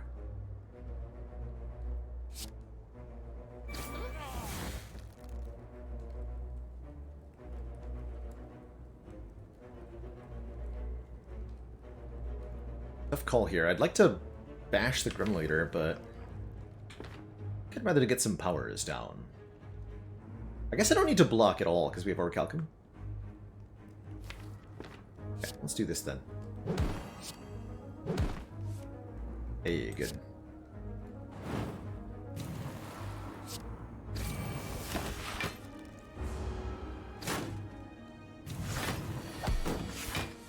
Just draw boat thingy this turn. Easy. And Dark Shackles. No prob. No prob at all.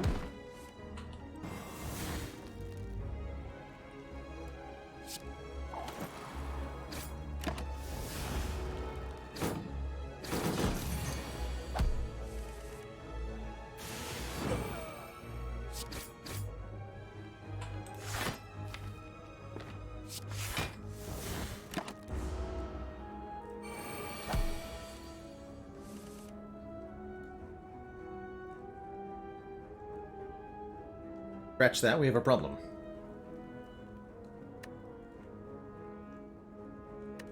Eight plus 9 is only 17 anyway.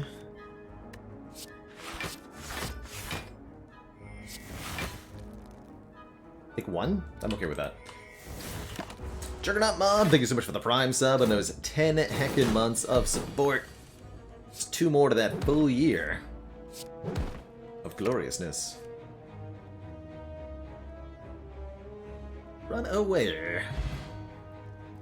Healing for days. Toy Ornithopter gives us additional hit points when we use a potion.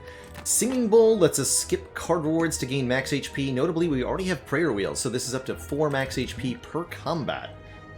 And that's a creative AI, which will generate random ironclad powers. Yes.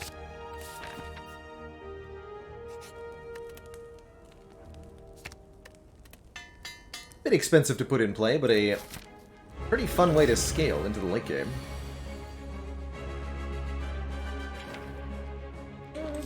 Take the free power here.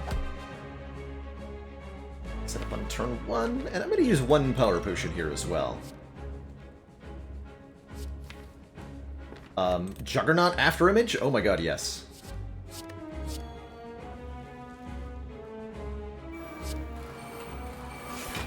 So now we do 5 damage to random enemy every time I play a card.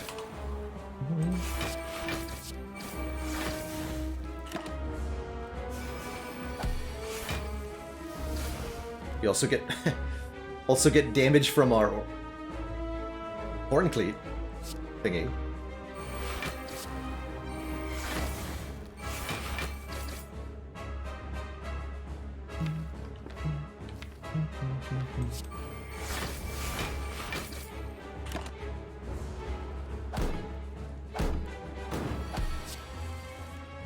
Look at all this free damage. Look at all these useless dropkicks.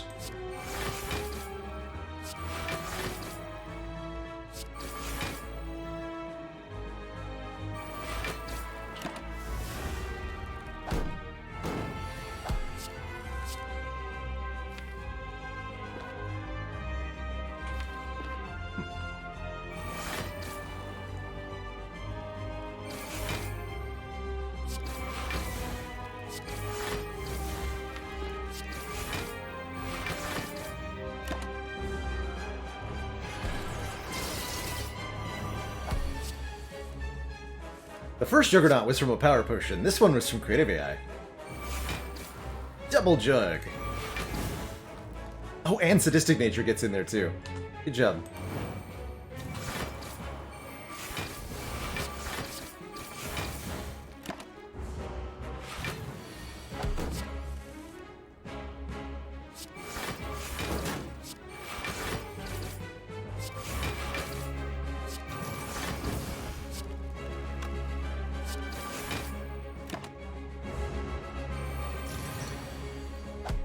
GG, Collector Lady. GG.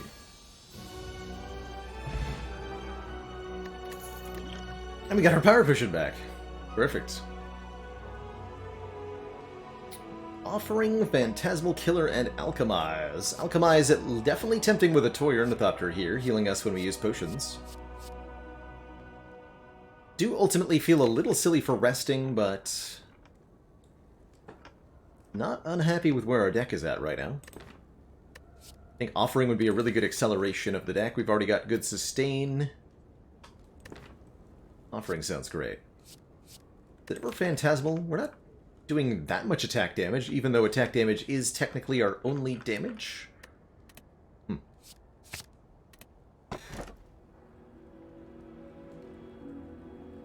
And that's a pretty easy cursed key for me here, since we do not gain curses. It's simply 1 energy at the start of every turn, and that's good. Could instead take Tiny House for a bunch of stuff. Not that we need it. Or Slaver's Collar for extra energy during boss elite fights only, but with the Omamori blocking any curses we might get, I don't see a reason not to take a Cursed Key, even with the tiny chest here.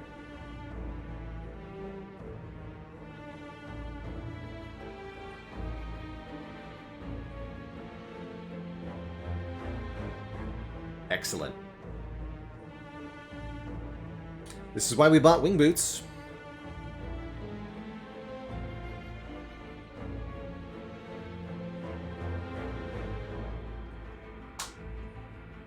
You can fight 4 elites this act instead of 3. So it's not a huge upgrade. So we can go 1 elite, 2 elite, 3 elite. and then jump either... And then we can actually just fight this one regular style, and then we can jump around, maybe go to the shop if we want to. Yeah, even on 4 consecutive floor... Well, not quite 4, because there's a chest in the way. But otherwise, kinda. It'll be 4 consecutive combats of Elite. That's for sure.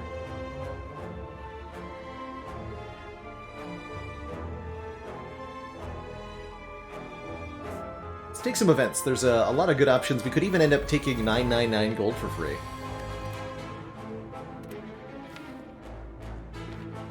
Deck has 28 cards, we draw 5, so this is... Trip.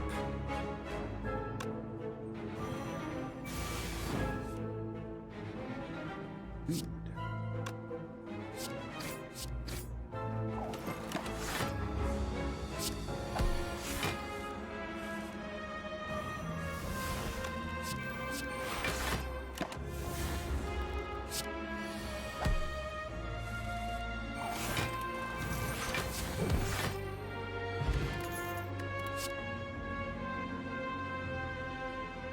Although regular combats can give me 4 max HP, so... Pretty good reason to go to regular combats right now. Don't have that Juggernaut, right? Yeah.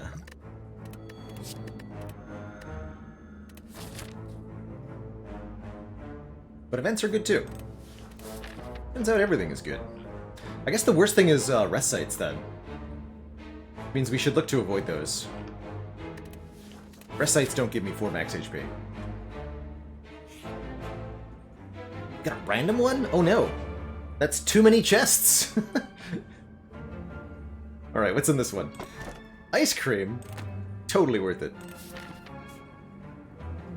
Alright, so now we actually maybe want to avoid events.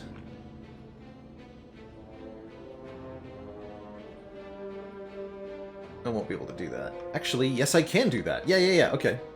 Just don't proc the tiny chest.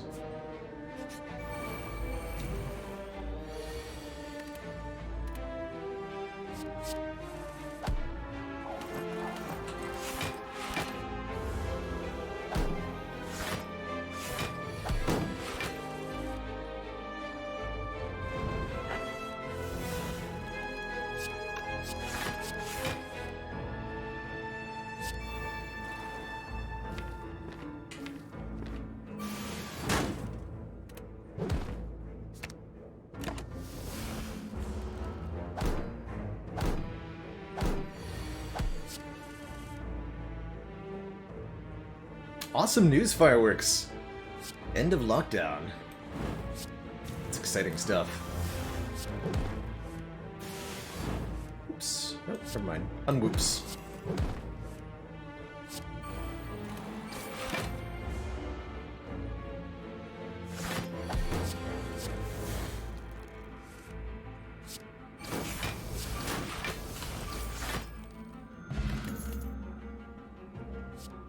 Cut Through Fate is pretty good. So is Third Eye, giving me a scry. Letting me look at the top cards of the draw pile and discarding any number of those. Take all the options for scry here. Ice Cream strong enough to be a boss relic? I don't think so. Even amongst rare relics, actually, I tend to think Ice Cream is in the bottom half of the pile. The truth of Ice Cream is that if you're not generating excess energy, and if you're playing efficiently, you don't do this, then this relic does nothing at all. And if you're generating tons and tons and tons of energy and carrying that all over per turn, that's also inefficient. You have to spend all of it in order for it to matter that you saved it. Kind of weird. So you've got a 2-layer conditionality on the Ice Cream. You must first generate excess energy, and then you must be able to spend that excess energy on a future turn. Most decks can't do both of those things.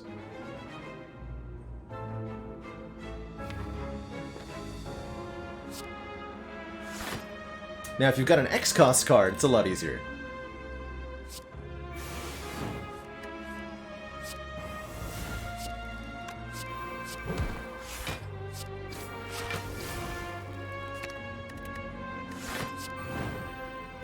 And I guess we technically hold on to the miracles rather than playing them because they are after image block on some turn.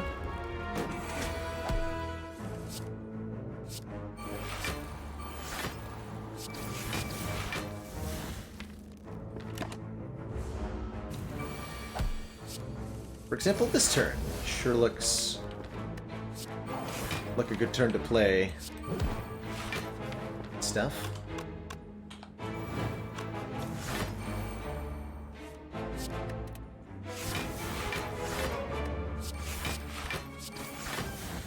Oh, never mind.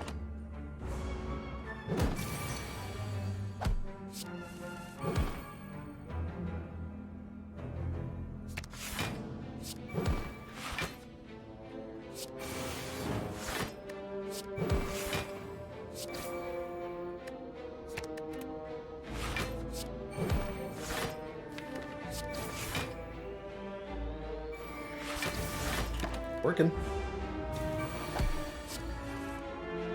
What if I wanted to play that Metamorphosis?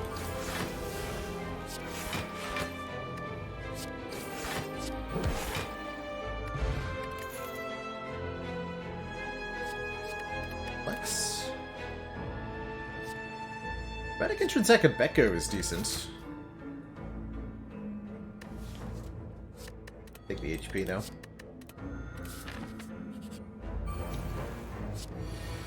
Oops.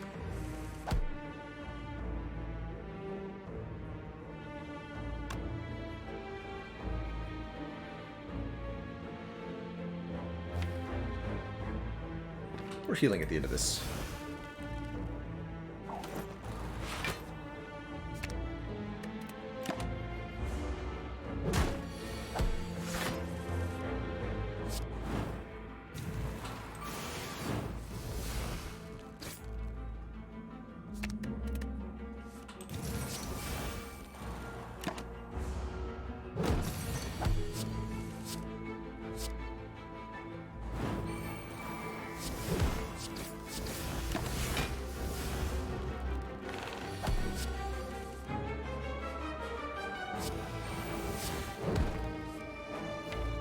Yep, that's getting played.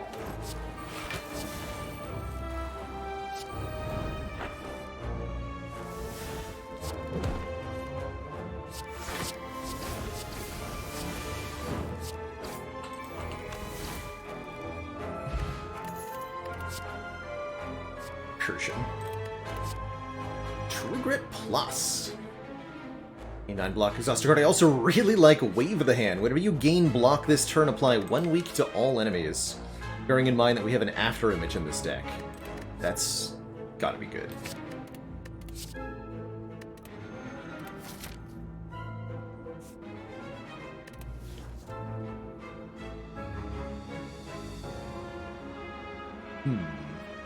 Speed pot. I like these power potions quite a bit. Alright, elite number 1. Yeah, we don't even need to upgrade the wave. Oh, Wave of the Hand Sadistic Nature combo. Let's do it.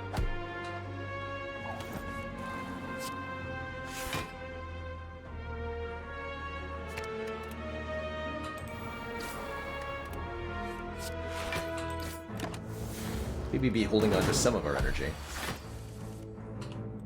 Be a trap, though.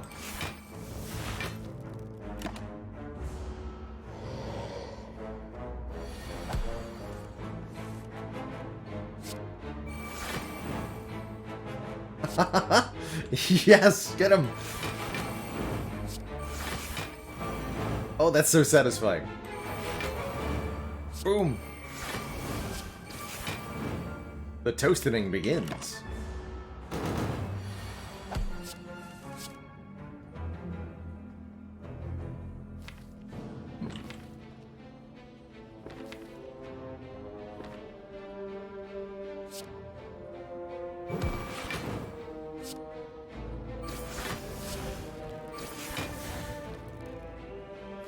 Block.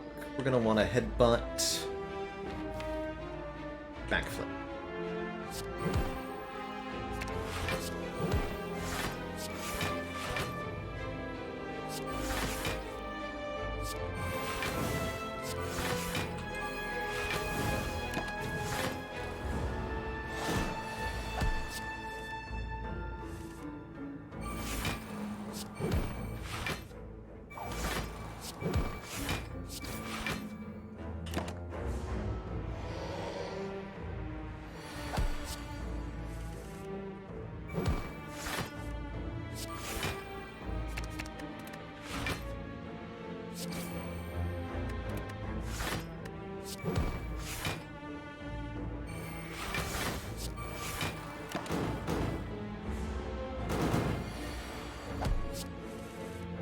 Again!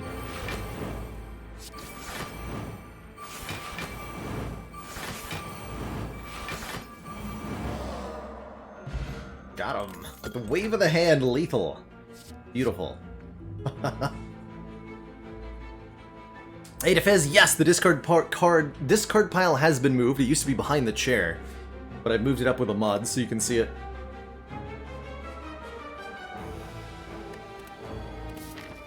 Alright, elite number 2. The giant head. A secret technique for... Oh, we got Creative AI on turn 1. Perfect.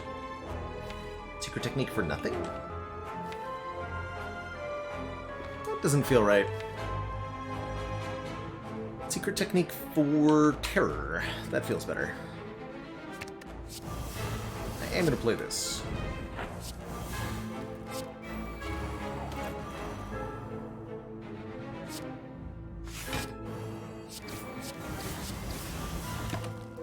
Bank 1 energy. Or 2, actually. Excuse me.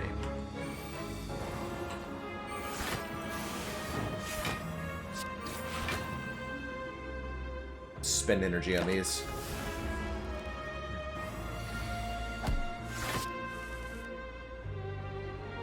Neat.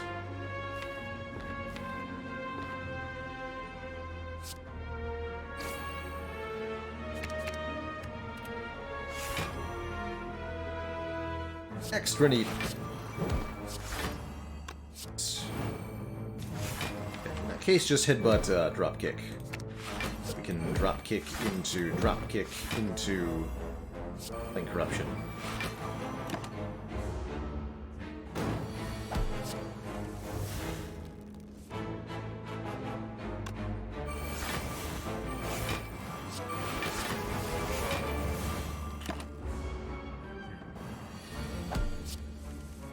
Perfect. Please draw more copies of Dropkick.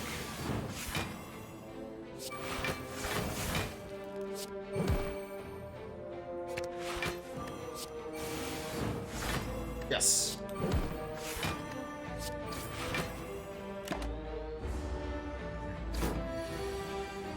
It is time for Juggernaut Afterimage. The rejuggernauting. Oh, with Feel No Pain, too. Triple Juggernaut.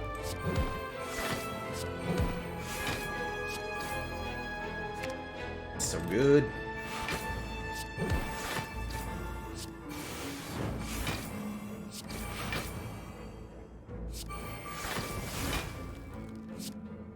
Get him, Jim. Dreamcatcher Unceasing Top. Sad day. All 4 cards, I like that. Not a terrible bandage up either. Randomly upgraded. It's pretty cool. Give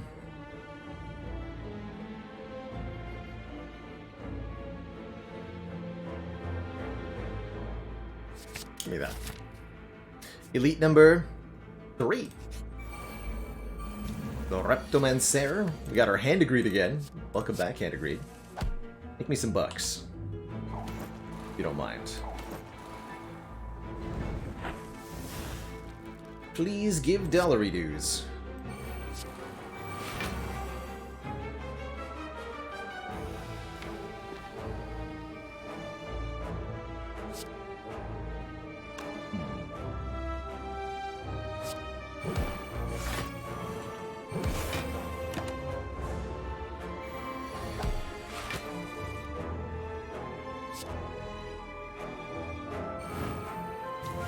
Actually, I'm gonna use a power potion in this fight. Yeah. I'm just like instantly click on that. Give me the Juggernaut.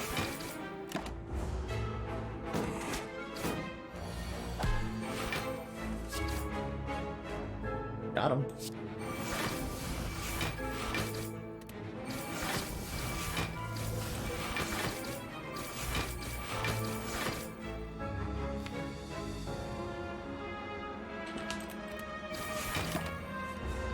Oh right, we have a top.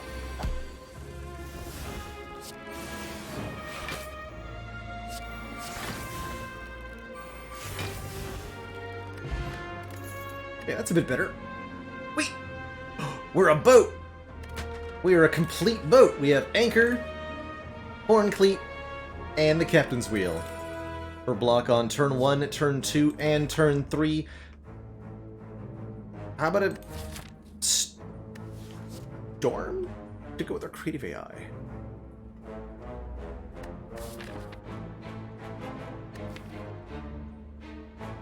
It's 8 damage every time we play a power. Honestly, that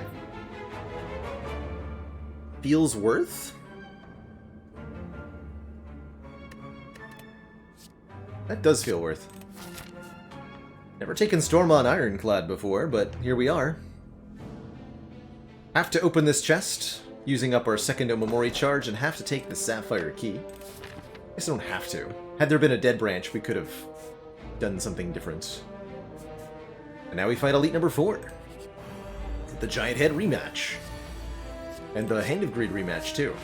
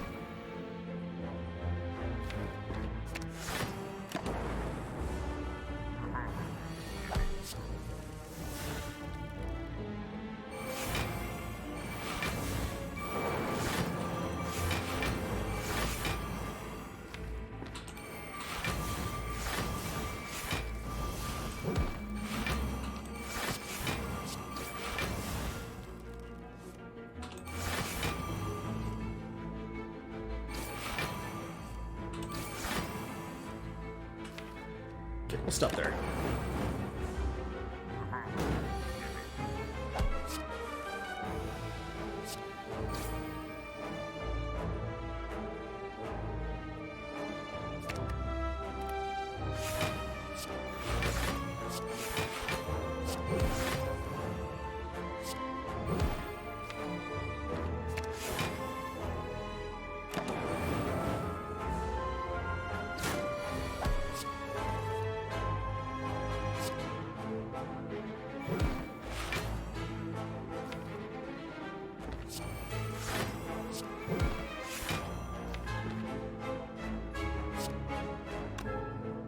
Surprisingly difficult to put together lethal here.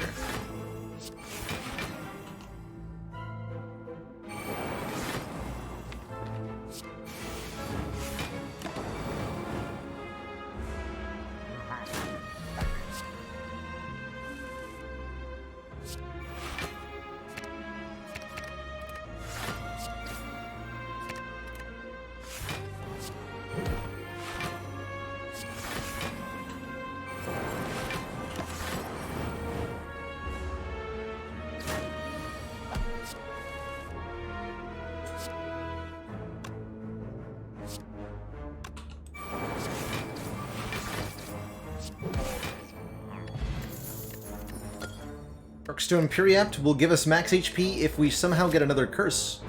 Although we're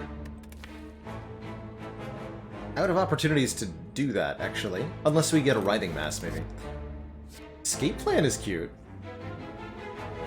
Or Ice Cream Skewer.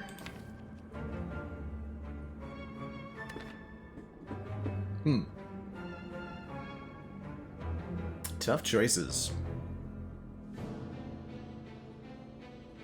Ice cream is probably the relic with the most flavor? You're kidding me. It's gotta it's gotta be the waffle, surely. Skewer does turn off the top. Honestly, really like this escape plan with how much footwork and stuff we have. Already. When did we do the first Pandora's Ladder? It's been like genuinely 6 months since we started these boss swaps projects. been a long time coming.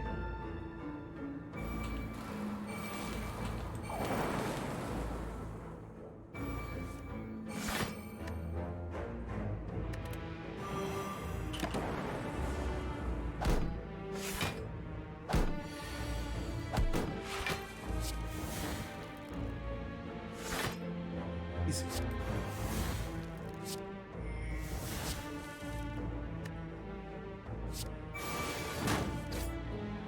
That panache, though.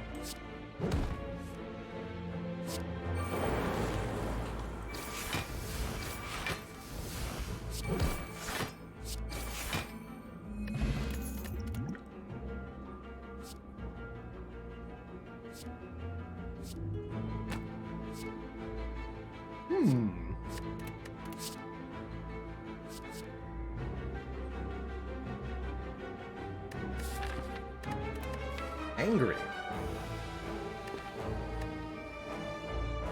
Fusion's kind of amusing as well.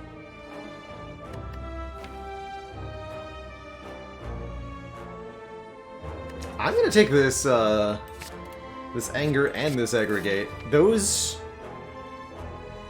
could work together okay.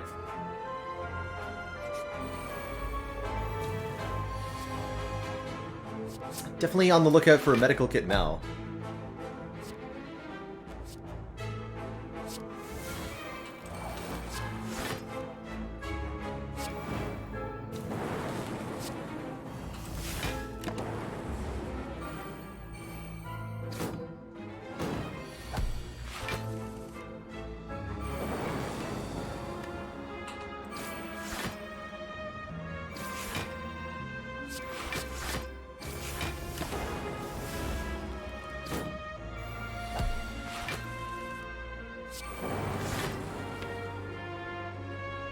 Nothing else to, like, meta-scale or anything, right?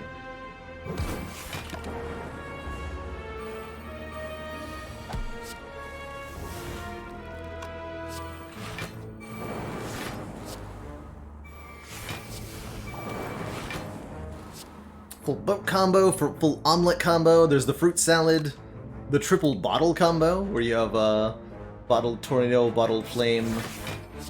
None of these do anything, of course, we're just, like, synergistic themes of relics.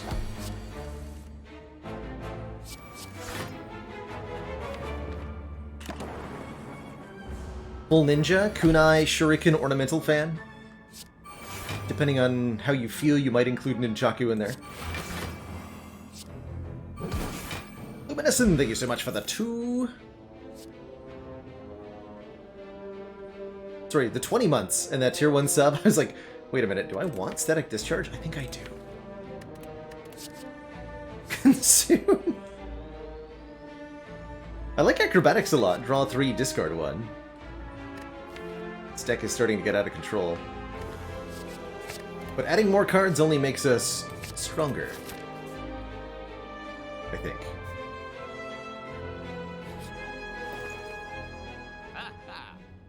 Does Consume do anything? Oh yeah, Consume removes our 1 orb slot and gives us 3 points of focus. It definitely do that.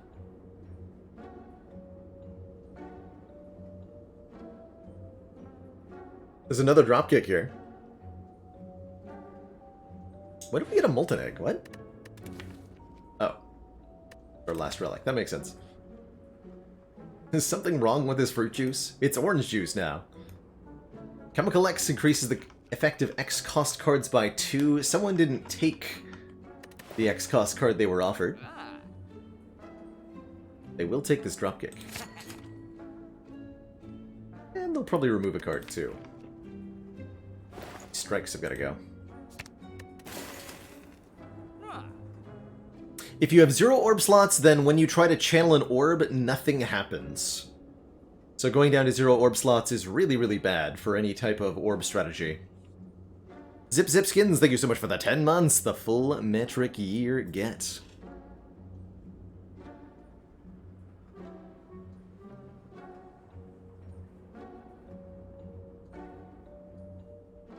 And Chaku could be okay here, but I want to have enough money to afford a shop relic at the last shop.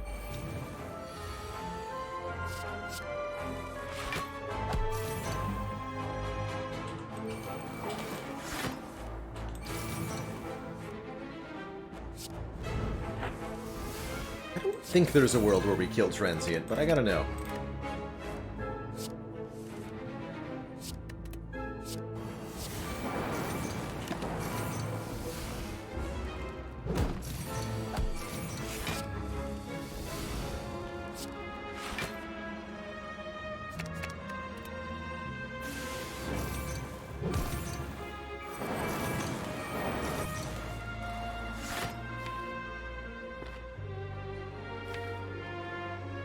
Hopefully aggregate is towards the bottom of the draw pile.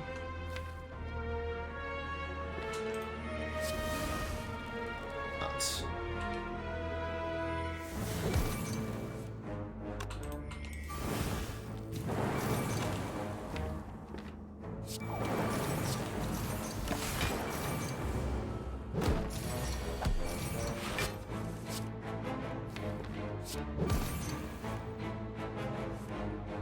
Oh, there it is.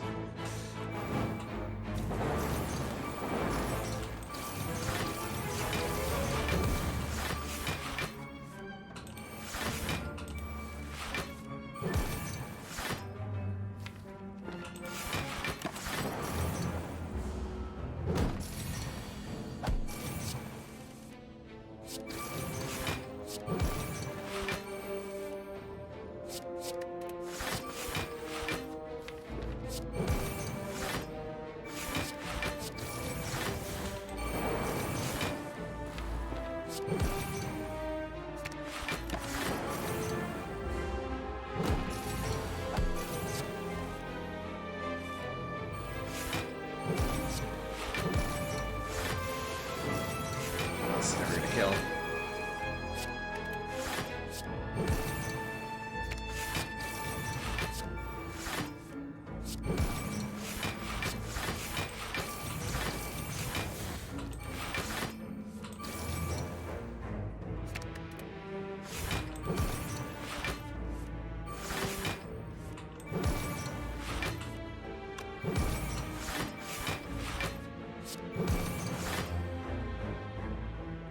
I did the glitch with the draw pile there again.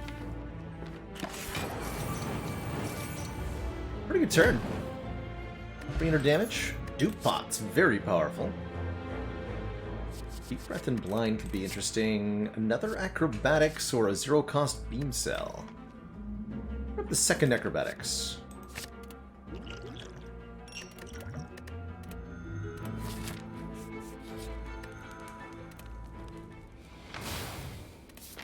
Onwards! Okay, there's a lot of powers in this deck, which could make the Awakened one a little bit of a challenge here.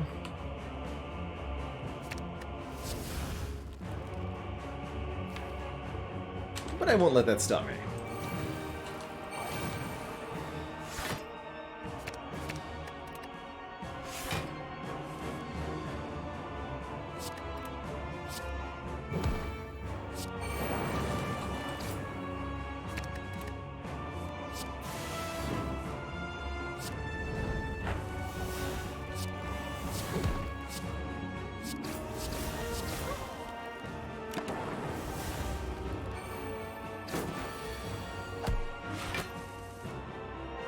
One bird dead on turn one's pretty good.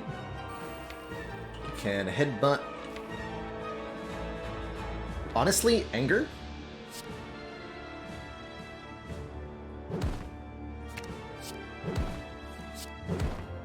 The more angers we end up with, the better this is gonna go.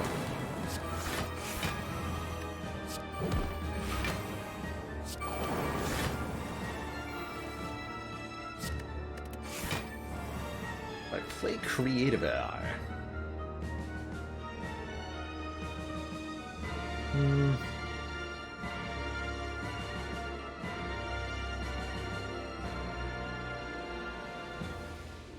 Maybe.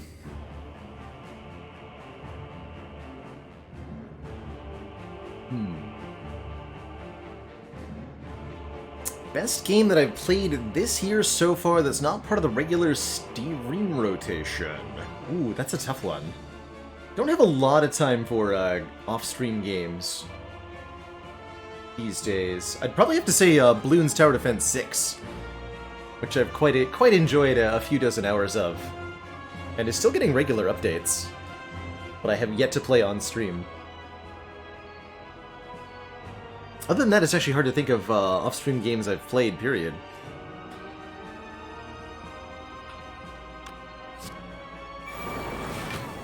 Call.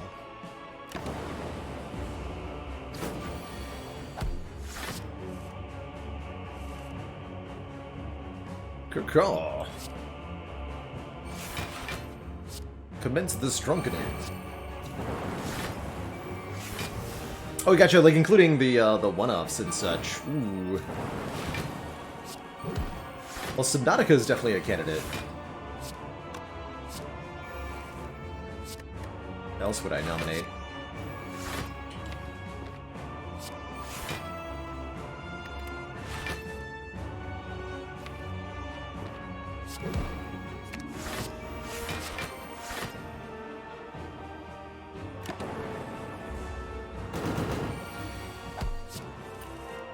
Blocking Wickham strength again. So big. There. Slightly small. Yeah, Creative AI will only create ironclad powers. Only creates cards of your current class, essentially.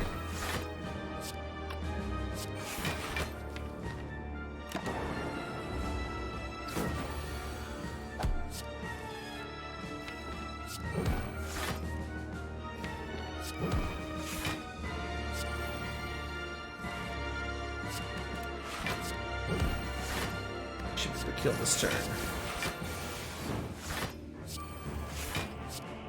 Loop Hero was pretty good too.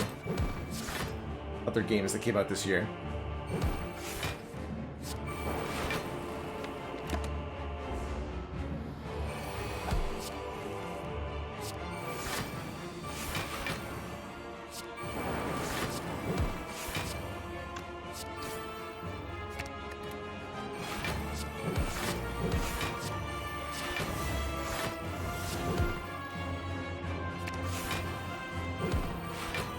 I didn't personally enjoy it that much, but I think it was good. As a game.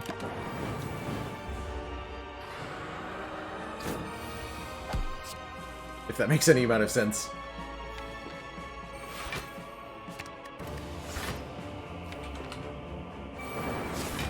Crawl.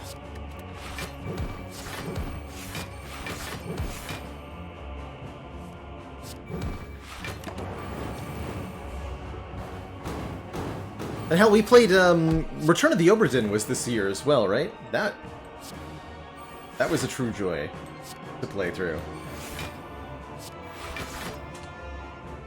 Sure, I'll be vulnerable. What's the worst that could happen? More energy!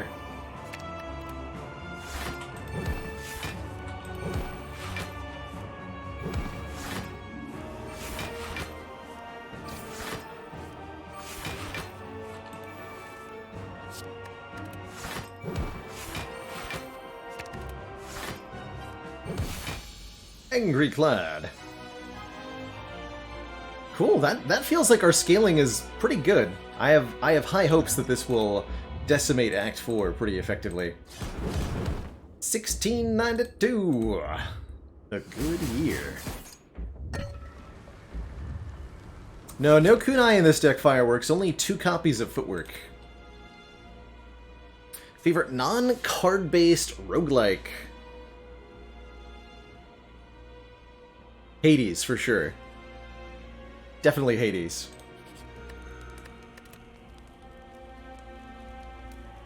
Although FTL is a good candidate, too. Get this aggregate upgraded.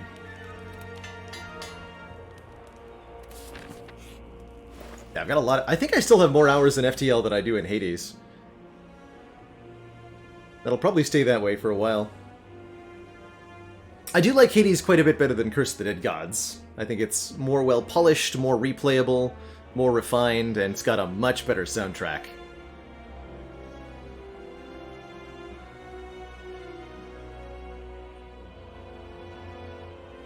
I'm hoping they'll get some post-release updates for Hades, because I'd love to have a good reason to go back to it.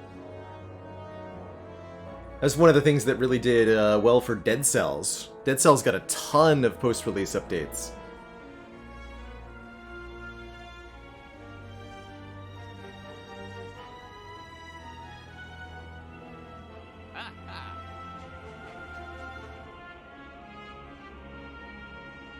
Probably an easy clockwork souvenir here. Can I also afford this Bludgeon Plus? Do I want a Bludgeon Plus? Wait, no, I want Rage. I want Rage. Give me that Rage. Whenever you play an attack this turn, gain 3 block at 0 cost. Don't mind if I do.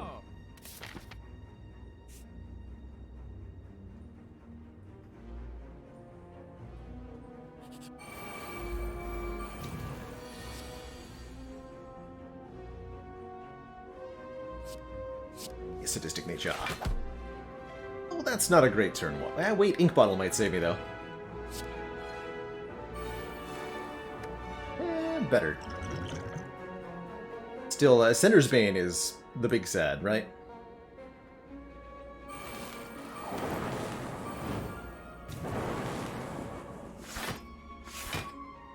That's enough block, we're fine.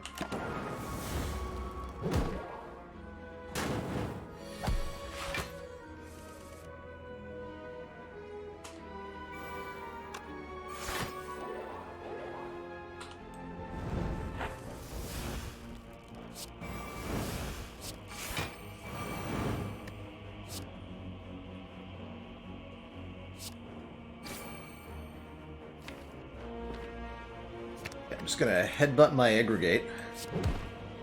And it's time to use the top.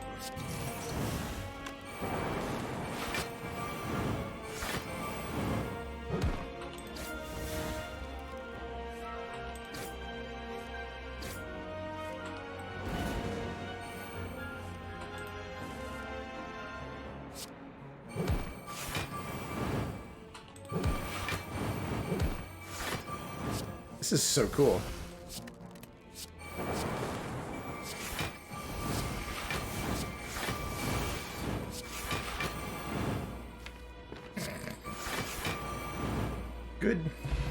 Good fight. Get $31 dues, the Lizard Tail, which will revive us at half HP should we die during the boss fight. Letter Opener does 5 damage every time we play 3 skills in 1 turn. And I think Rebound is hilarious here.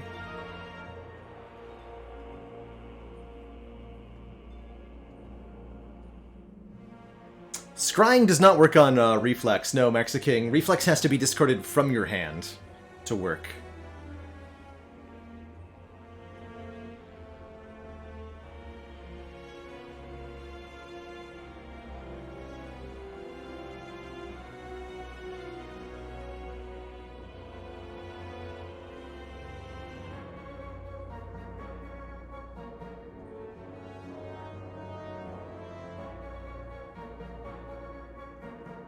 I'll advise you, Gespins, to take the conversation to Discord if you want to continue talking about the moderation choices here.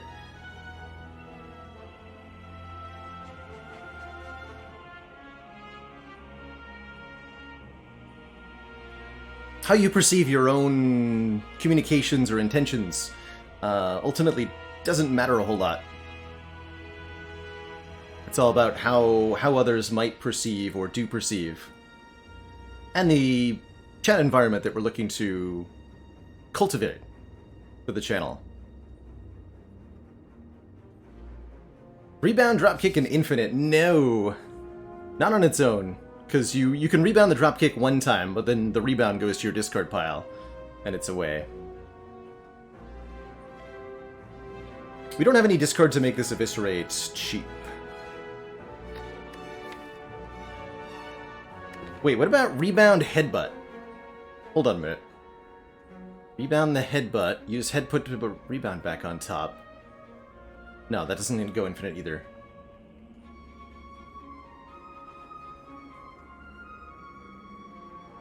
Right? No, that doesn't go infinite either. Alright, I'll take it. Secret Technique means we can have our Terror down on turn 1. That's pretty good.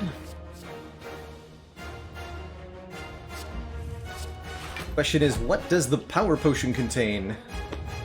And do I duplicate Creative AI? Probably. It's a corruption. Bonking.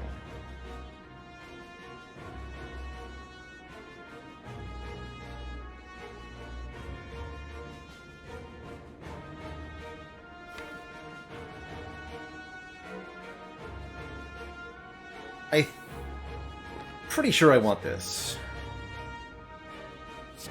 So we'll make all our skills free and they'll exhaust when we play them.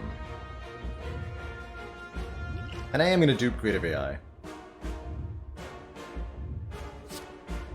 Oops, switch to Storm first.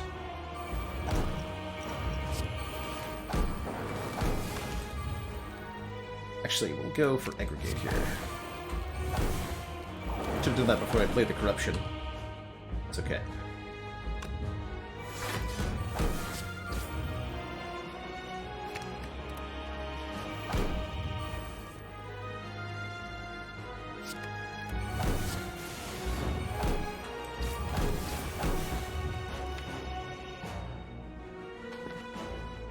How hard do I spin this deck on turn 1? I don't want to go out of control here. But the statuses will make it difficult. Let's go a little bit further. Perfect. Okay, once the after image is in play, I'm a lot more inclined to go. Freudian hit, thank you so much for the Prime sub and the 18 months, that 1.5 years. Glorious support. Thank you.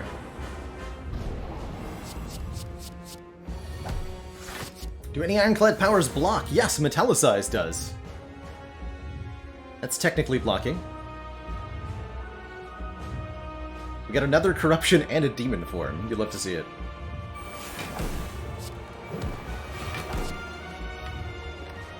It's on top. Heck. Actually, I'm okay with getting rid of one of these this turn. We gotta get them exhausted somehow, right? Well, I could have gotten them both with the ink bottle. I should have.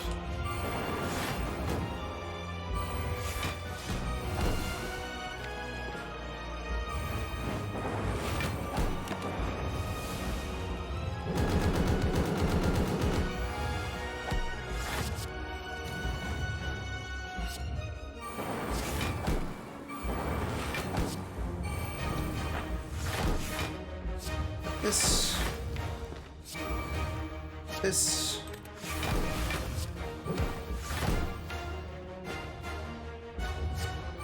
Try to draw into that void. Better yet, actually, I can headbutt the dazed here too.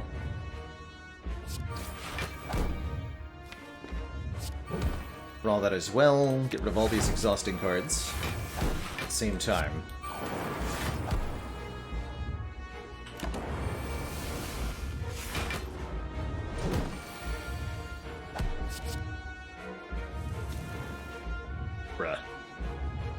Amazing!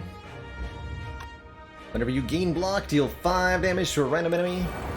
Whenever a card is exhausted, draw a card. Those are going to work really, really well together.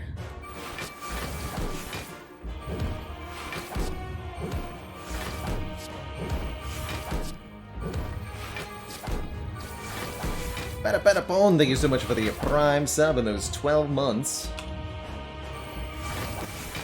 Of support. Put an anger, draw it, rebound, anger. Beautiful. Angry Cloud. Finally, the full year. You keep watching, I'll keep streaming.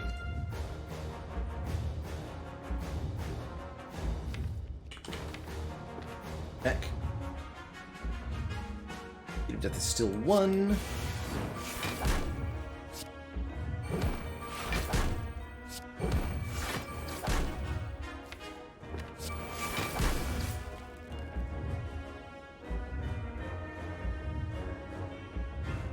Oh, it exhausted. I was like, where did that block come from?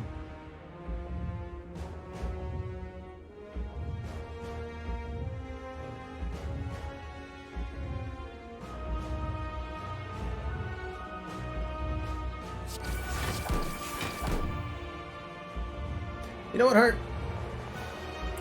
Hit me.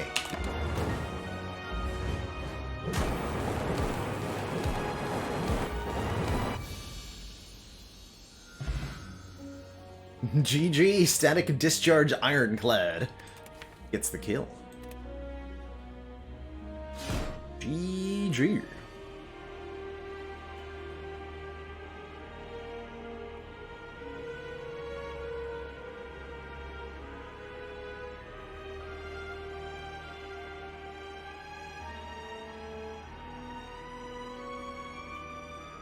GG, everybody.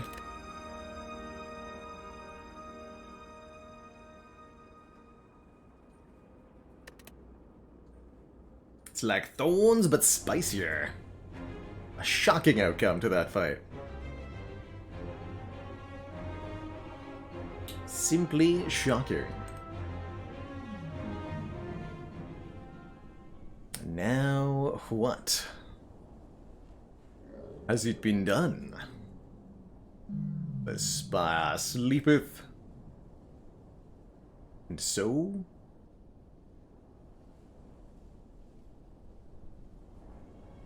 Shall I?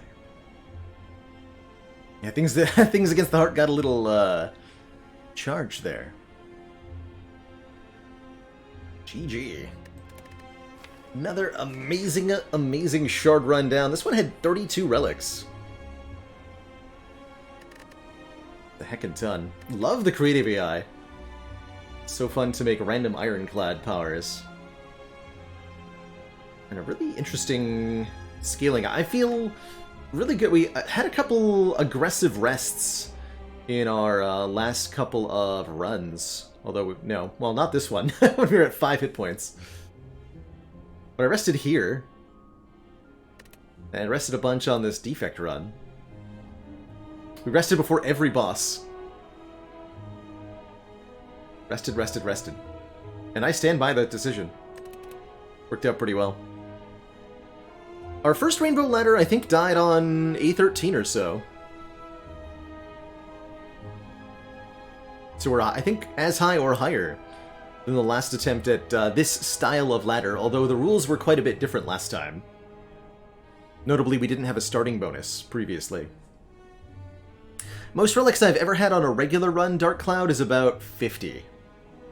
And to get 50 relics, the easiest way to do that is to trade your starting relic for a black star and then fight a ton of elites. But there's a few other ways to get a lot. You can get a bunch with the shovel. Or with membership card and courier letting you buy a ton of relics. That can be many relics. Let's see. About 2 to 3 hours left in stream. I'm trying to figure out what to... whether I want to do another Spire run. I think so. I think I'm going to do one more Spire, and then maybe we'll take a quick jaunt into something else towards the end. Bailey with the Buy a Star Renegade suggestion. I see you there. There is a theoretical max relics. How to describe that? Yes, there is a max that you can have, of course. You can only have one of every relic in the game, at most, but realistically less than that. You can't really exhaust the shop relic pool, since you're only given one per store, and you'd have to go to way too many stores. And you can't exhaust the boss relic pool for the same reason, so you can only get 3 boss relics and some number of shop relics. But there's no limit to the number of common, uncommon, or rare relics you can find in a single run.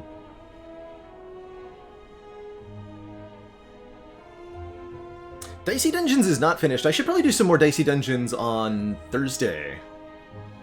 Alongside the Subnautica stream on Thursday.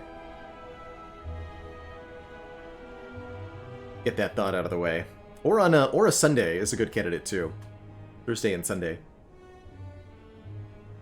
You do not see another shop relic with courier. No more better. It's kind of interesting. When you buy the shop relic in a store with courier, it'll be replaced by a random rarity relic rather than by another shop relic.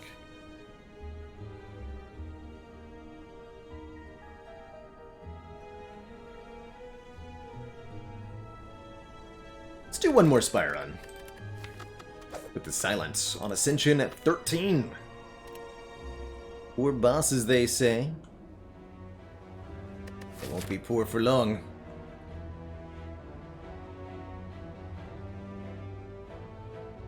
A lot of events. We could, in theory, get a Niao's Lament kill on this elite, but that's really unlikely. Interesting act layout. Choose a colorless card.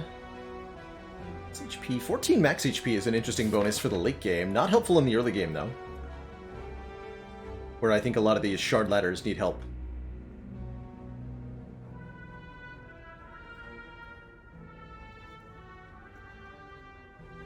This path. We get the first elite after our chest. Make them quite a bit easier.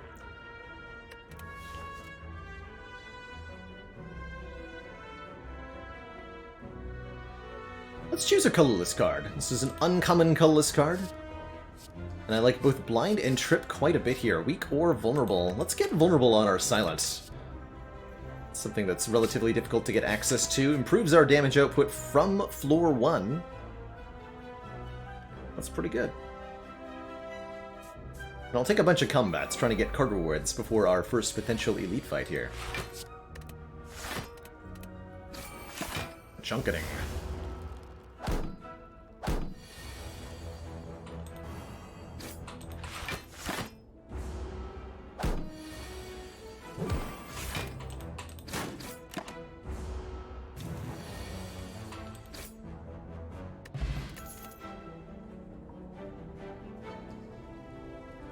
Really, Prostrate's an interesting idea. I love just taking a follow-up here. One, it's a pretty good upgrade at +4, and it's a good way to capitalize on our vulnerable with Trip.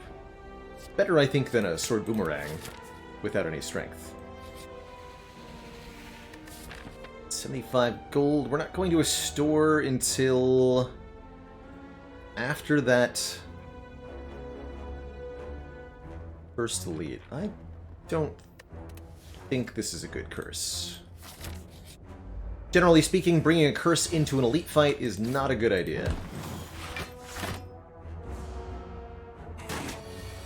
You will have the bad time, followed by the sad time.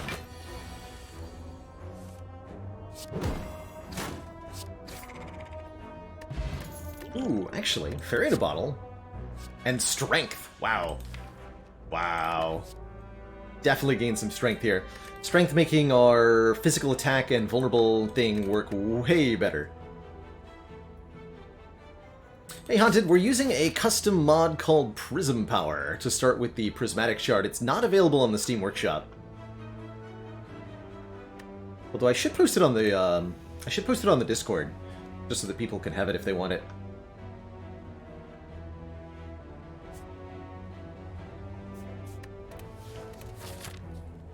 Strongly contemplating going 3 elites now, because of how strong we just got.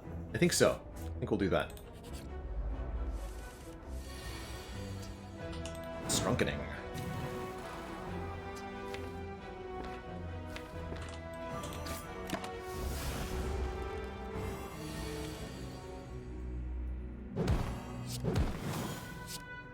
It was correct to trip the Acid Slime on the last turn there.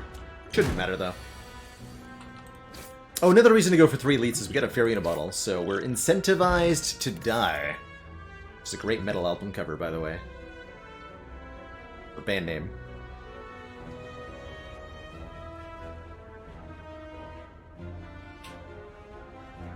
Bowling Bash works pretty well here, letting us pick off a low health enemy. We could take a Sands of Time. Really like this Bowling Bash, though. 7 damage once per enemy in combat. Very good answer to the 3 Sentries fight, or to this fight. Commence the bonketing.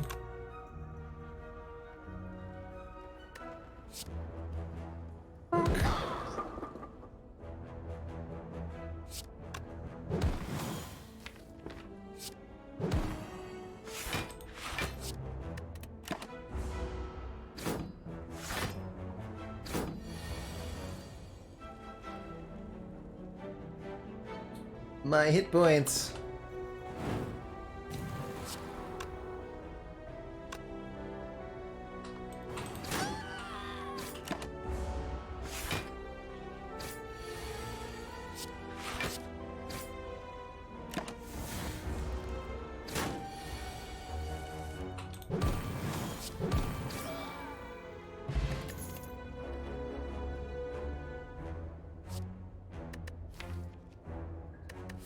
Unironically Iron Wave?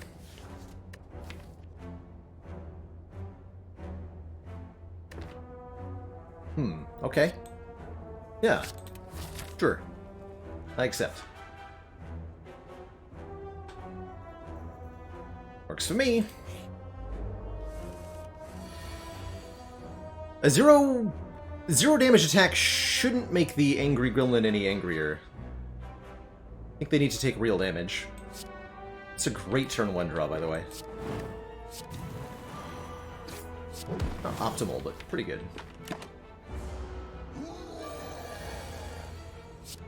Org. Okay, Novel next turn. We draw 22. We have 2 points of strength. 8 plus 9 plus 7. Okay, we'll get there if we draw all 3 damage cards, which is relatively unlikely. Or 50-50 exactly, actually. We did not. But we drew Iron Wave, and we can block with Survivor to only take 2 here.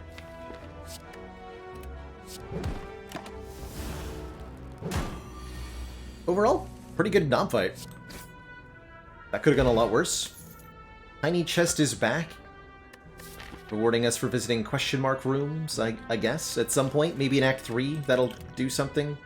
And, oh, hi there, Apotheosis.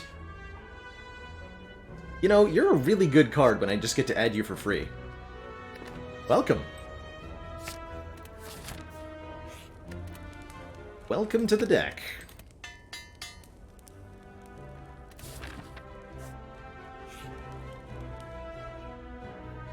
Normally I like the banana event if you're getting a reasonable heal here. I think the max heal is better than average because we have a fairy in a bottle, though. Take that. Oh, and meat on the bone, even better. If we're at or below half HP after combat, heal 12. Beautiful.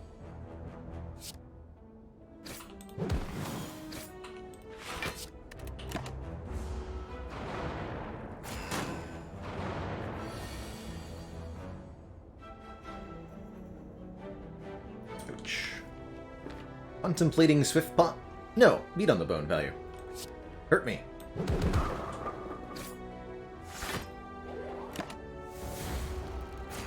Betso John, thanks so much for the 69 bits. Nice. 75 divided by 2 is a number no one has ever known. 37. Gotta take 5 more.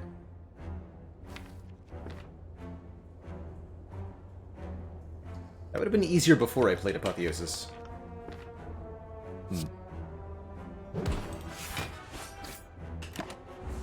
Jake! Is it 14? It is. It is.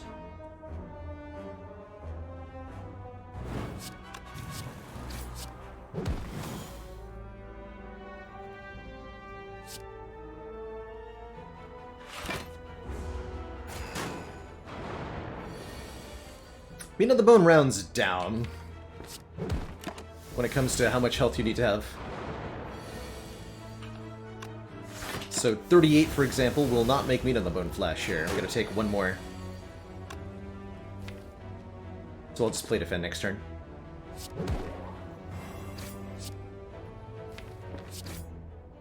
Instead of killing. Very important that I actually not do this. And instead do this.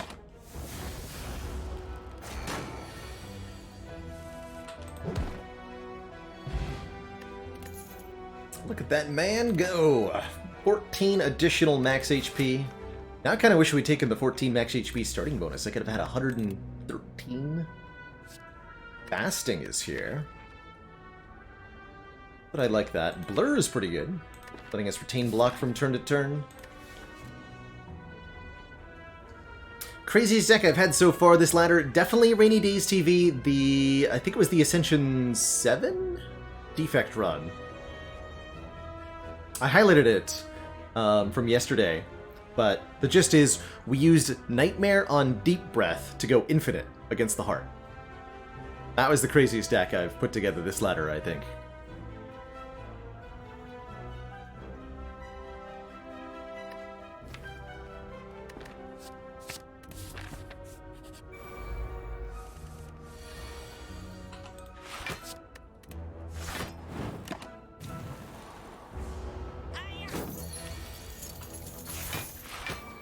Bop.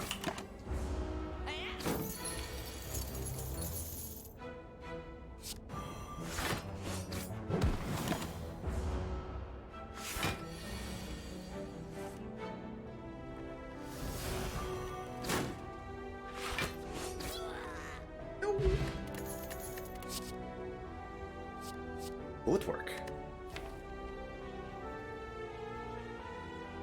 We have an Inflame and a Footwork and an Apotheosis. All of our cards will do big numbers. Flash of Steel, very good here as well. The upgraded version hits for 6, and with Inflame, it'll hit for 9. Build your own fasting. Yeah. Yeah. Is it ever better to go this way? Avoid the shop, avoid the extra fire? No. Get these powers upgraded so they're full power, even if we draw them before the Apotheosis.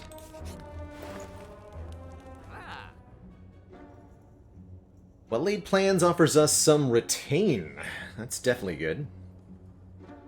Some argument for Secret Technique here as well, letting us pull any skill from the draw pile into our hand. It would definitely be Apotheosis. Most of the time.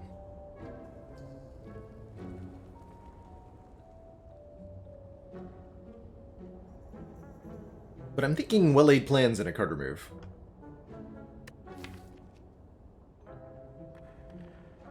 Upgraded, it doesn't exhaust, that's right. So if we draw it after the Apotheosis, it's just a renewable, like, draw any skill from the draw pile, which is quite good with the trip and the blur and all that. I'm gonna go with the plans and the remove.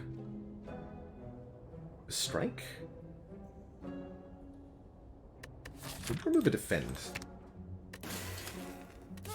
Next removals be defend. No, I was supposed to remove a defend.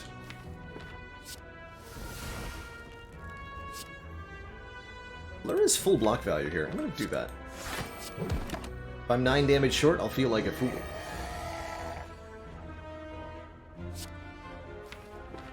Don't particularly think that I do feel like a fool, however.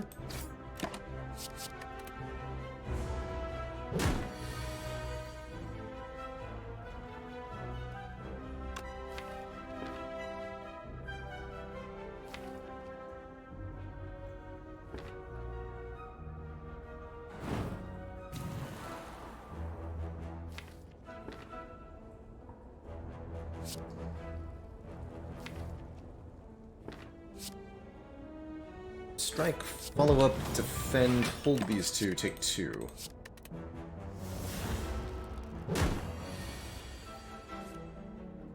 And then this turn we still don't play the trip.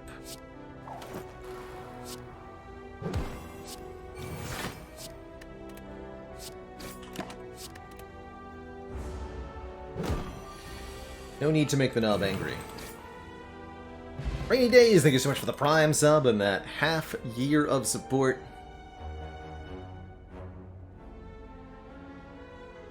Do we want a backstab? Less likely to want it with Art of War here.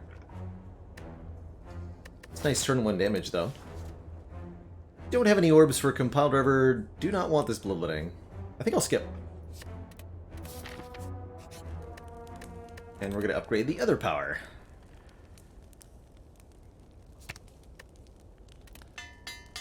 But not the Well-Laid Plans, because I don't trust that we're not going to find a pyramid.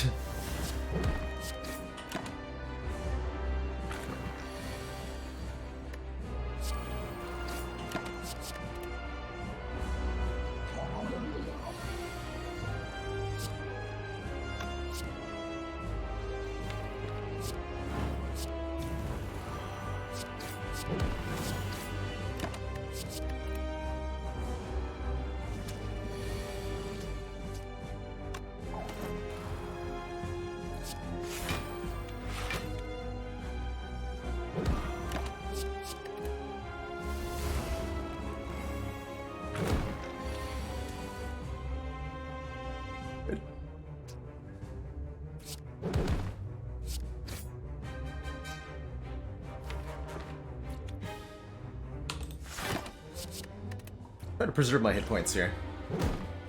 Not that I really need to.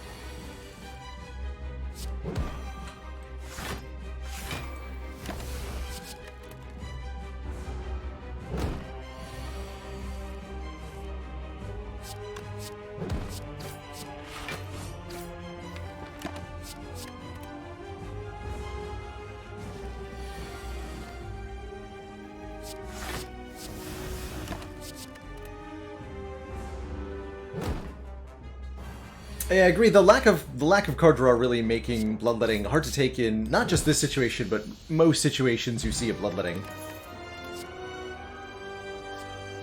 These Deus Ex Machinas have been pretty hype. And with an Apotheosis potentially upgrading the miracles, it's even better than normal. Fiendfire is not bad with the strength that we have and the well-laid plans letting us have a bigger hand of cards. Bullet Time is, in theory, decent with well-laid plans, too, but I think the Deus Ex Machina will essentially achieve the same thing, but better, as it retains, unlike the Bullet Time. So I'll take a Deus Ex again. I'm in. Coulda, shoulda, woulda taken the Bullet Time. To go with this Snecko Eye.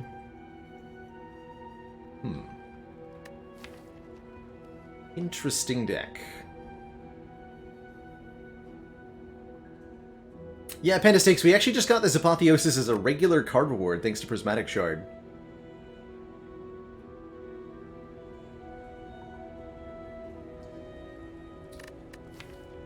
So, Snecko Eye draws 2 more cards per turn, but they're all random cost. That's actually not terrible.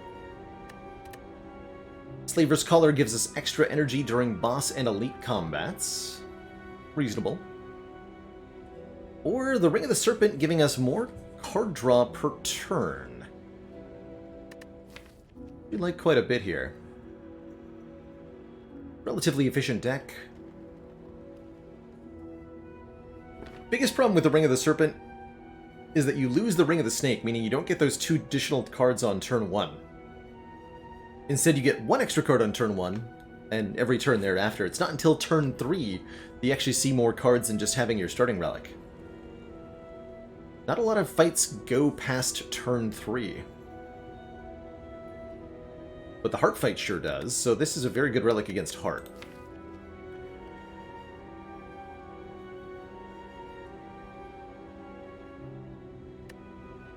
I'll take it. I don't often get to go Ring of the Serpent, but I think it's not bad here. Scoopikins, thank you so much for the 14 months and the Prime sub.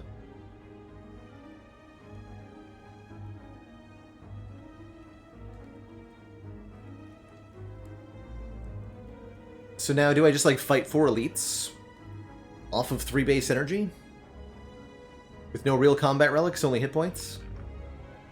Sounds difficult to do. Maybe I do 3, including the Burning Elite. Not that fires do me a lot of good. I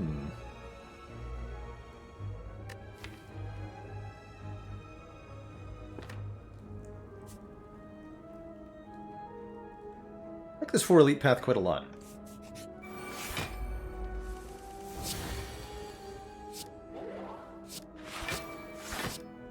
Go triple block with the Art of War here. Triple boop.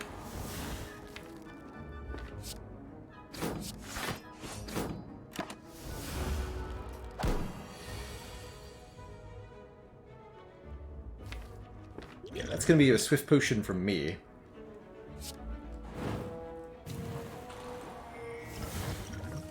Much better.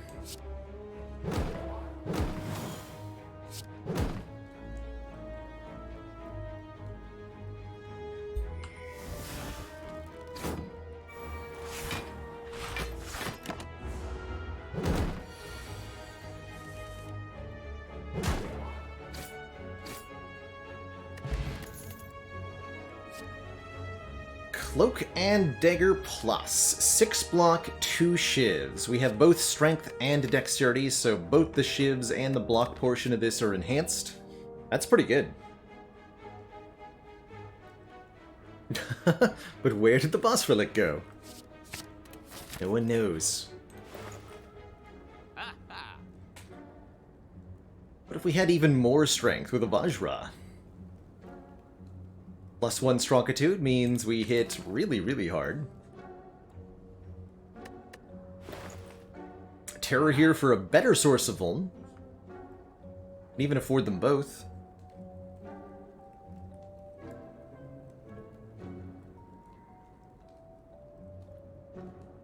But the handrail.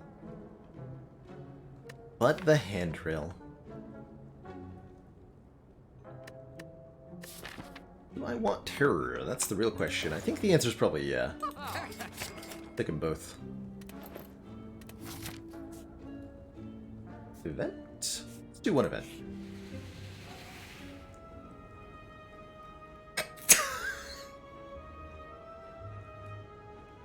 I've never seen that happen before. Offer Prismatic Shard. Lose this relic. Obtain a special relic.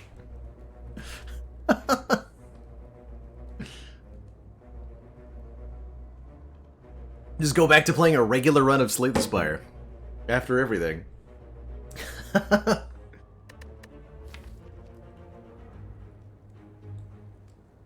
It's genuinely very tempting. And then we find regular silent rares.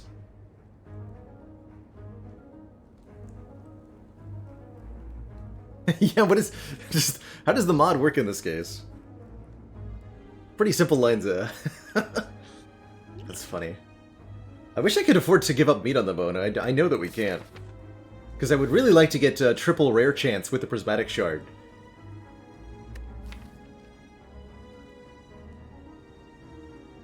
No. Alright. You're safe today, Prismatic Cheese. You're safe today.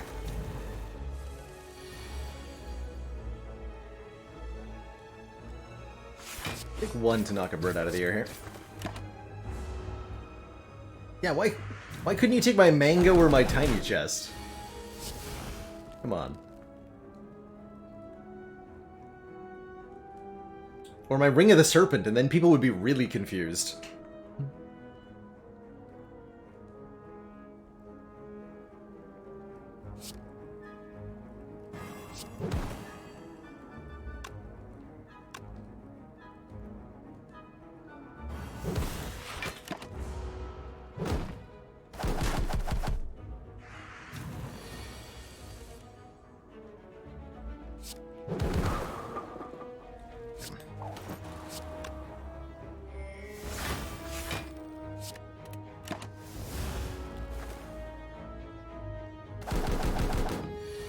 Are there any relics Inloth cannot ask for? Yes, I can think of at least one that can never be asked for by Inloth in a regular run. Is there more than one?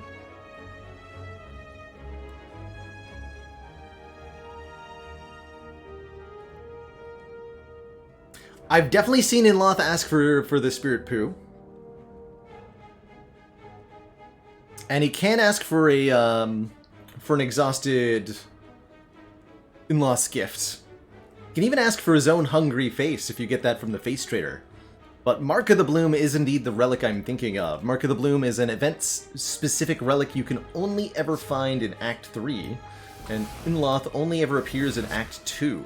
So he'll never be able to ask for that relic.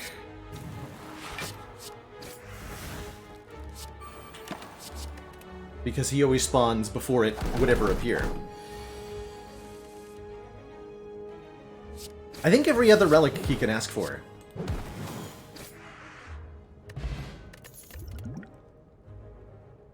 Or shivs?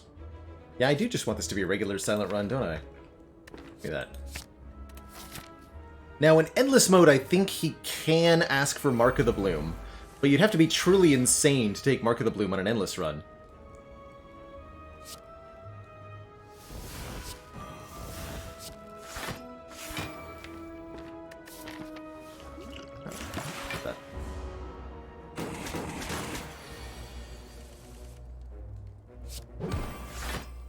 Circlet, I think he can also ask for.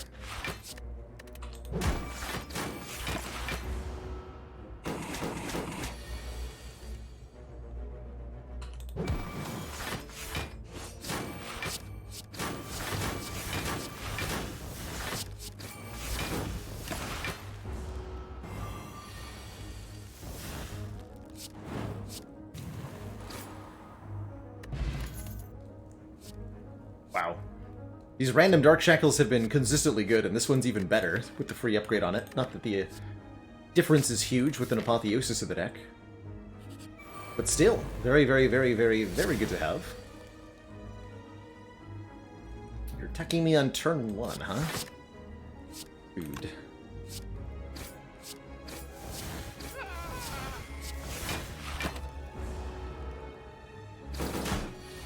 Actually, I think that was better.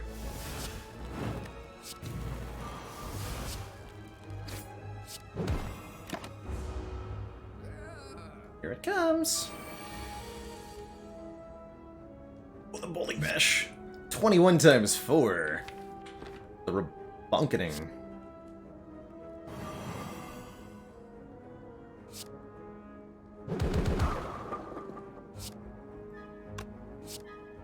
A kill. Probably not a kill next turn either, huh? So I should kill 2 of them so that there's at least a chance we don't get attacked. Cool, sweet, good.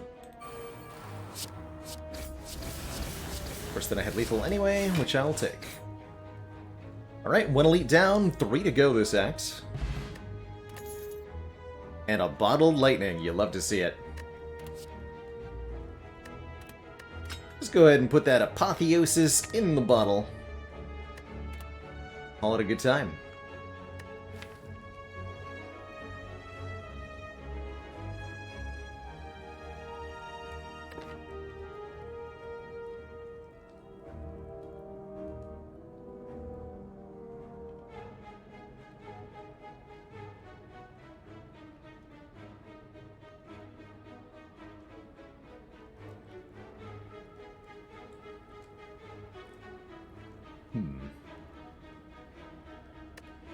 I don't think I want any of these cards.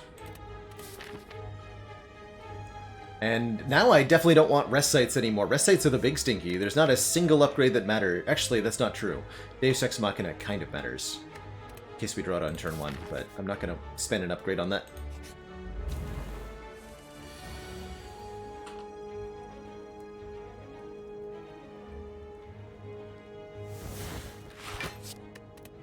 See you later, well-laid plans.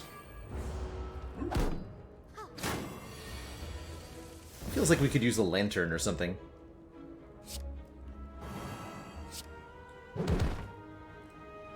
Going for the Centurion first, as usual in this fight. If the Mystic is killed first, the Centurion becomes very angry about it. I'll start to hit you with multi-hit attacks. Whereas the Mystic does nothing special if the Centurion is dead. Quite an easy target on her own.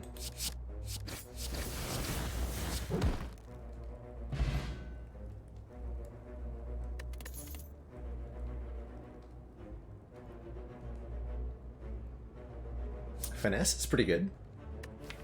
Don't need more vulnerable. Don't really need calm stance. Sure.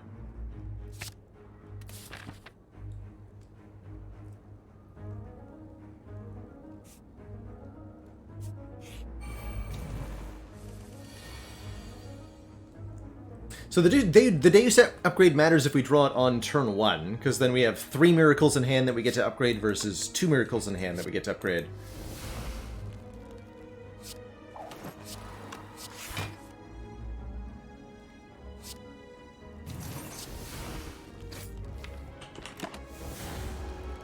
If you don't draw it on turn 1, it doesn't matter either way, because it's going to be upgraded when you draw it.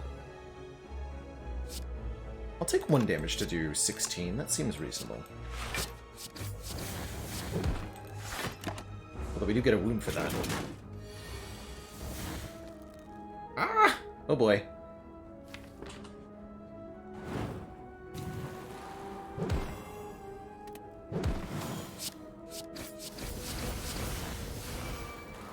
Ouch.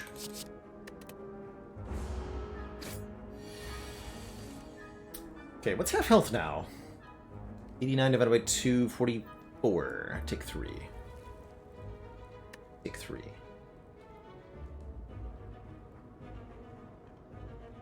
No, but I can take 6. Hold on. Let's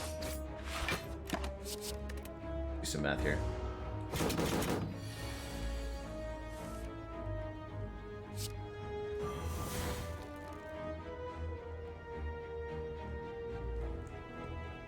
$35, gonna block for 33. Perfect. For 32.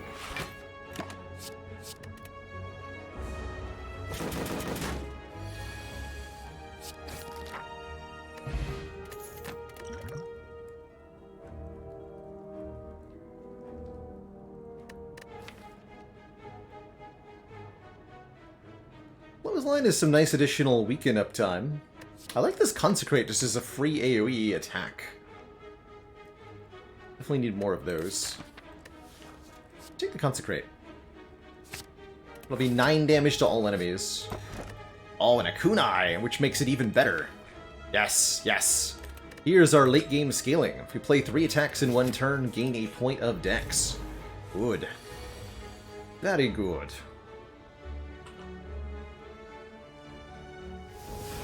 Let's see, 11 times 3 plus 12. 33, 45. Oh yeah, definitely gonna use this. Look at that Dark Shackles plus blocking for 13. Pretty wild, man. It's probably actually better to play the strike. Eh.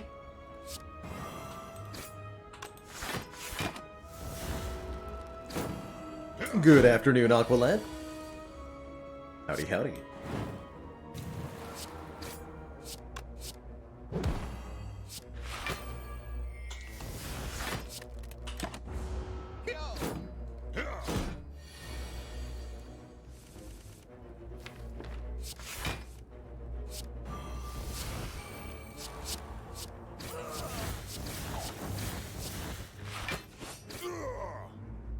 Should have optimized my hit points a bit more, but we can just do that in the next combat. Ice Cream lets us conserve energy from turn to turn. Very, very good. I think. Maybe it's not. Do we want a Dagger Spray with this much strength? This much being 4 points of strength. Yeah, I think so. We don't have a lot of AoE. We have to beat Collector? Yeah. Take a Dagger Spray. And 1 more Elite, let's go. Ancient Tea Set. Oh, Ancient Tea Set Ice Cream, that is good. When we enter a rest site, start the next combat with 2 energy that we get to keep for the whole fight. Brilliant.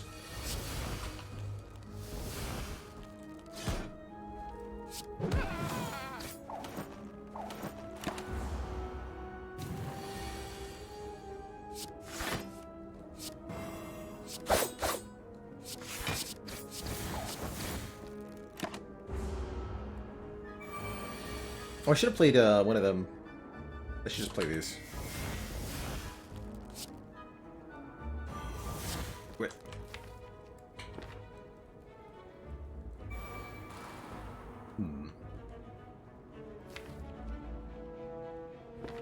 Surely we will simply full block, right?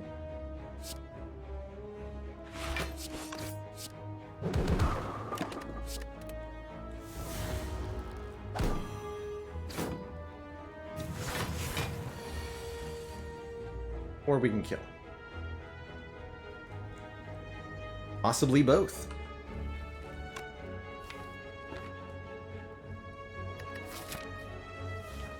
Yeah.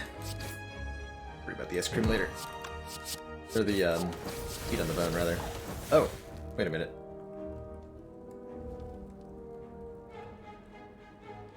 See.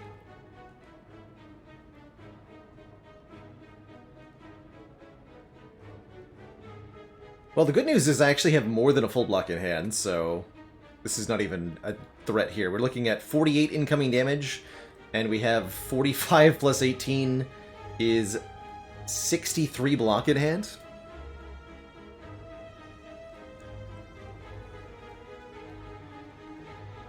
But I gotta take 5 to get down to 44. 5. I can take 3. Start with that.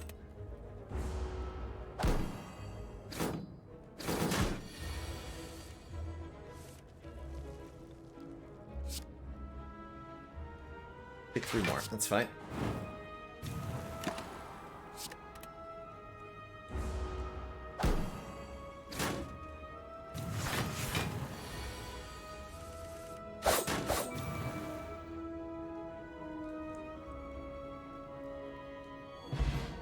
Hey, and there's the lantern I wanted, also with ice cream. Very exciting. Another blur, another escape plan, or another consecrate. We have all these cards in the deck already. Multiple blurs tends to get out of control. I think especially with Kunai, and a double especially with the Ring of the Serpent, enabling us to redraw them more quickly. Commence the Blurricade. Can upgrade all strengths and defends, but that's actually totally irrelevant because we have Bottled Apotheosis, so I'll just take a free removal here. Lose a defend card now.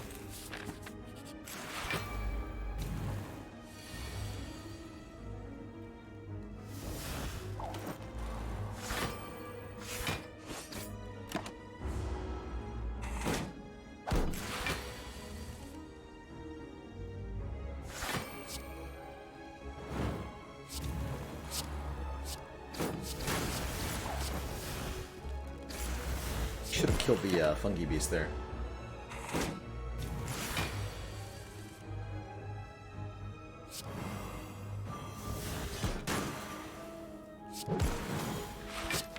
Dang. Destroyed. Astro strategy for some free card draw. You'd love to see it. Predator's okay here. Also card draw, but it's not free. Expensive at 2 cost. And I am going to recall before Collector here. Since none of these upgrades matter one bit.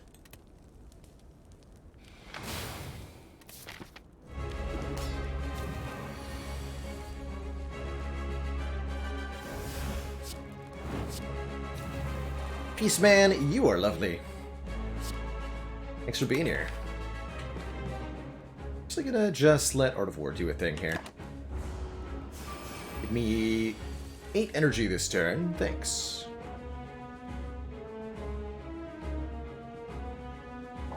No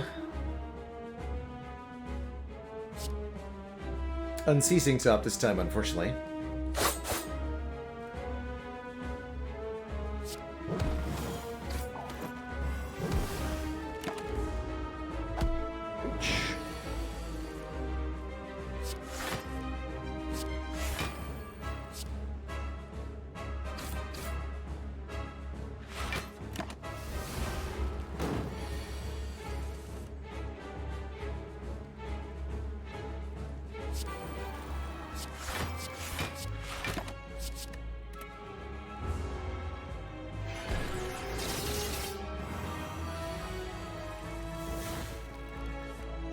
Oh boy, it begins.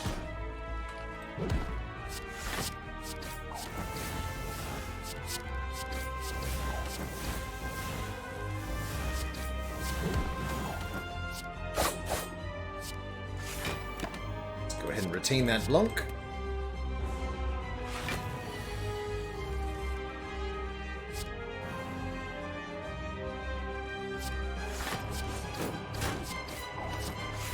And retain that Blanc again.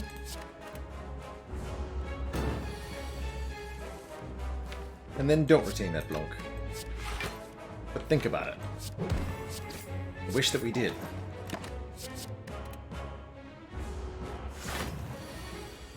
Guess there's no reason not to just plays these miracles, right?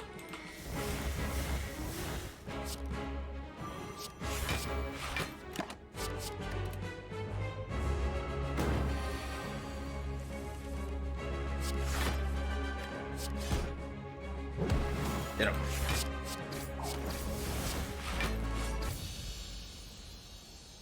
Good job, Iron Wave.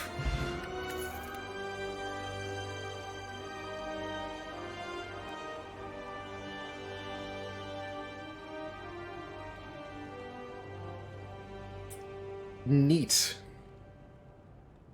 So these are all really good in their own way. Actually, I don't think the Seek is that good. Seek gets us any card out of the draw pile, but the Apotheosis is already bottled. I guess it's still nice, like we can find Dark Shackles or we can help get our Will-Aid plans down. Limit Break allows us to double our strength. Renewably upgraded, don't forget these are all essentially upgraded. Becoming the strongest silent around, and that makes our shivs do enormous damage. Or Conjure Blade, which I think we can actually work with here. For X energy, we create an Expunger hitting for 9 damage X times.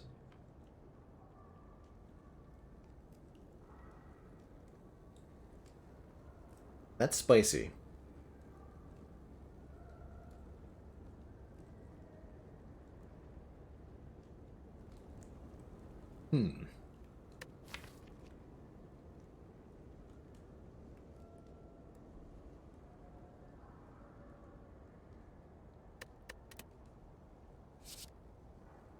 The Midbreak requires less thinking. I really like this Conjure Blade. I'm going to take it. I think that's the most interesting of our choices, and we are offered a Pyramid, I was wondering. We're also offered a Wrist Blade, making 0-cost attacks do additional damage. So bonus on the Consecrate, bonus on the Shivs, bonus on the Neutralize. No energy options here. Take Calling Bell, giving us a unique unremovable curse and 3 additional relics. Or the Runic Pyramid, letting us retain every card every turn. I think I'm taking this Pyramid. We do have a Well-Laid Plans, which we'll have to, well not have to, but we'll want to remove now that the Pyramid is here. And that's okay.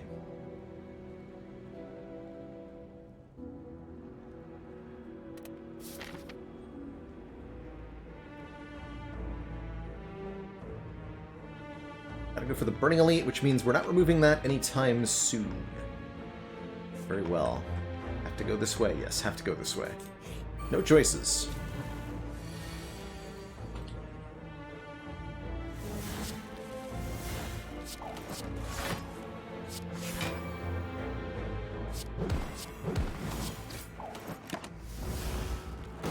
Yeah, I much prefer just retaining everything.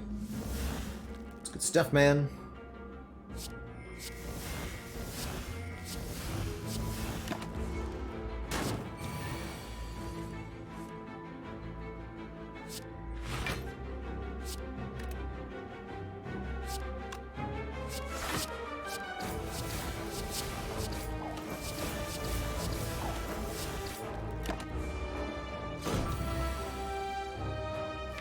Dang it. My Expunger.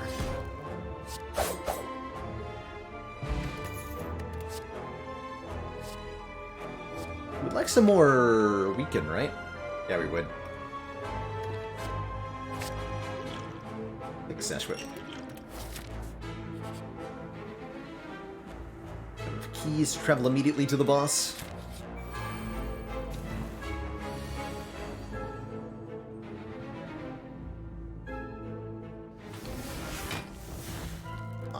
Question mark?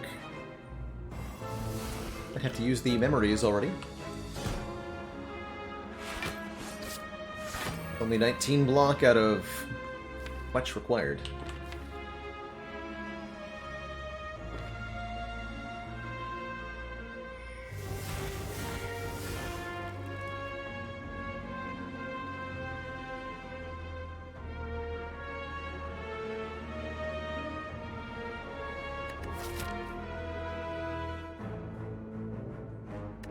Alright, we'll do it. Perfect.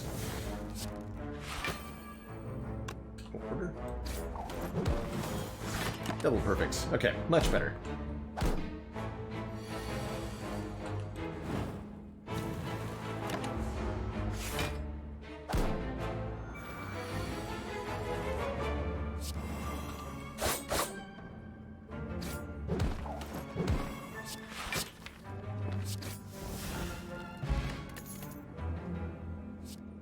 Finisher gets pretty good with Runic Pyramid.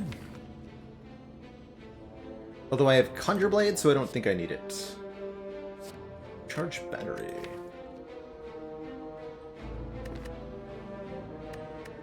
We'll skip it all. Close but no cigar.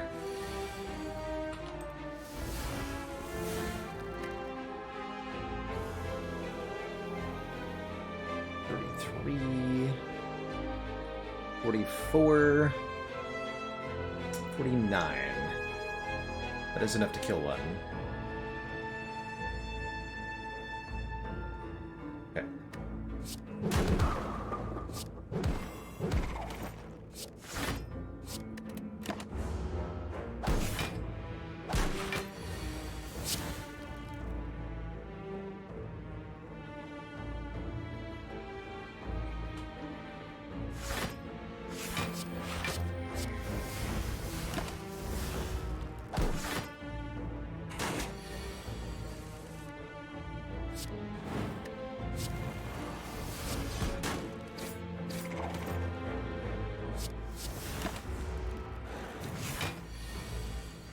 Get him, Expunger.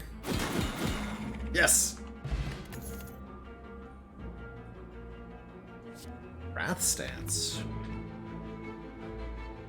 It's a hell of a way to finish a fight. I mean, the body slam is actually just better, though, right? This deck blocks like crazy. With Kunai and double Blurricade, being able to do damage equal to our block for 0 energy has got to be good. Gotta be.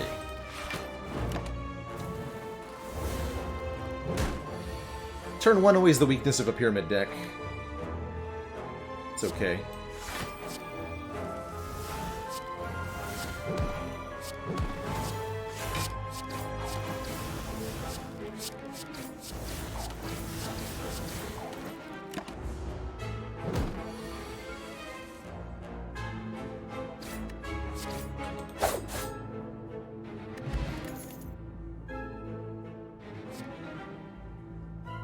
Outmaneuver Ice Cream.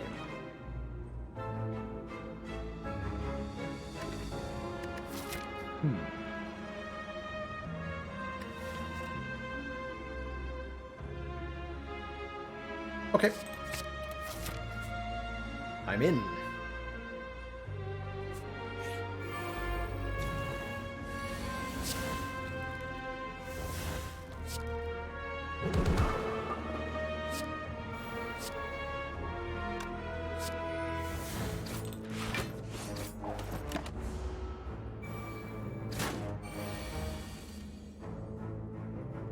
Ouch.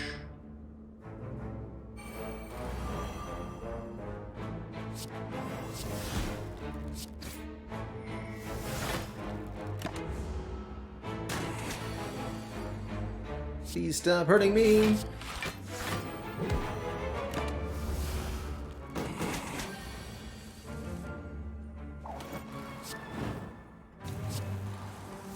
Really feels like we want some additional card draw at this point.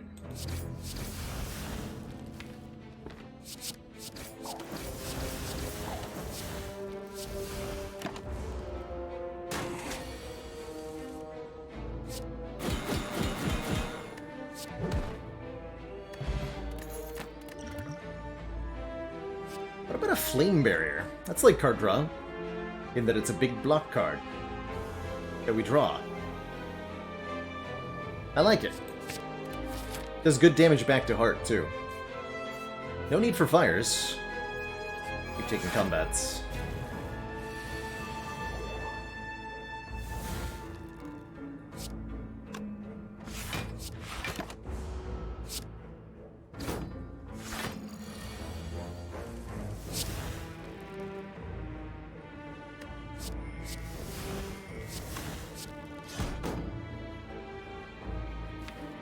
want to draw these dazed, you know? Put that out there.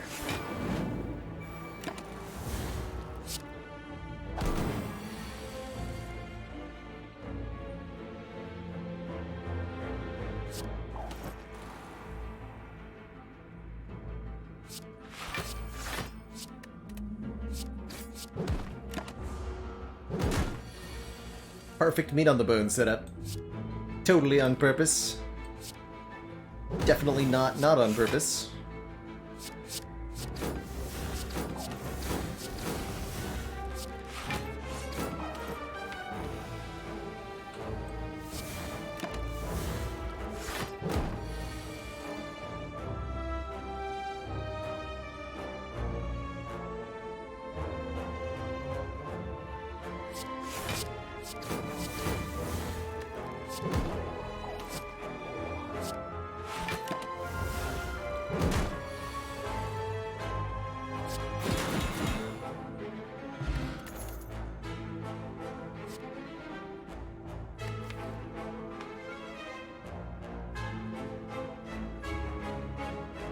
Amplify and flame, amplify footwork. Yeah. Take that. Let's duplicate one of the powers in our hand, although there is, of course, the possibility of spooky draws on turn 1 here. Not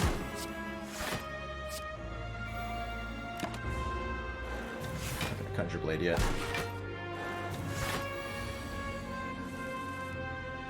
Oh boy. Just gonna go ahead and use this right now.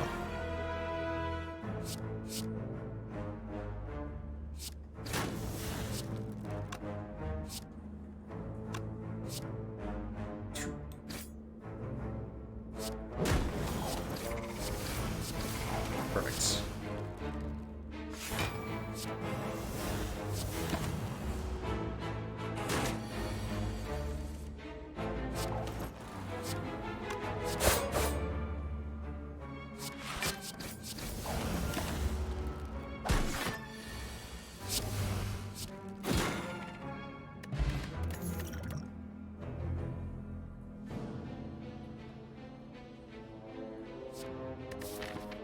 Dramatic Entrance does stuff with Mega Marbles, but I want to skip here. Scales pretty decent against Heart. I want the Bronze Scales. I don't have to take the blue key here. We have Tiny Chest on 3. I can get the last key here if I need to. So I'm allowed to take these. And I think they're pretty good. Yeah, let's take some heart damage.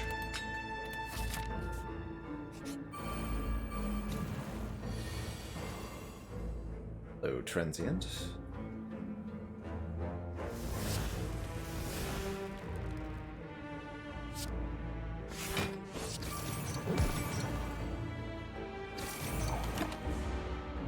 Transient, I think, a bit of a challenge for this deck.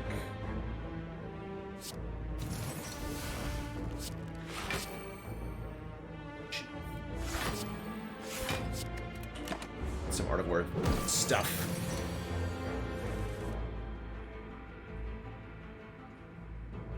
Versus.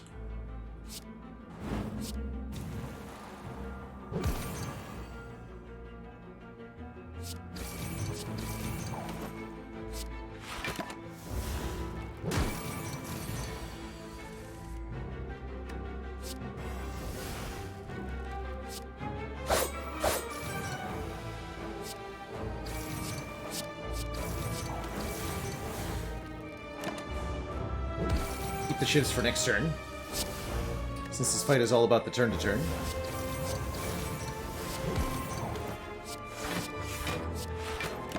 Good.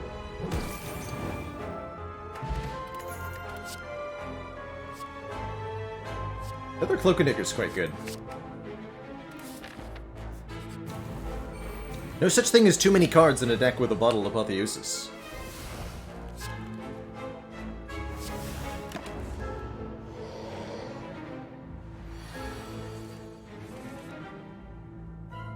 Uh-huh.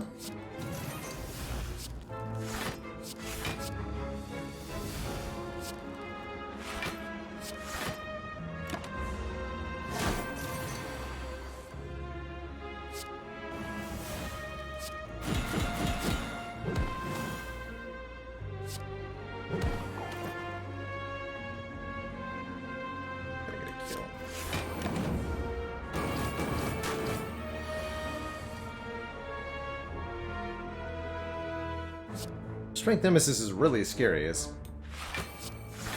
Or... Hell? Q.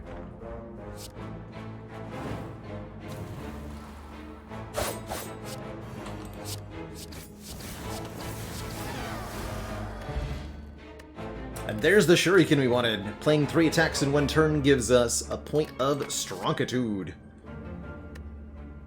That's excellent. I'll take the Ancient Potion to block Vuln from Heart, and that is equally excellent.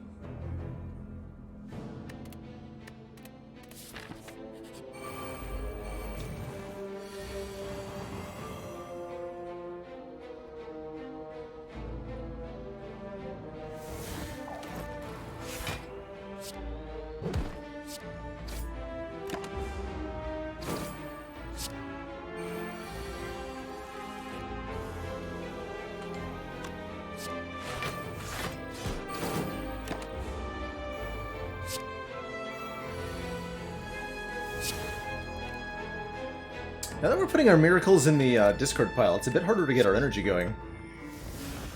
It's something I didn't think about when I took the pyramid.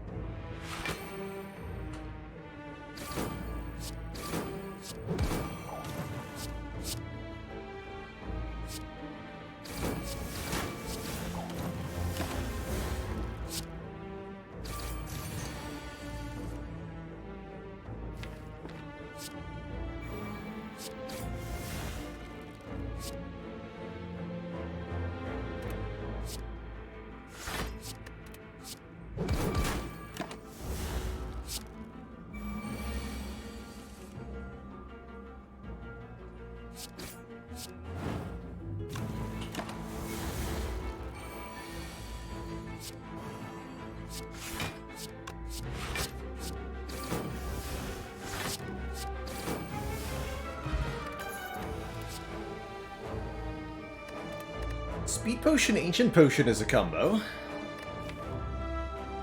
It's a pretty good combo when you have a Body Slam in the deck, too.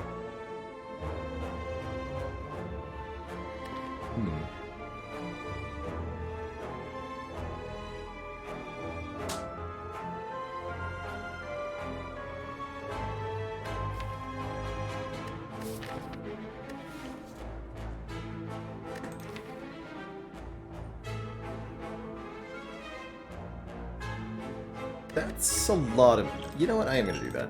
See you later, Fairy.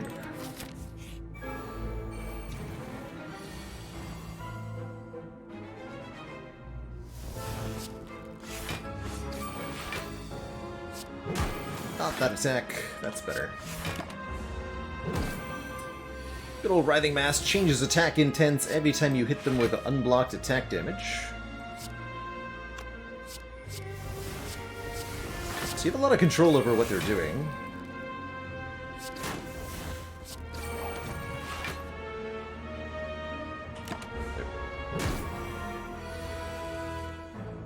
But noodles!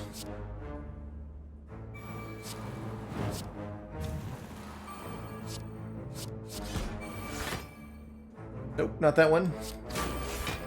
Not that one. That's better.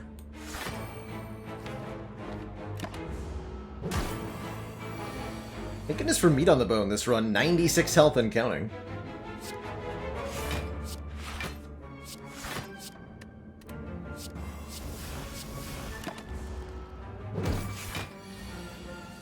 I'm not sure what's going on with this Amplify. Legit, like, I keep forgetting it's here in my hand, is my actual answer as to what's going on there.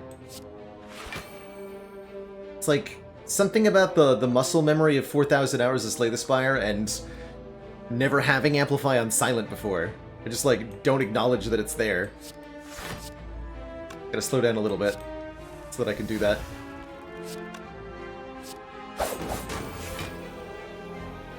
Perfect.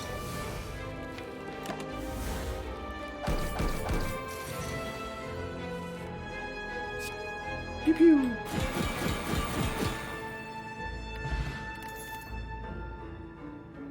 No need for armaments.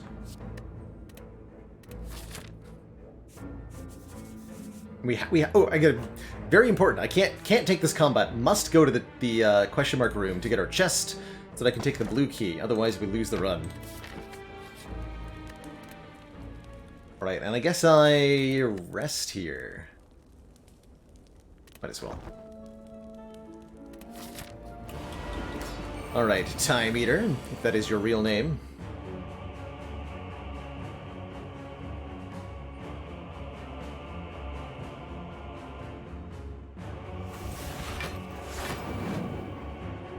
Strike, Sash Whip, take nothing. I think I'm just gonna bank the energy here.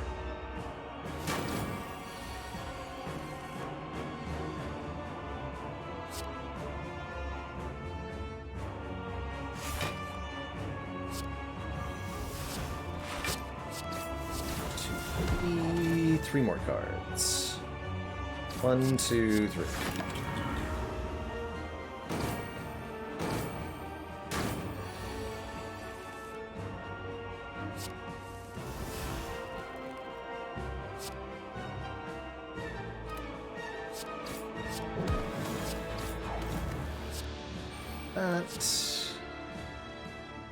That.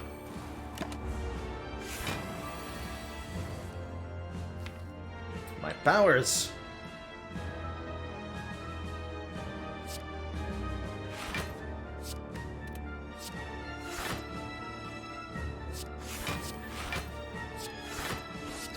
Bonk. Ow.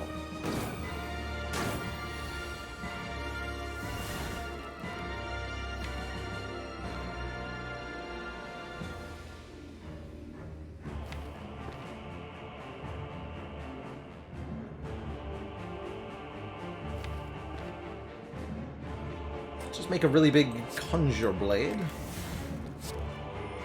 Yeah, I've got Amplify for Inflame here. I'm just going to hold on to that for a moment.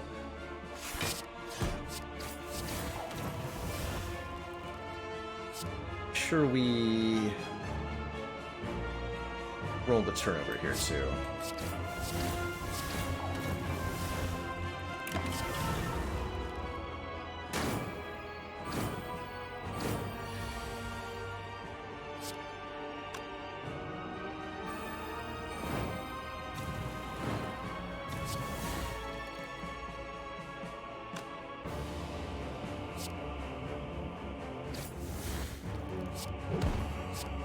Pew pew.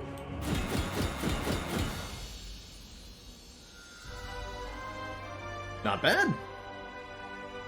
Not bad at all. Two thump, two thump. Two thump.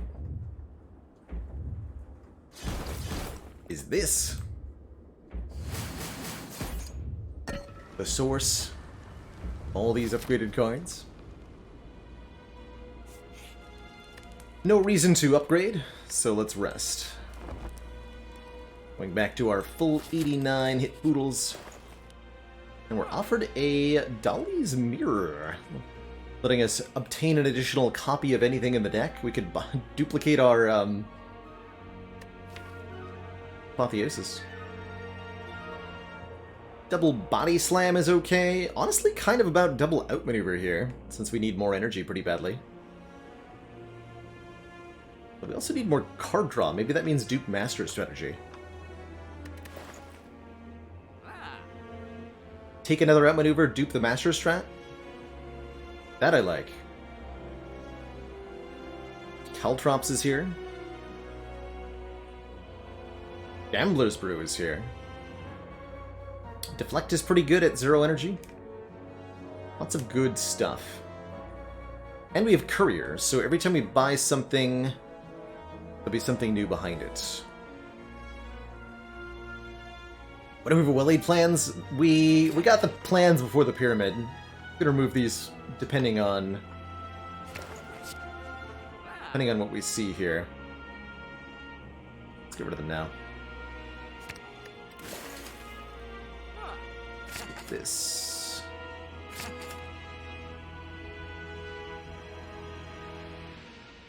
Maybe.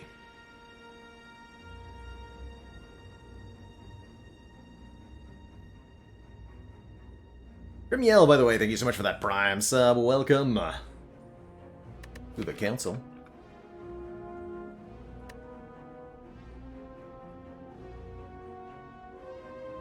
Anchor is not bad. I think some turn 1 block would be appreciated. Pick that up. Ooh, no thanks.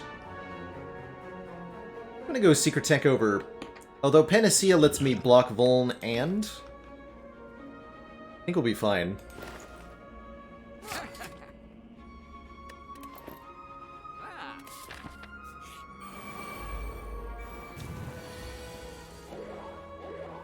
Caltrops would be nice for some additional damage against Heart. I think we're good though with the Shuriken now.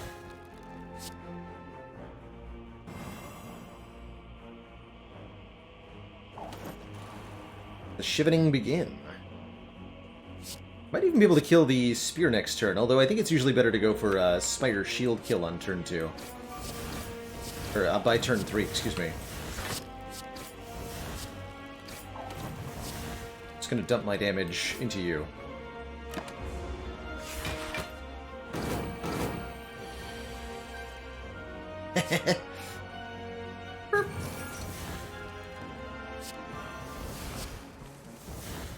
Oh my god, so good.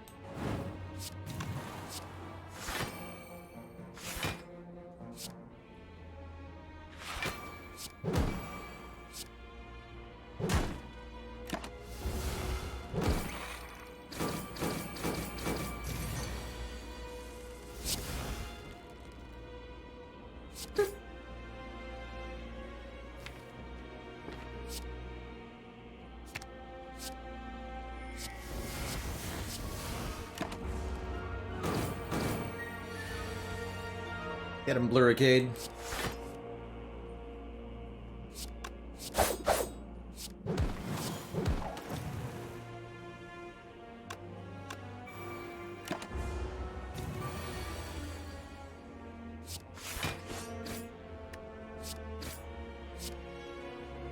GG.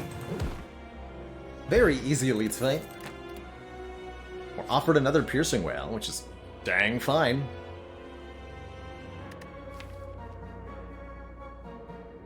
Dang fine.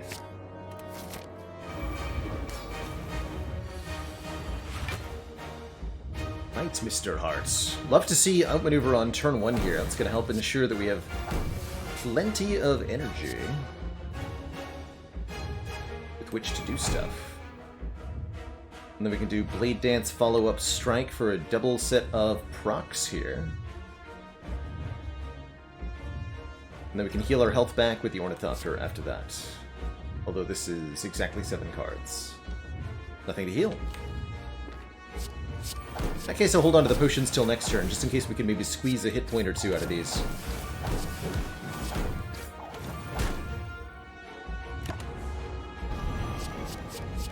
Do get made weak, vuln, and frail here.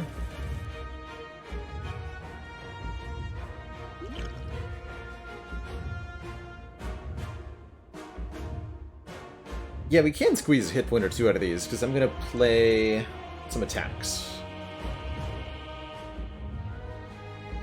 So we'll do it this way, I guess.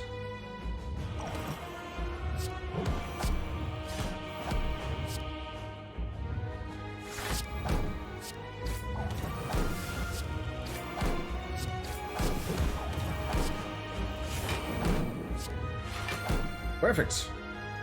And don't forget to drink this at the end, keeping the 5 decks and sending us back to full HP. As well as doing 135 damage back to the heart there. Good stuff.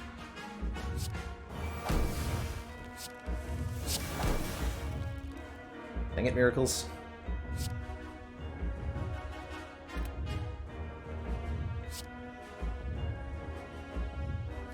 Let's card this piercing whale.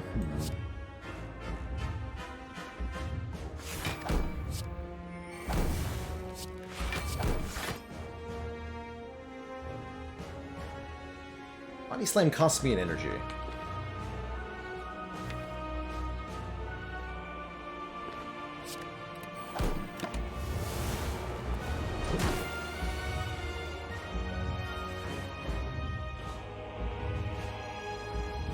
Keep this for artifact removal. I guess I don't really need to amplify footwork here.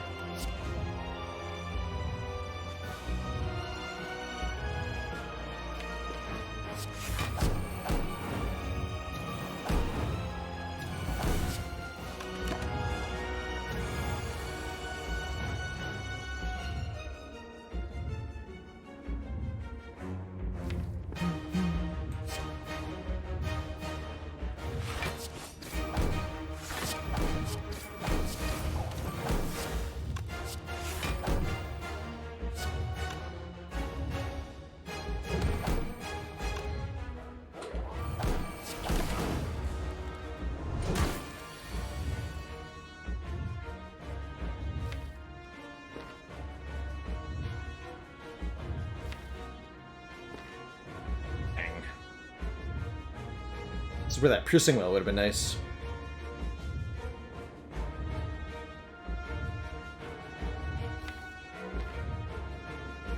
Can secret technique the Dark Shackles, but with one artifact remaining, it won't be enough. So we gotta take a bit of damage here.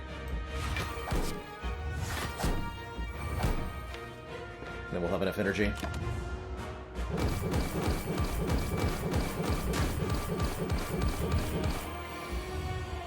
It was all for perfect meat on the bone setup after all. Also, yikes, no block cards. Because of that thing that I just did.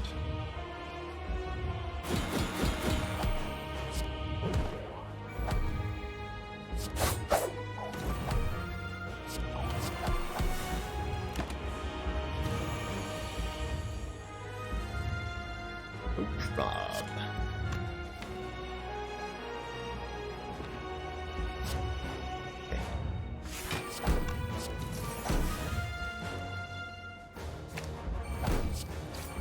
Stop hitting yourself, Mr. Hart. GG.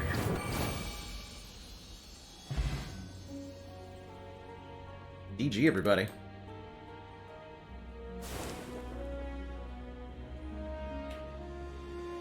Another one bites the dust. GG.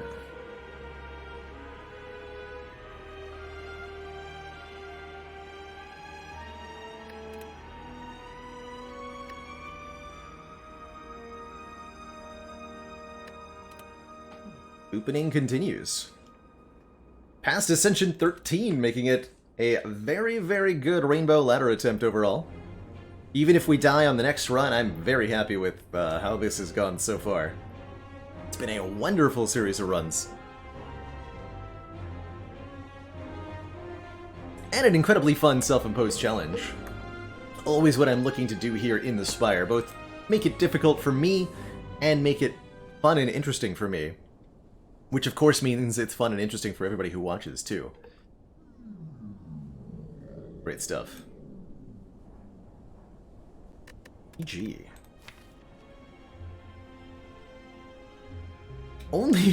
We only had one blue card and it was Amplify. And I didn't like to use the Amplify. Fair enough. Fair enough.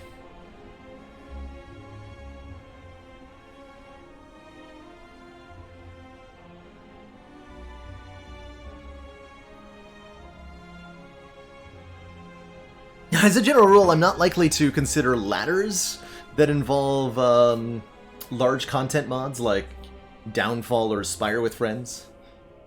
They add a lot of confusion and a lot of time to the runs. I imagine a Spire with Friends ladder in particular would be like 40 plus hours to complete. a long time.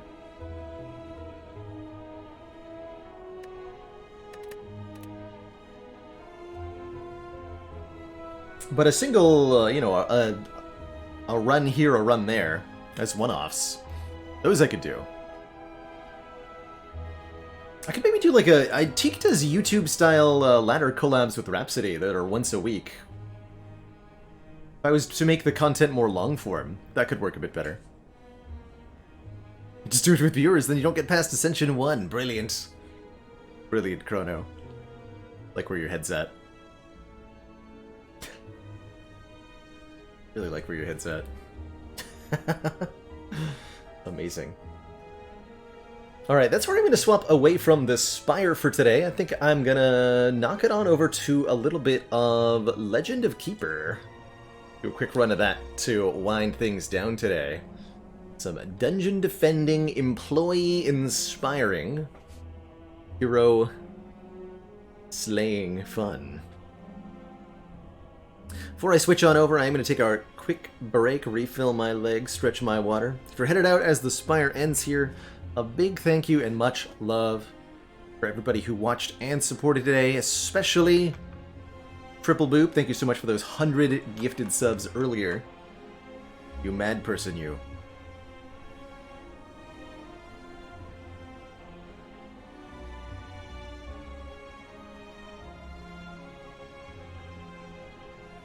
Alright, I will be right back, and when I return, we'll play a little bit of Legend of Keepers. See y'all in a little bit. Be right back, everybody.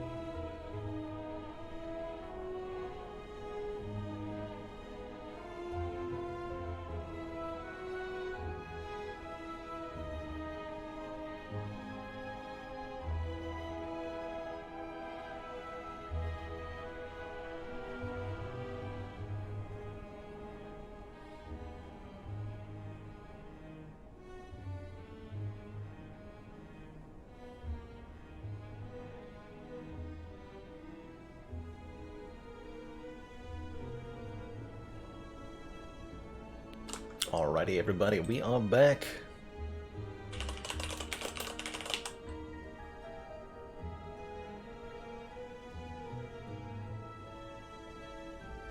Just Update the title, and then we'll switch it on over to some Legend of Keepers here.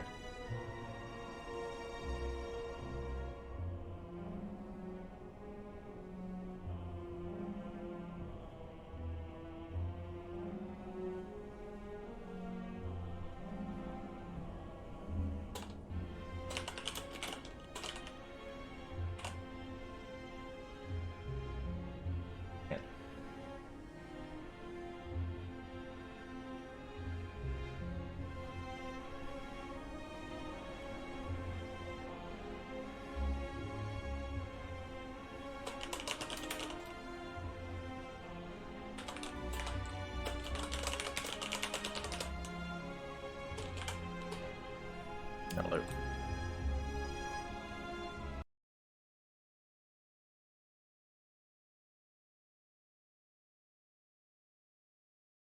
Update queued. Well now. Looks like there was a patch. Of some kind.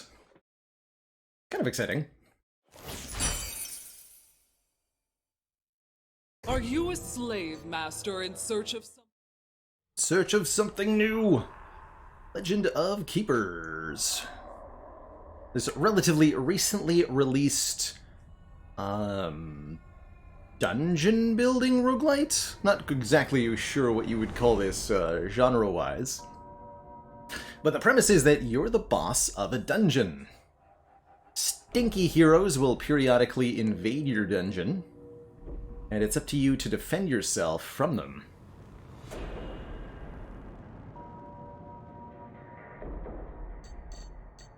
.0.5. Is there...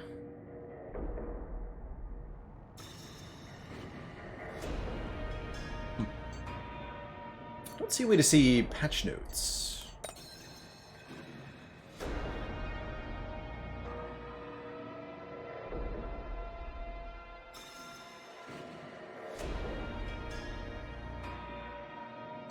I have no idea what changed. Let's dive on into our save here. Following the path of destiny. Oh, what? Midway through a run. I was doing something off stream. Looks like Let's get back to the main menu here.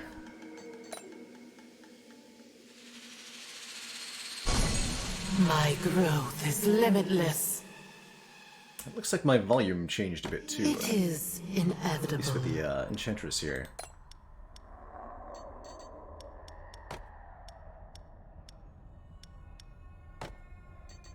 Okay. It is inevitable. So I currently have many ideas. mission 3 with the Engineer unlocked and 4 with It this is Enchantress. inevitable. I think the Enchantress is who I've been enjoying the most. So we'll play around with her here. The different characters are quite different, Chicken Man Phil. You'll get different master abilities, different spells you get to use on the heroes, different sets of monsters to use against your foes. The Enchantress has elemental minions that the other two characters don't get. So you've got a completely unique subset of minions. There's some overlap, but not complete. And a unique set of artifacts to equip too. So they play quite differently, I find. Enchantress is all about that elemental damage. Let's do a run with her here.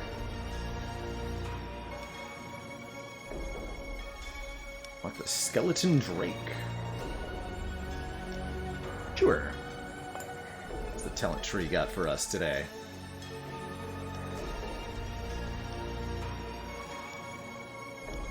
There's an upgrade for treants.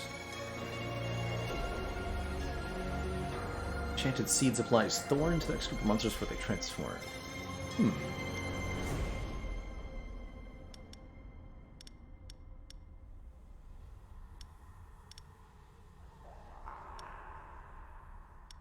Get the upgrade tree. I'm gonna reset my passives, and I want to spec into these treant bonuses. So Treant attacks apply 2 additional effect stacks. We have 2 of them as our starting monsters. And our Enchanted Seeds ability will transform a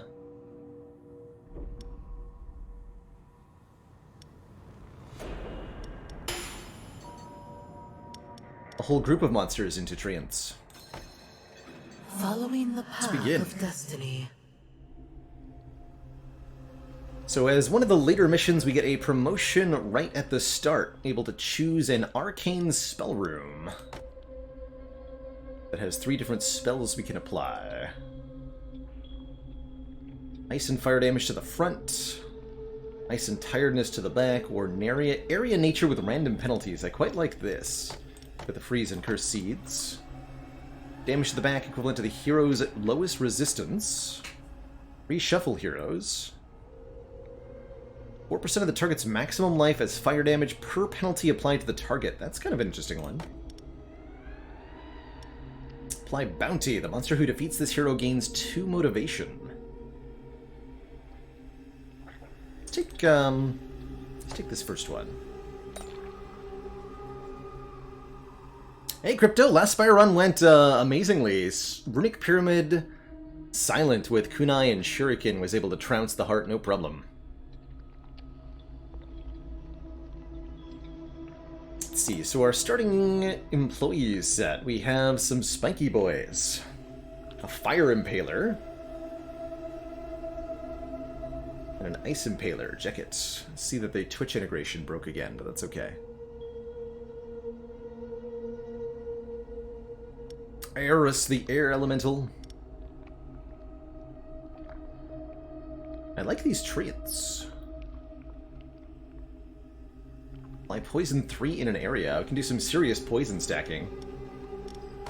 Let's put the treants in the front row for that. Treants don't have great resistances. 25% to nature. Not very much health either. And not very much speed. But I think their upside is that they're very cheap creatures.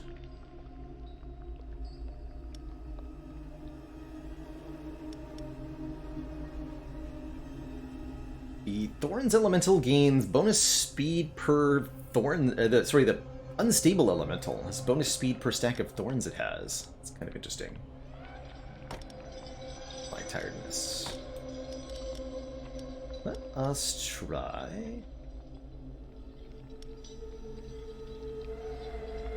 Thorn once to all monsters of the group at the start of its turn. Okay.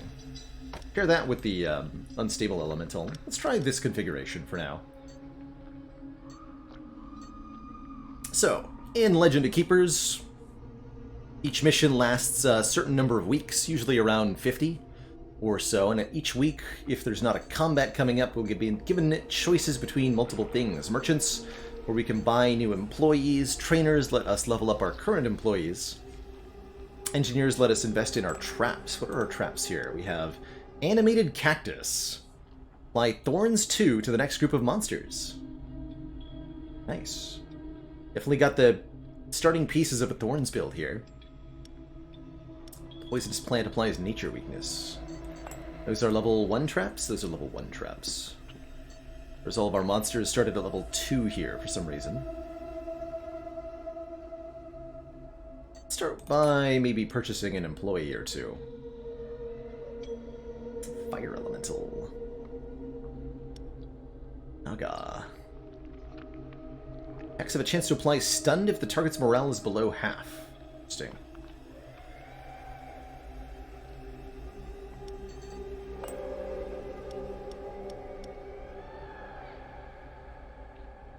Don't have a lot of ways to do morale damage. In fact, only one of our starting employees can do morale. I think in general the Enchantress is very much more about doing raw damage. Definitely don't mind a Fire Elemental.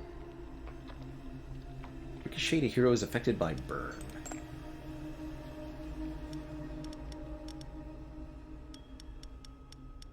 In general, we're pretty weak to fire, so having somebody who's got really good fire resist, I think, is a good idea. And let's see if we can afford to train anybody up here. Every monster has a different price for their training. Treants are nice and cheap, costing only 125, whereas the Fire Elemental is 250. 225, 225. Can afford to level up both of the Treants, and it upgrades their area of attack to do poison. Oh, it's still poison 3. I understand. It's a lot more damage they do, though. Sure. Make the trees stronger. During a break, you played the famous fantasy role-playing game Houses and Humans with your employees. You get a bonus morale from this event, which is no use given that we were already at max morale, but that's okay. Walking through the corridors, you notice a monster waiting for a job interview. What makes them think they can come in uninvited? In at 10 tiers. That's a super useful resource.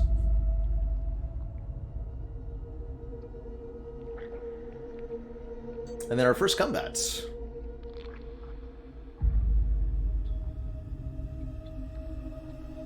All 3 reward a monster. Only the veterans in the Cursed Temple give better money, though. Money is a very valuable resource in this game, so let's fight the vets. Feels like a good setup of employees. Let's see how we do.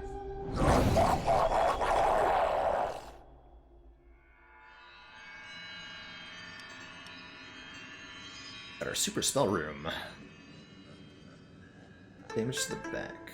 Physical and air to the front. So, in Legend of Keepers, at the start of each combat, you essentially get to set up your dungeon. You've got 2 trap rooms, where you'll put traps, 2 monster rooms, where your monsters will be deployed.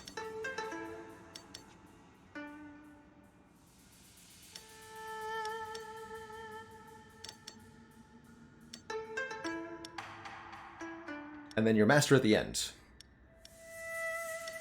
You want to put the thorns before this second group. Let's start with nature weakness here. This lady dodges the activations of the trap.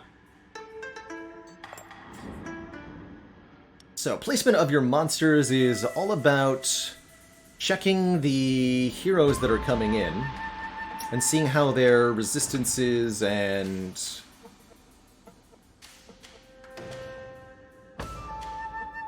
damage types line up to your own. So notably, they've got a archer who shoots fire arrows at the back rank, so we should put our fire elemental in the back rank. Since the fire elemental is 80% fire resist, they'll basically take nothing from it. And then go double treants in front. Those tree lads apply tons of poison. These enemies have very low nature resist, so I think the treants will make very short work of them.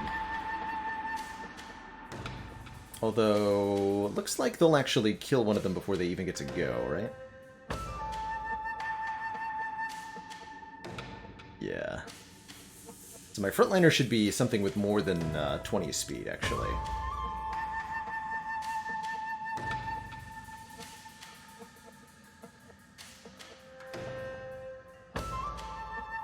Put the Dark Magus in front, then.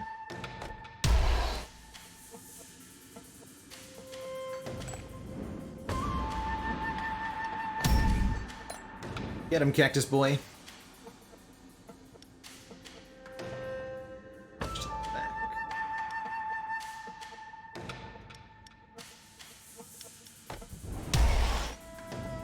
Let's see. Physical and air to the front.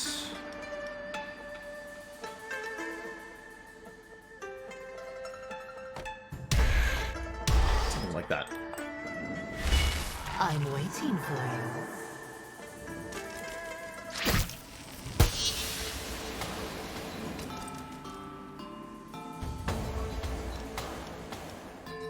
Random penalties. The ice damage is quite good too.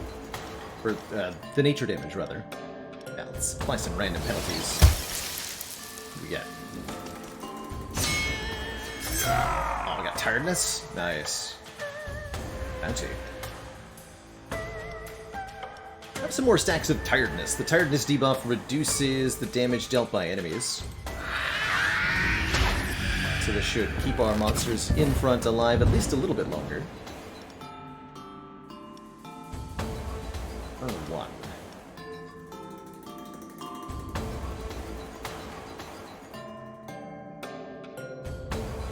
Remember penalties with bonus. All the heroes also have, like, passives and such. Gotta keep an eye out for. The Mega Ball's a little bit better here. The back line. Whew, that damage. Alright, we did that so that our tree man could stay alive to poison everybody. Get many stacks of poison.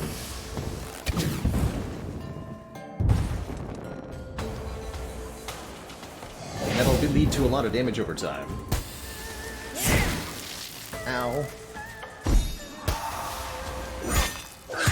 Not able to actually land a lot of attacks. It's okay.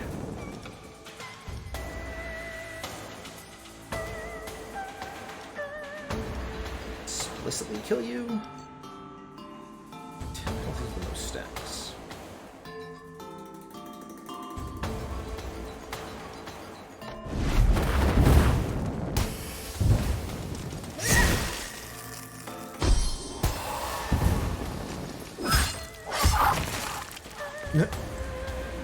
Got me, Wizardrix. Yes, she died. Good.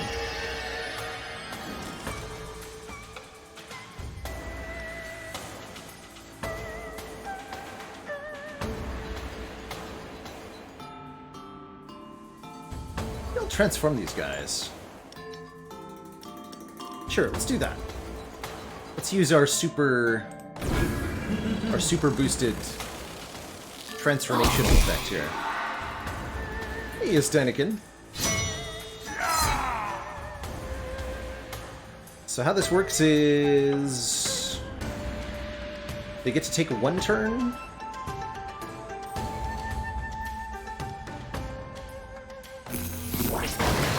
And then they turn into a tree.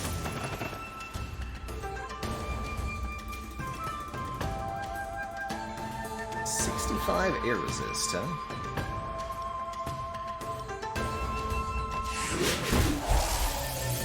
Oh, we lose our thorns when we transform, too. But I thought we had the passive that gives them thorns when we do that.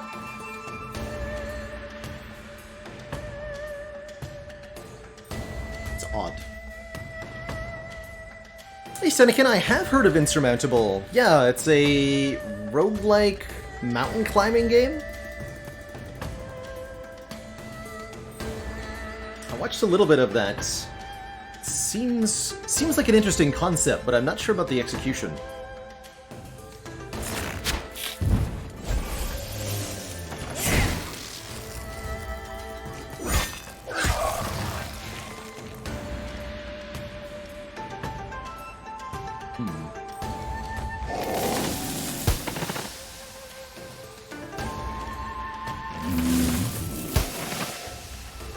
Poison stacking up is going to be really good damage.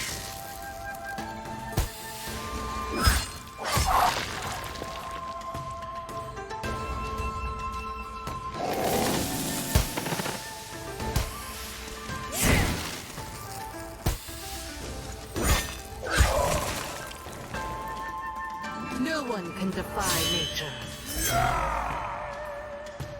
And because a whole bunch of treants dies, we have a lot of thorns on the lady.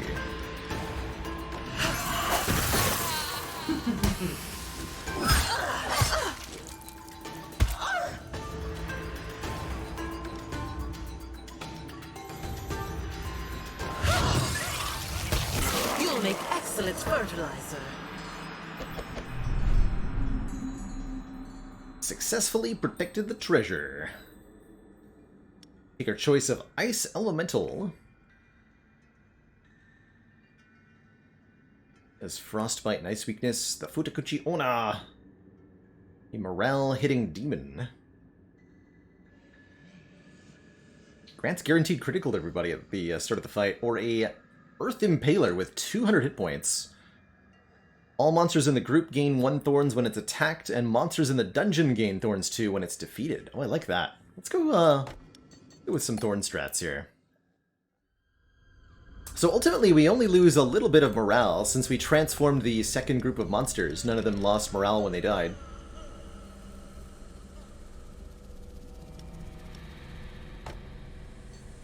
my talent tree? Yeah, so we have... Enchanted Seeds applies Thorns 3 to the next group of monsters before they transform, but then they lose the Thorns when they transform. What's the point of this? That's weird. Whatever. Whatever.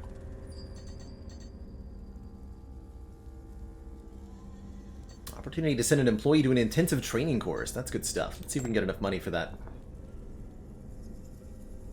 You are invited to a work lunch with your employees. They're chanting your name when your turn to pay for everybody comes.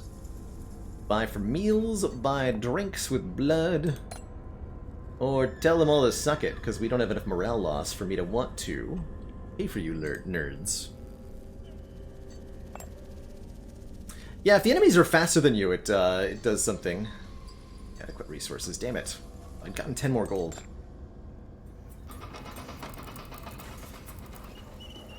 Oh well, I'll upgrade our cactus. I want Thorns 3.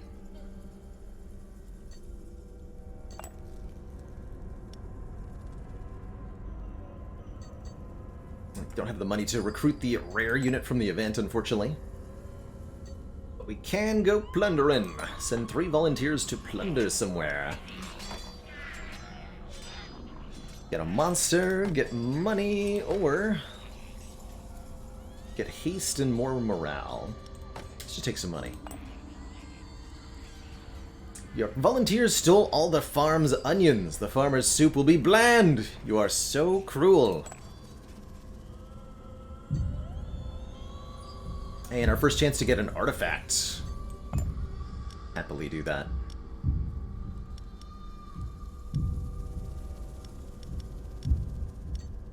Swap rooms. Put the Thorns boys in front this time.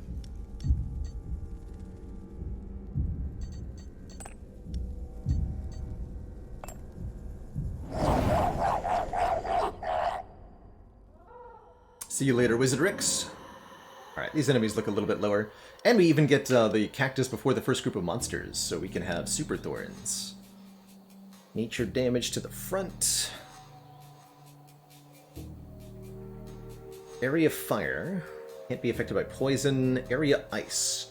Okay, thorns work really, really, really, really, really well against any heroes that do an area effect attack, since thorns is flat return to damage per attack. So if they hit multiple monsters with thorns, then they'll take multiple times thorn damage. This is going to work really well.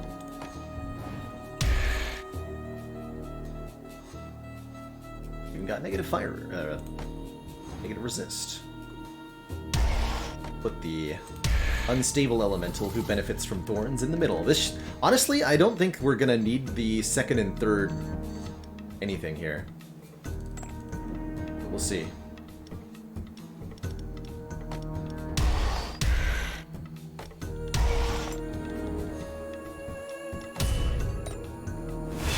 I think our resistances line up so perfectly with these enemies that they're gonna have a bad time. Make them slow. Get a disaster. Certain dungeons have disaster rooms, which apply certain penalties.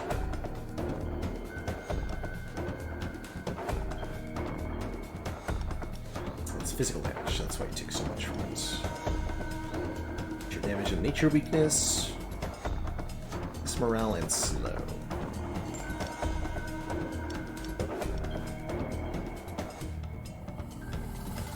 Slow will actually be relevant because it'll make them move after the spiker does. Okay. Slow him down. It's Bananas AM. Thank you so much for that Prime sub. Get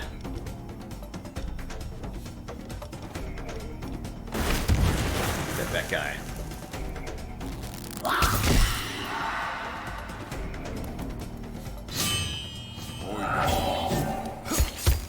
Oh, right.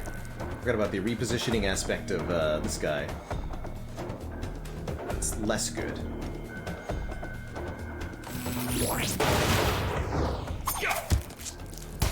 So then this one gets murdered.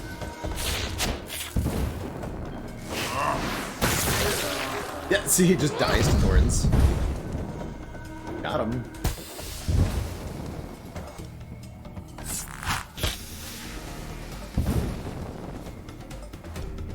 Discharge. 25 physical damage. Regenerate the unstable elemental's life by 10% of damage dealt per stack of thorns. So this heals us for quite a bit.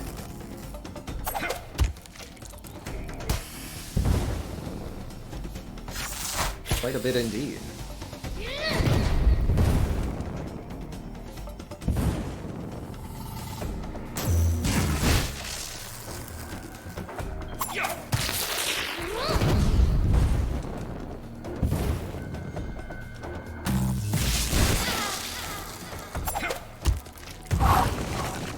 He lived! Die, fool!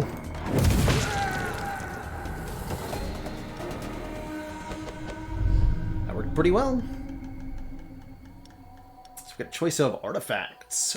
Cursed Spirit applies burn to all heroes when a demon is defeated. Burn 3.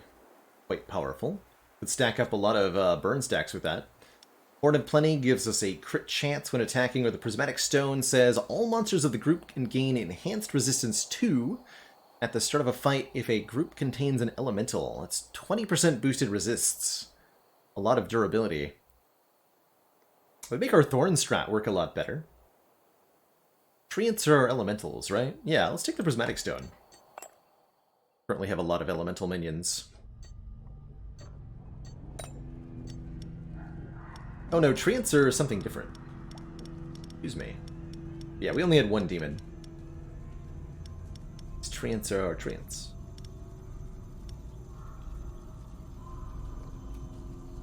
Okay, morale a little battered. We could maybe swap one or two gentlemen's out.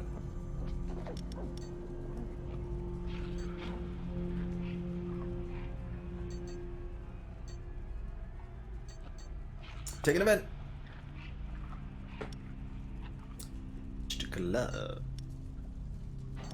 It's high time to go through the stock room. During cleaning, one of your employees found this strange object.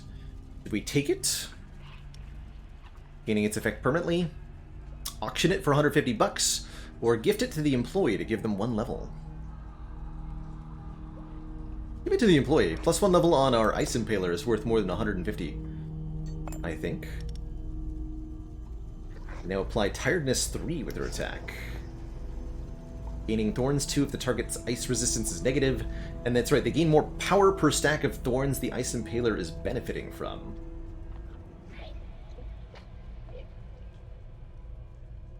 That's pretty good.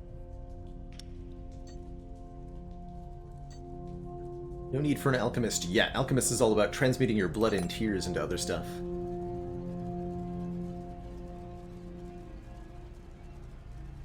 Ah, Trollbeer would have been nice. The brewer behind Strangle Snout, the world-famous beer with a delicate aroma of stagnant slime, is looking for hero tears to make a new blend. She'll pay you in as much beer as you can urinate. Will you make a contribution? Can't, unfortunately. So no beer for us. But a business trip. The management would like to send one of your employees with a sales department to be their bodyguard. Oh, Occult Thorn. Elementals gain Thorns 2 at the start of a fight. Yeah, that puts our Earth Impaler out for 18 weeks, but that artifact is absolutely perfect. We now have big boosts to elementals in general. I like it. I like it a lot.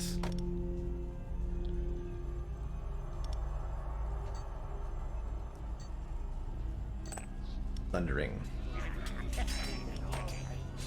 Huge money, but a high risk of injury. Less money. Or guaranteed 3 people are down. All the volunteers get morale, and we find a monster guaranteed.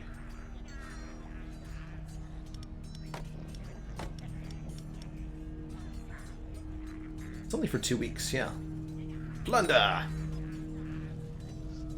Volunteers came back without plundering anything, too drunk to remember their goal. They'll need to go to rehab for 2 weeks. However, a monster they helped during a brawl decided to join our workforce for free as a sign of gratitude. Rock art, the gargoyle. Now, everybody's unavailable for this champion fight. That's okay. Turtling Herd, thank you so much for the 13 months. That baker's dozen. Glad you're collecting those dad jokes. Feels like somebody should. Yeah, I'll probably just transform this group. It's definitely not the best loadout here. See how we do.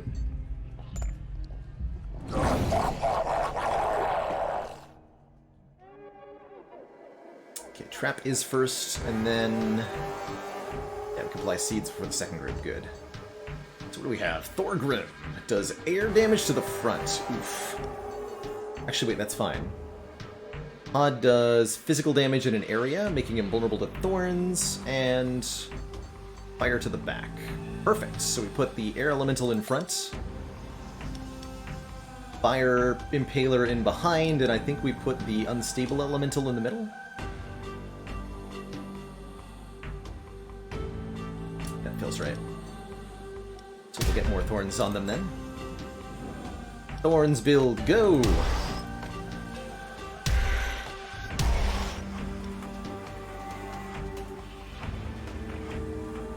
Pretty good nature resists. Better armor though.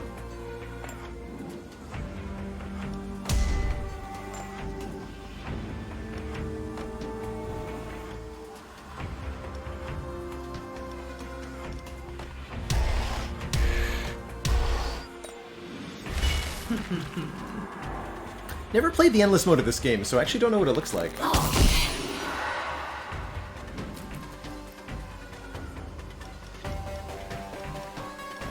Have some penalties.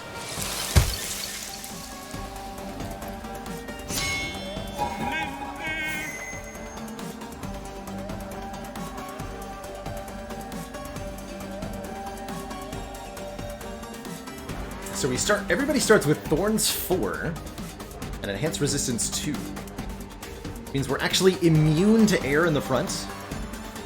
That's really good. Give me some more thorns. Oh, the crunching.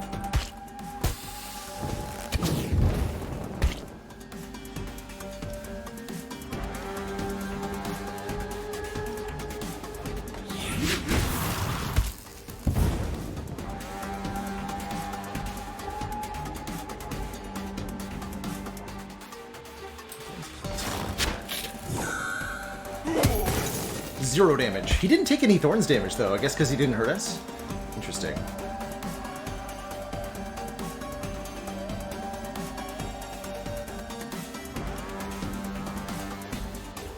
Contemplating channeling again. Get some health back.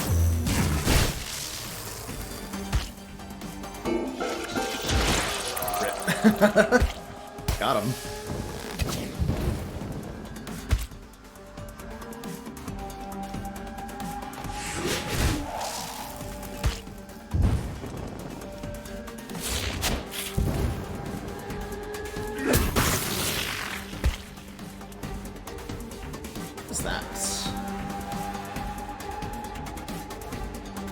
Got 3 more stacks of only attack does area damage. Oh, that's right. He does vulnerable stacking things.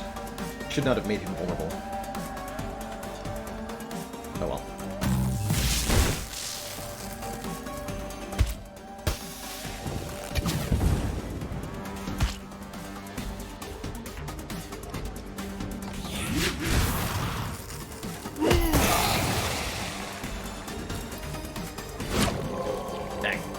So close to just outright killing him there.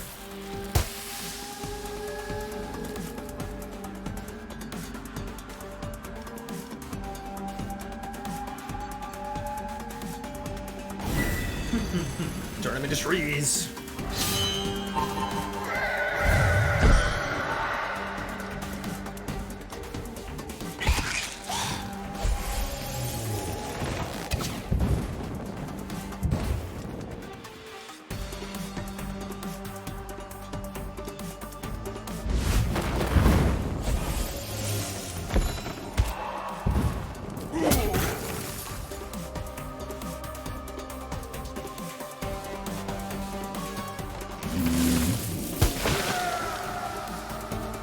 And then this one is a regular Treant who will turn into another regular Treant. Maybe. GG. Successfully protected the treasure. We get a choice between a gruesome surprise. Minus 55 morale. Wow. A huge morale penalty to the front hero. Homeopathic poison. And heroes with less than half their maximum morale lose 30% to all their resists. With a Jibaku rare monster. Seems to be a morale specialist.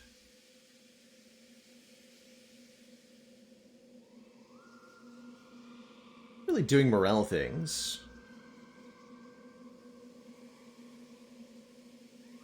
But I think I'll still take the additional employee. Worst case scenario, we can put them to use at some other stuff.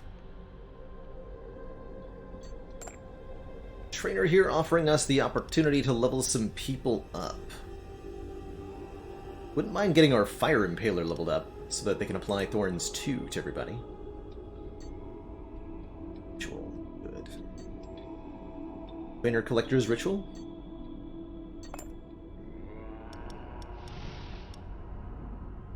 Oh, that requires level 4.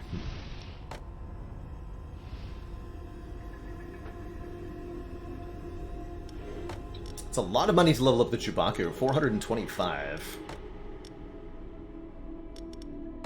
Guys get more thorns when they die. As well as 10 to a bunch of resists. A lot better at max rank. 150 and 10 blood. Pretty affordable. Leveling does not remotivate them. No, they need to take some time off to get remotivated, I believe.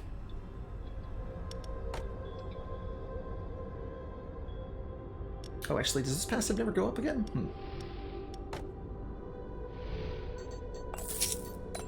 Make one level 4 Treant.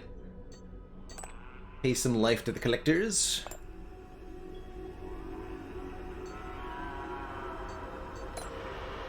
Let's see. We're gonna go on break. Everybody else seems like they're good.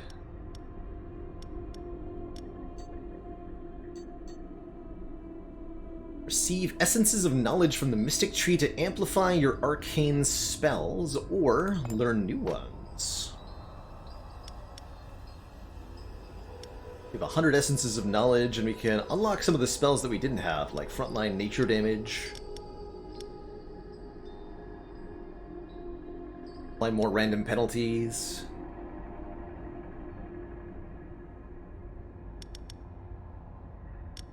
Apply more random penalties. 25 to amplify. Only amplify at one time. Can't amplify an arcane spell more than once per visit. Let's amplify those two. And I guess I'll unlock that nature damage to the front one. Seems good. Amplify it as well. Another artifact on offer. I love me some artifacts. So I'll be taking those.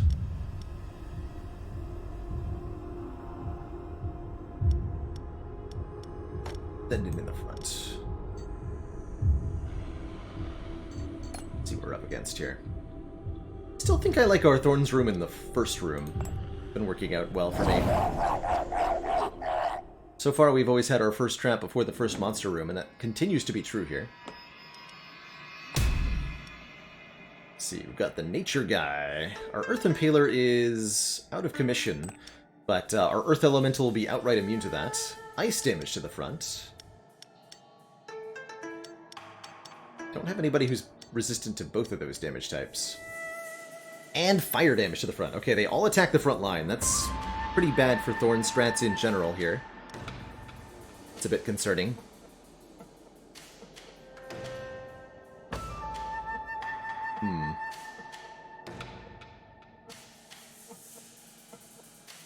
Invoker.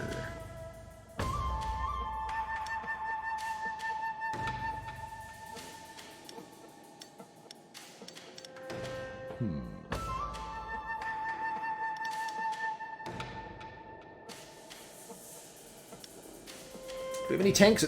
There's no tank in the game that will survive these three heroes. Certainly none that we have.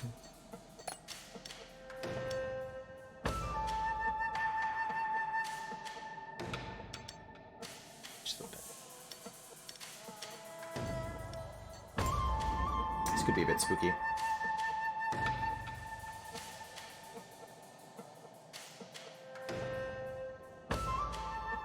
Applies Frostbite 2 if the target's life is under half. Stable Elemental doesn't really do any damage.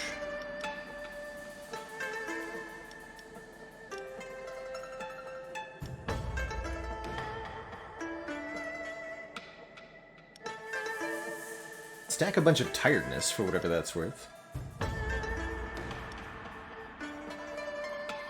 Front guy is weak to fire and air.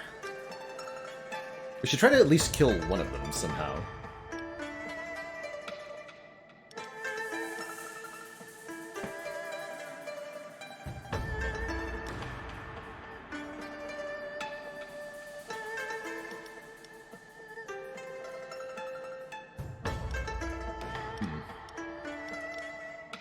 This is going to go relatively badly for us.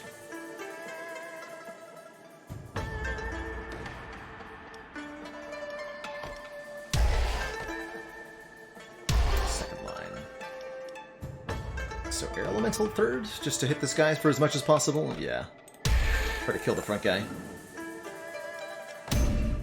I get a rest thingy. Turn them all into treants, but I don't think that would help. Let's see. On average, if I can kill the front guy, the remaining ones are relatively weak to nature. We need ice and fire resist. Anybody have that? Not really.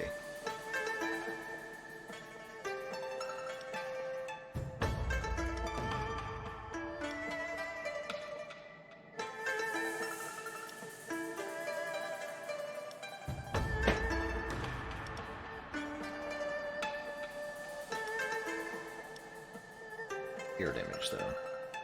Air damage is pretty good.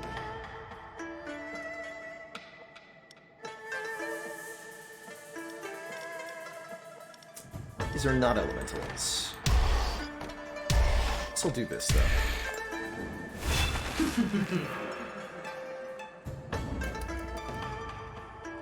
Alright, overall, I'm a little worried here.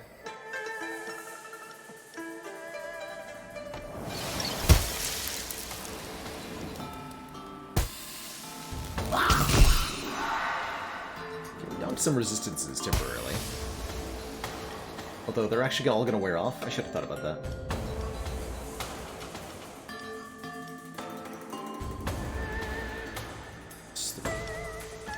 Yeah. Nerf their resists for this upcoming fight.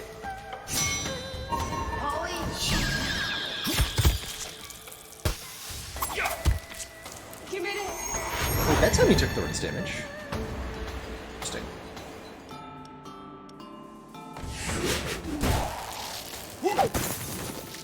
Don't die.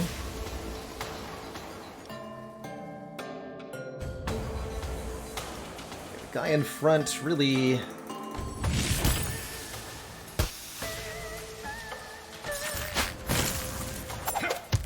really not a threat here.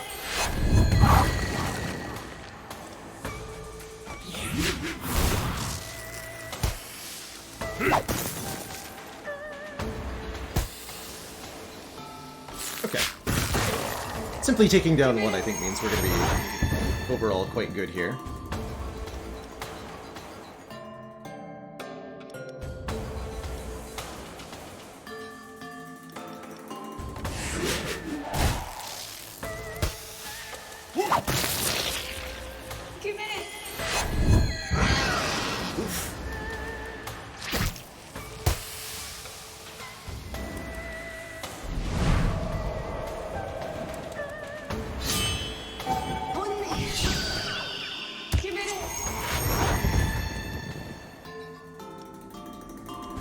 Magma Ball, unfortunately, doesn't do a lot.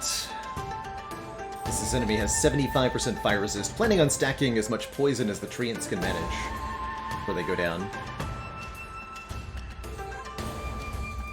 Guess I'll hit the Inferno. Start doing fire damage to this front guy.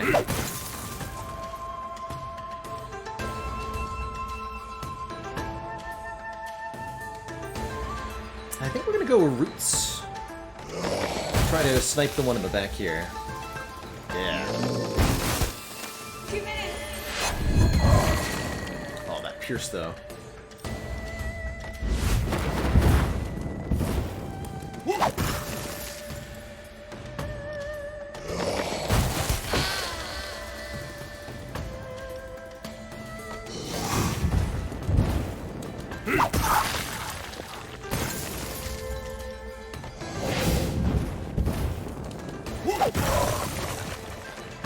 Spicy fight overall, but I'll take it. Your friends.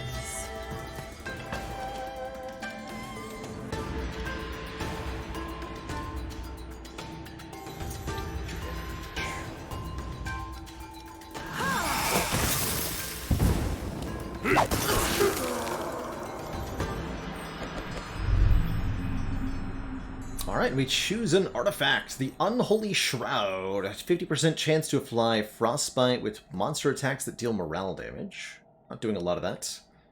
Burn when all demons applied, or Elemental's attacks apply 1 additional effect stack. That's the one that says Elementals on it. So that's 3 artifacts now that all do things to Elementals. Perfect. Perfect. Alright, Eris, you're out for now. You're back in. You're on break. Looking good. Wonder if that'll cause us to apply additional thorns.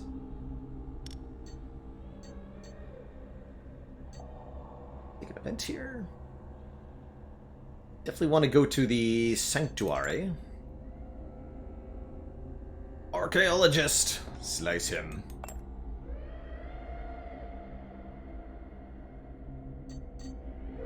So, business trip would be a nice bonus. We could get another artifact out of this, but the Sanctuary will let us apply debuffs to the heroes for 15 weeks. They either start with 3 poison or 3 elemental weakness. Elemental weakness sounds really good.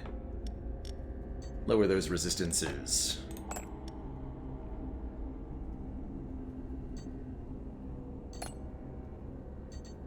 And then pay more blood to the collectors.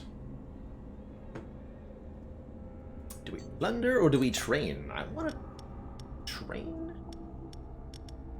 And get one of our spikers to level 4 here. Sure. Right before these monsters come in. So more power per stack of thorns. Be nice to have a way to apply burn to enemies. 300 bucks. 10 blood. I accept.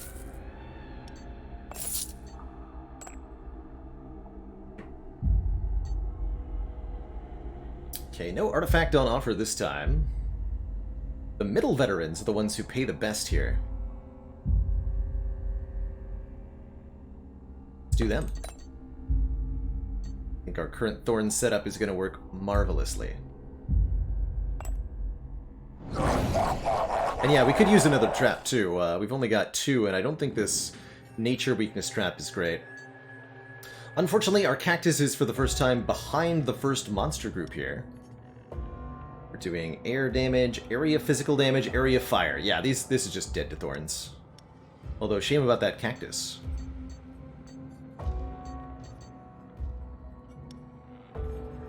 So whoever has the best air resist goes in the front here. That'd be you.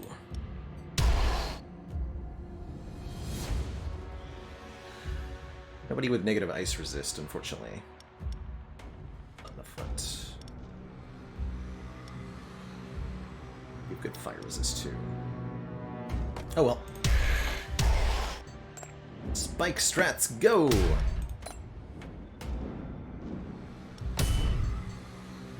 Wait.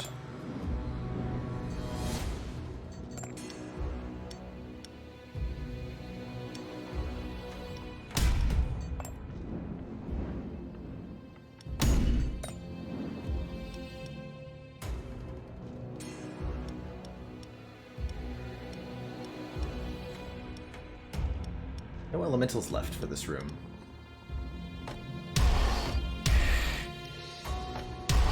Must have lots of trees. I'm waiting for you.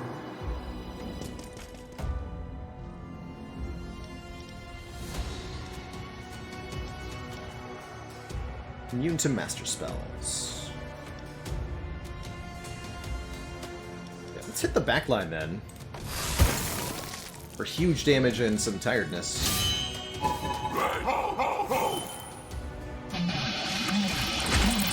Ho ho ho.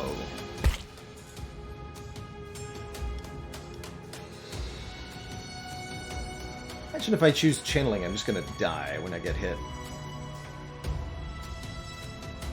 75 air damage, we'll take half of that, yeah. That removes their dodge stacks too.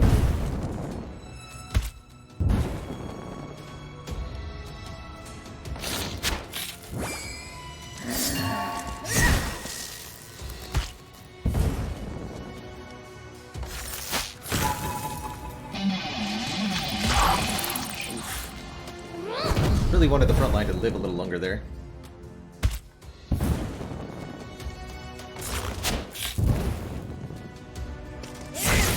Damn it.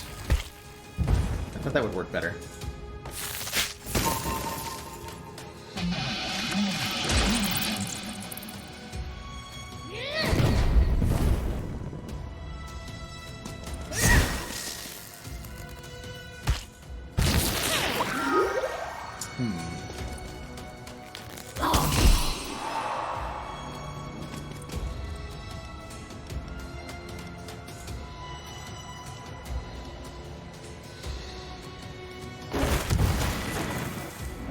Could go better. In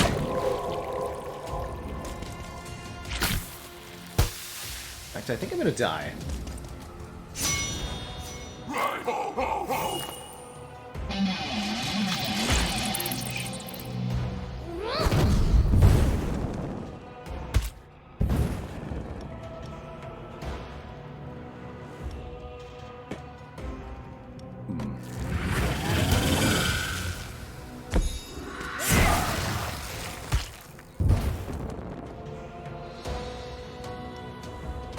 Stack some poison, but if all three heroes get to the master, that's not a good thing.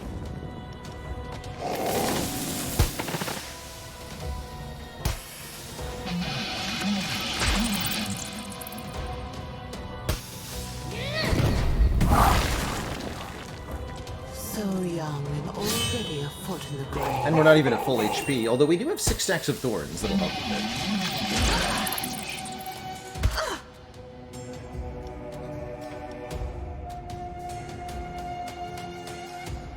Well, this does more damage per stack of penalty applied to the target. That's not bad.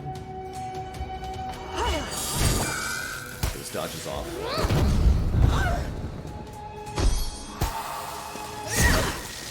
Ow.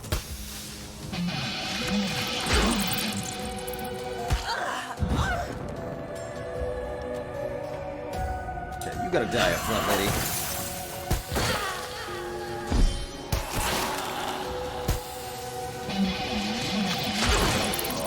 Okay, we lived. That was spooky. That was a very spooky. Offered a circular saw, a furnace. Ooh, furnace applies burn. This is a status effect we're looking for. Or ice weakness, which is also quite good.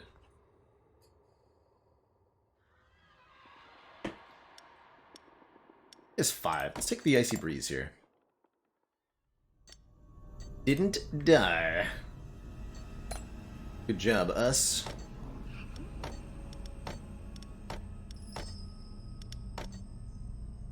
You guys need to recover. Everybody else is...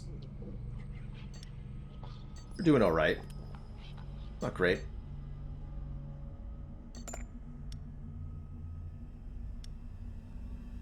Buy some cheap-ass Psycho Imps. They're only 38 gold. I might as well, right? Penalties increased by 2. Really looking for more elementals here. Yeah, another Ice Impaler.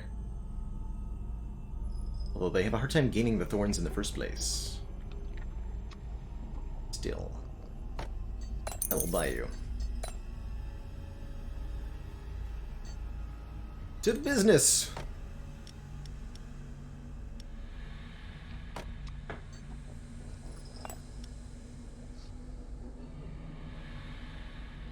And finally, we can actually afford the training course, too.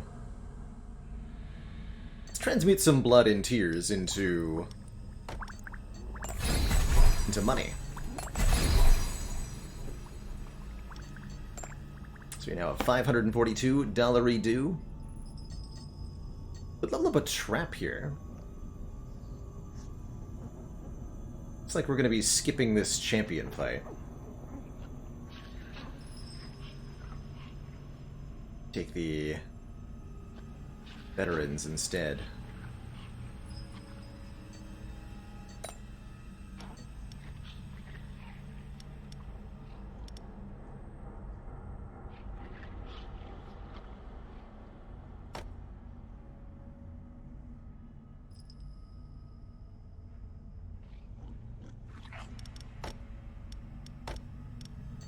Let's put the thorns in the second group this time. This is the normal difficulty for Mission 4 of the Enchantress, I believe. Wife Merchant? My understanding. Leveling up Animated Cactus right now might be a good idea. Then I can go to the doctor to heal. Okay. Thorns 3. This upgrades to Ice Weakness 6. We'll also take that. Not going to upgrade our plants.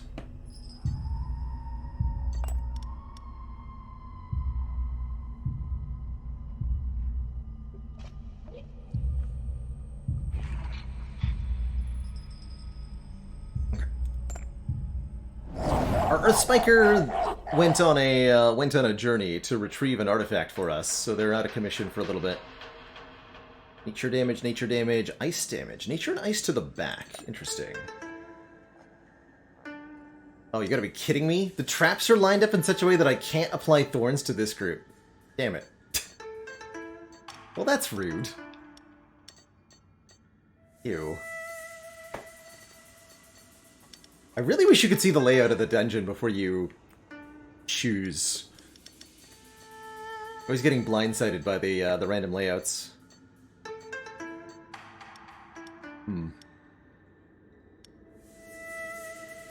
Well, that's awkward.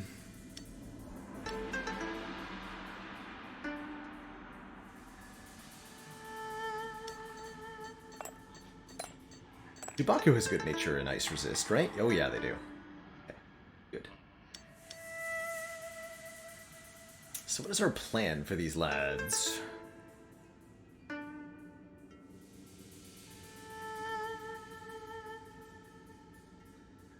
Low fire resistance as a rule, and good lower air resistance too, especially on the front line. So we'll take Eris here. Oh, and this is actually an AoE ice. Attack hits all monsters. Damage dealt reduced by 70%. So yeah, thorns will work pretty well in the first group then. Just to do big damage to the second and third lines here. Okay. Leave the imps behind. So in that case, we definitely just want the Jubaku in the back to take the nature hits. Actually, your nature resist is even better than the Jubaku's. So we'll put you in the back. Excellent nature and air resistances. Secondary tank. Omnis will get destroyed by the AoEs since they are nature and ice. Those are your worst resists.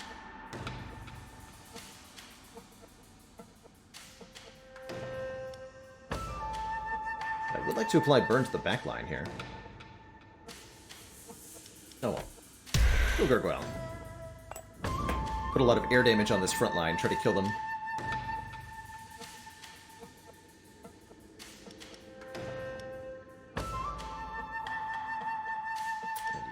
Negative ice resist. Ugh.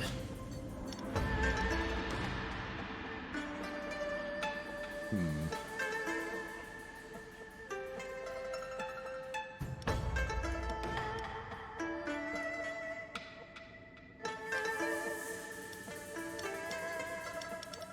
don't quite burn either.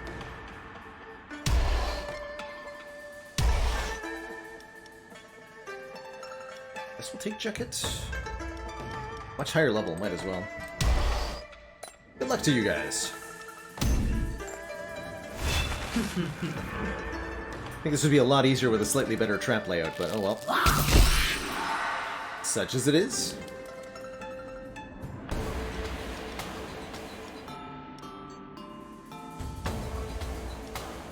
Trying to kill the front line here, so let's add elemental weakness to them.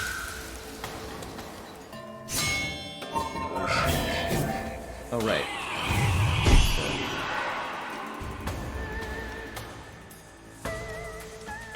Forgot about that repositionability of the wizard here.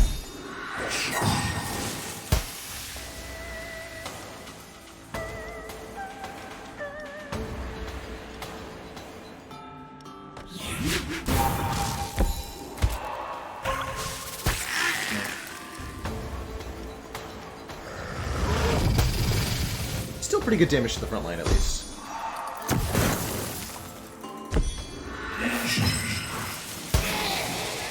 But yeah, that went terribly.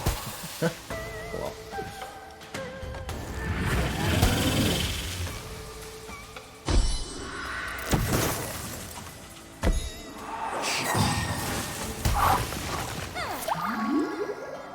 And they all heal.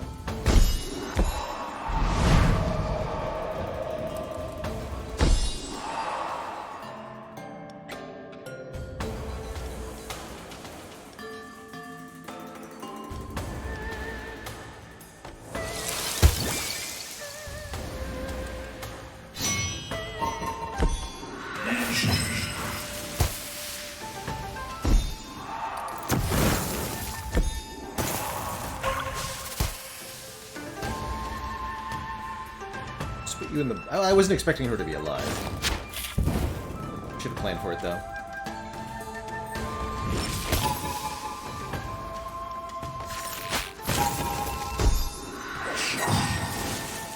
Looks like we are still winning, though.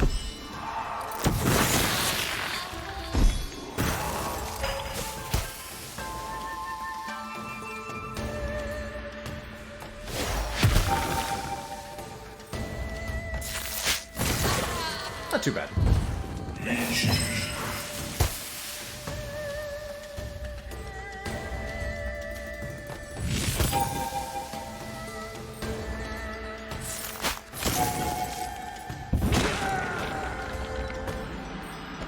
Alright. Ooh, the pocket mirror.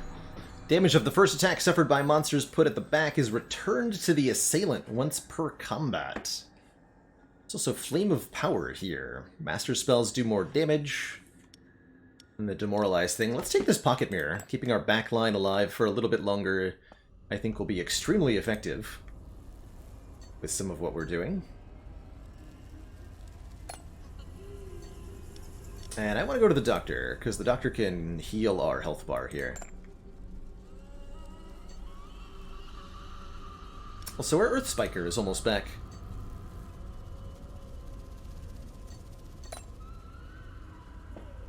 Occupational Health Office has been called in to do some tests following your recent assignments. We get some basic medical care and heal for only 150. I thought it'd be more than that. It's okay. To the seminar. The Monstrous Resource Manager feels that your employees are at the end of their rope. As such, she's suggesting that different activities to stimulate. Shell reduces damage. We can get plus morale or enhanced armor for 15 weeks. Take the shell. Global 15 or 20% reduction. Will be good. You're all is back.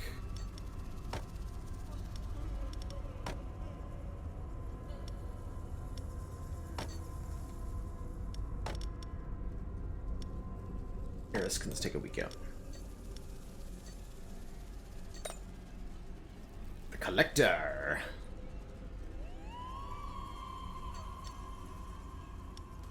Enthusiast has tracked an artifact to you and would like to buy it for a very attractive price.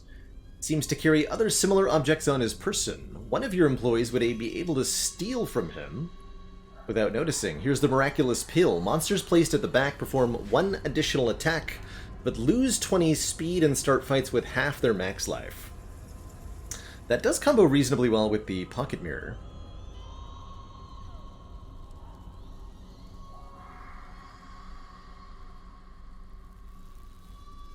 I think that demoralized strats work pretty well in this game, Aufbau. I will say that at least the Enchantress hero specifically is not very effective at it, but the Slaveholder, I know, can do some really good demoralized strats. And it's not that hard to spec into. I think in general it's a little bit more well supported to go for direct damage. But yeah, demoralizing works fine. Both Blood and Tears are equally valuable, so there's not a huge incentive to go for one or the other. Do I actually want to make my backlines slow, though? The double attacks are nice, but...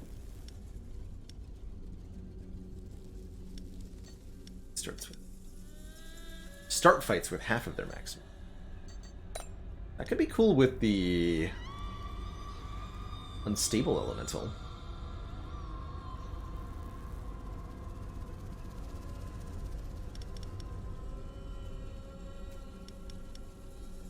I think in general, I'll probably regret the Miraculous Pill. And I'm not going to sell my Occult Thorn, I'll just refuse then. Pillar Ritual! Get more Essences of Knowledge, we may buff this again. 4 random penalties? Hell yeah.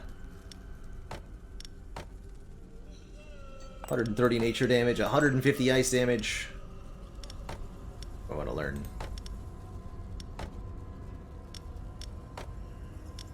Learn nothing.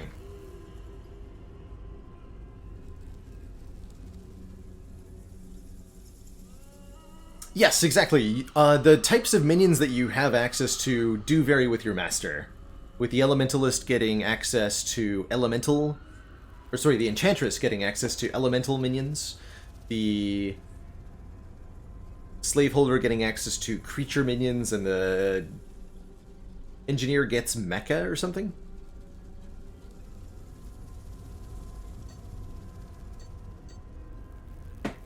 Don't have enough money. Let's go to the course next, actually. Take the event. While wandering around in the corridors this morning, you come face to face with a human. Capture him for money. And take a course. +2 levels. I mean, Psycho Imps are pretty cheap to train, so this is not a particularly good deal, but sure.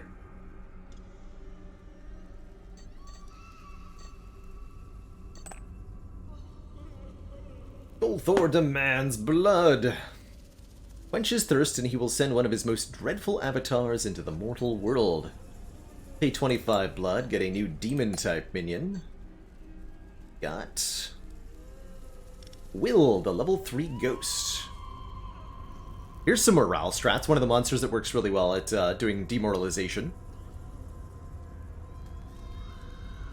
Yeah.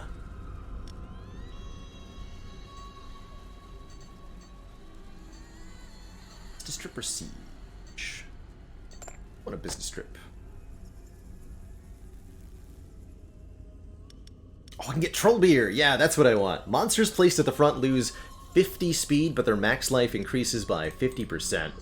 We had to pass up on that earlier, but now I'm super happy to have it. That'll give us the tanky boys. Make our...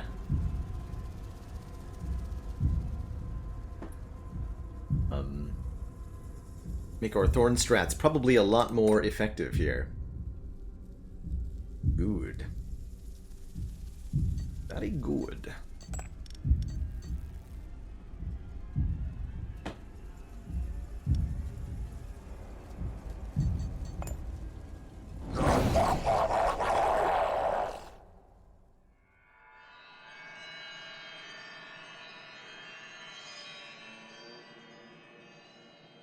Area Fire Lady. Okay, this time the cactus is properly positioned. They're all very weak to ice. Any ice damage in here? Nope. It's all here. But our double ice impalers should shut this group down pretty easily. We even have good air resist. Yeah, double ice impalers will do wonders here.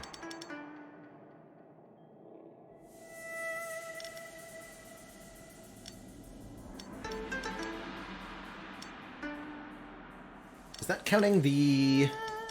No, we have shell too. Yeah. We're gonna be fine. Okay, so let's go Icy Breeze first.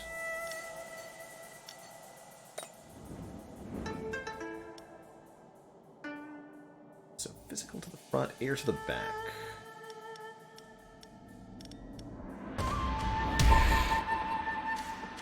See, this, this frontline guy, Rolantier the Knight. He's got very high HP, but very low morale, so very easy to... Actually, no, he's got morale losses reduced by half, so he's just tanky as hell. Rude. Nature damage also a pretty good choice here.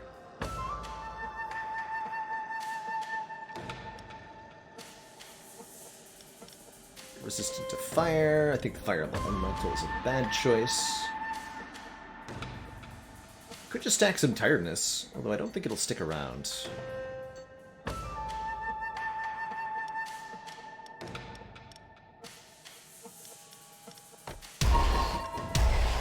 Let's try this. I think that first room's gonna have a hard time, but the second room is where they're gonna stop. Oh, actually, I have Troll Beer, right? Yeah, no, the tree in the front, good. So we'll put our level 4 Ice Impaler in front. He'll get 345 hit points. That's a tanky boy. And their attacks will apply tiredness and whatnot.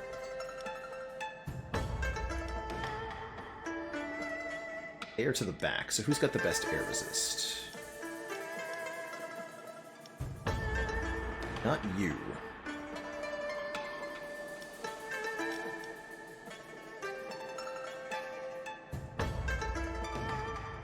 Go with Zeltis here.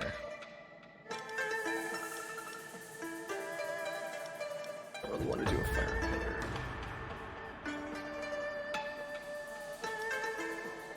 Earth impaler. Sure. Ice, Earth, Ice?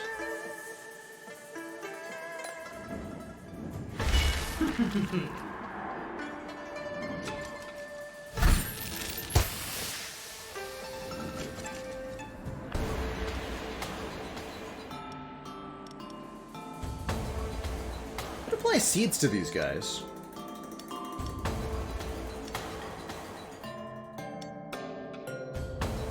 Then they all turn into treants and we can spam poison?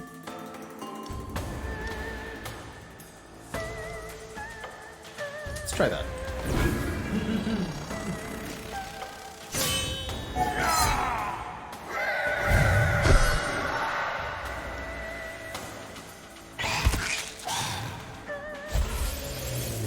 I wonder if they'll keep the buff from the troll here. Ow.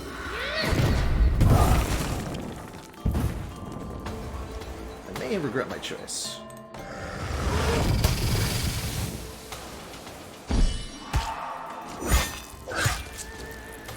Wait, why didn't you transform? Hello?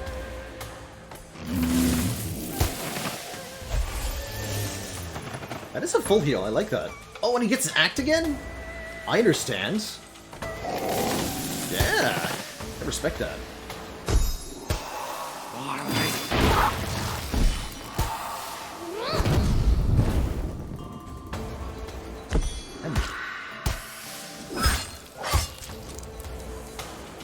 Don't die. No!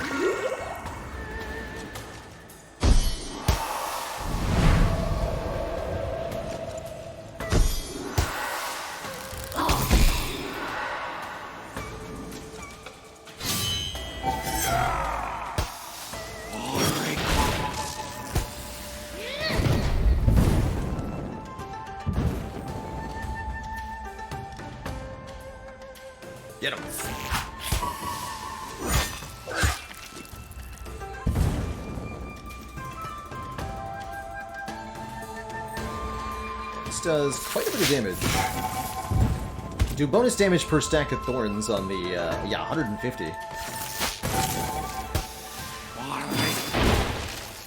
On these ice impalers. Good.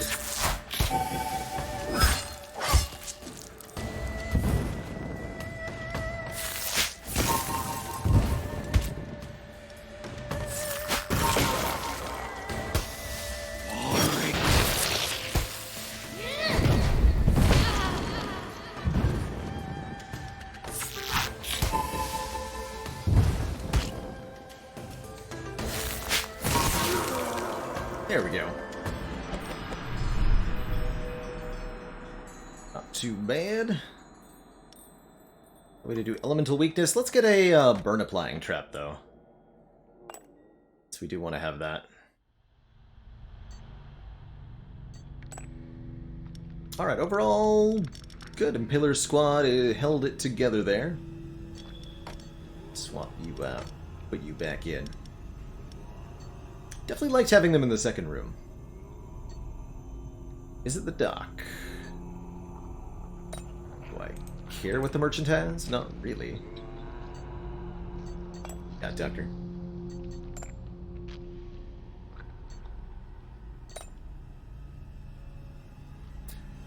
ER Monstertainment. Strange gentleman in the guise of a toy manufacturer knocks on your door and offers to sell you a range of amusing items. He requests nothing in exchange other than the materials to make them. A strange and troubling force physically prevents you from declining.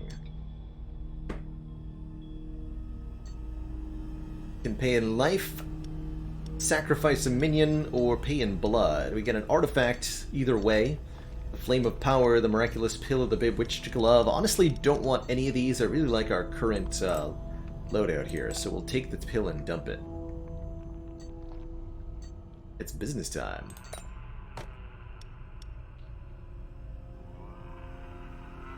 Staff of Speech. I've never seen this artifact before. Monsters in a group containing 3 different types gain 30% power at the start of a fight. It's kind of cool. Give me the ears and money, please. And our final battle against the champion shortly, so let's train up here. So ever that we may.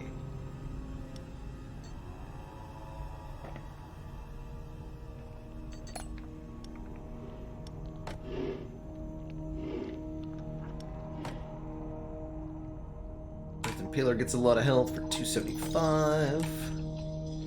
Also 275. What can we do? Ooh, update the area attack on the fire elemental is pretty good. Just up our impalers. You and you.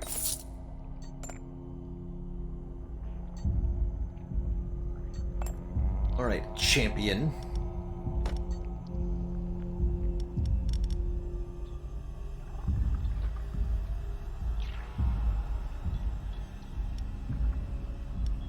Probably should have leveled up our Dark Magus, too. Stacks and Tiredness or something. Overall, this looks good, though.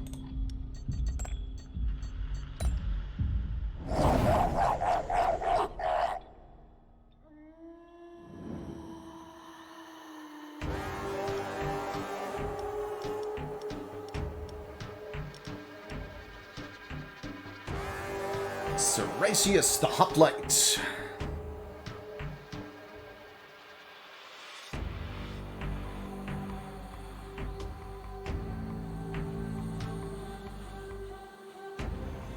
Does huge damage and pierces to the monster behind the target if above 35% life, unfortunately. Low ice resistance, though, will make him quite vulnerable to our double ice impaler squad. Ice arrow to the back. And one of these virtuosos, easily killed by thorns.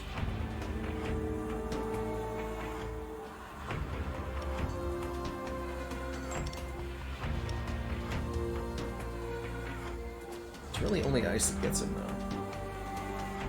I think hitting Tiredness 7 on this guy is going to be a good strat.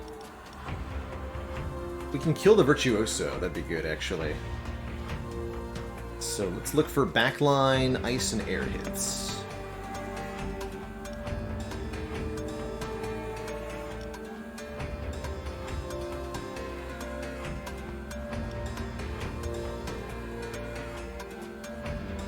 AoE Tiredness is a reasonable choice, too.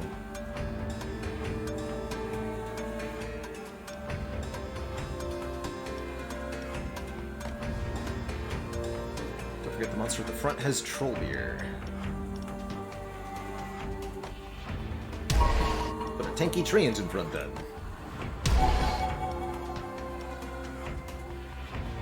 Might try to shoot Fireball at you?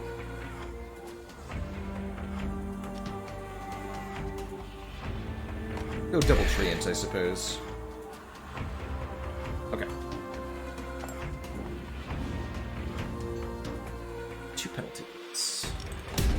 Have a cactus.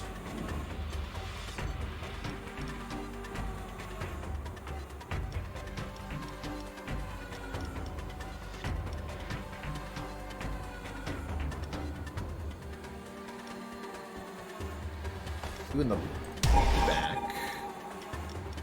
You go in the front. Not gonna use the Fire Impaler? No. Double Ice Impaler with the Tiredness stacking is gonna be the way to do this.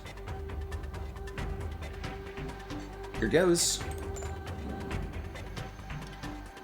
Oh, here's our second trap.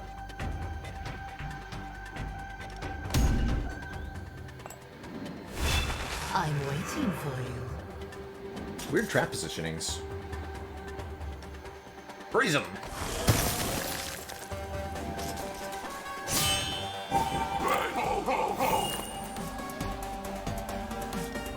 So, I think our Dark Magus is going to be all about using Tiredness here. The Sacred Altar means we're only going to keep either poison or...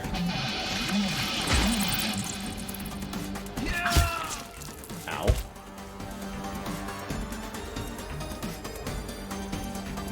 Either poison or tiredness, but not both, unfortunately.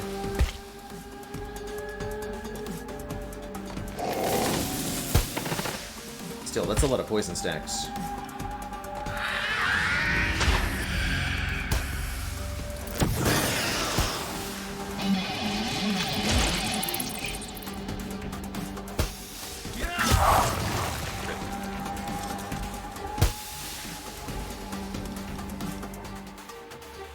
Keep hitting the back guy.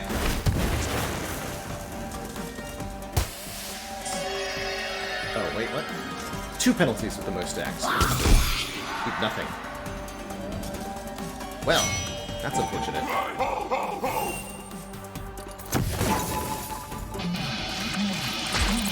But the thorns kill him. Alright. Nasty turn 1, but I think we get there from here. So that ice damage is going to add up so fast on the front line here.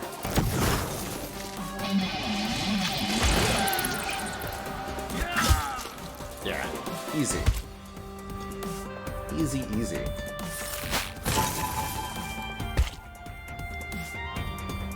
So 15 power per stack of thorns, meaning Frozen Spikes is 225 ice damage. Blam. For 11 stacks of thorns, and counting.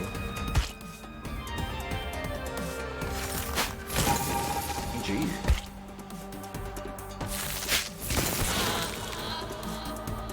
GG. We'll reconquer, Sarrow. But the hardest is yet to come. The mutual lack of understanding between humanity and the forces of nature can no longer stand. I offer you the following solution. Kill all humans and use their skeletons to raise undead. I knew you'd approve. Get started.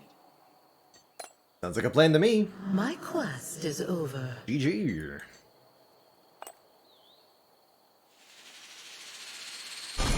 They no longer have a chance. It is inevitable. Cool. So that unlocks mission 5 with the Enchantress.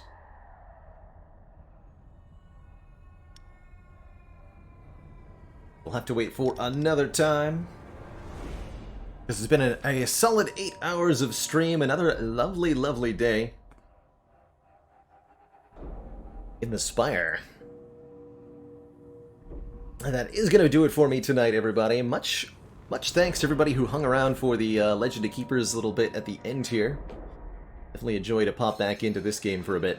Tomorrow, I'm going to be starting with some Slay the Spire, planning on doing some Ascension 20 runs to begin.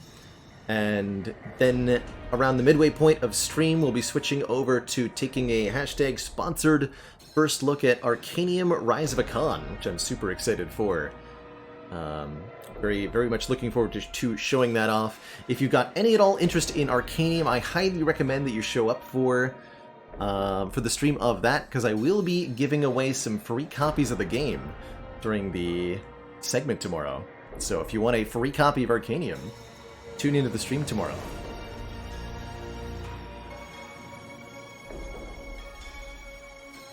And then on Thursday, we'll be revisiting before one more little stream of Subnautica Below Zero before the full release of that on Friday, as well as perhaps some more Dicey Dungeons or something in the second half of stream on Thursday. Super excited for all that. But that does bring us to the end of today, so thank you so much for watching, everybody. Ta-ta for now. I hope you all have a good one.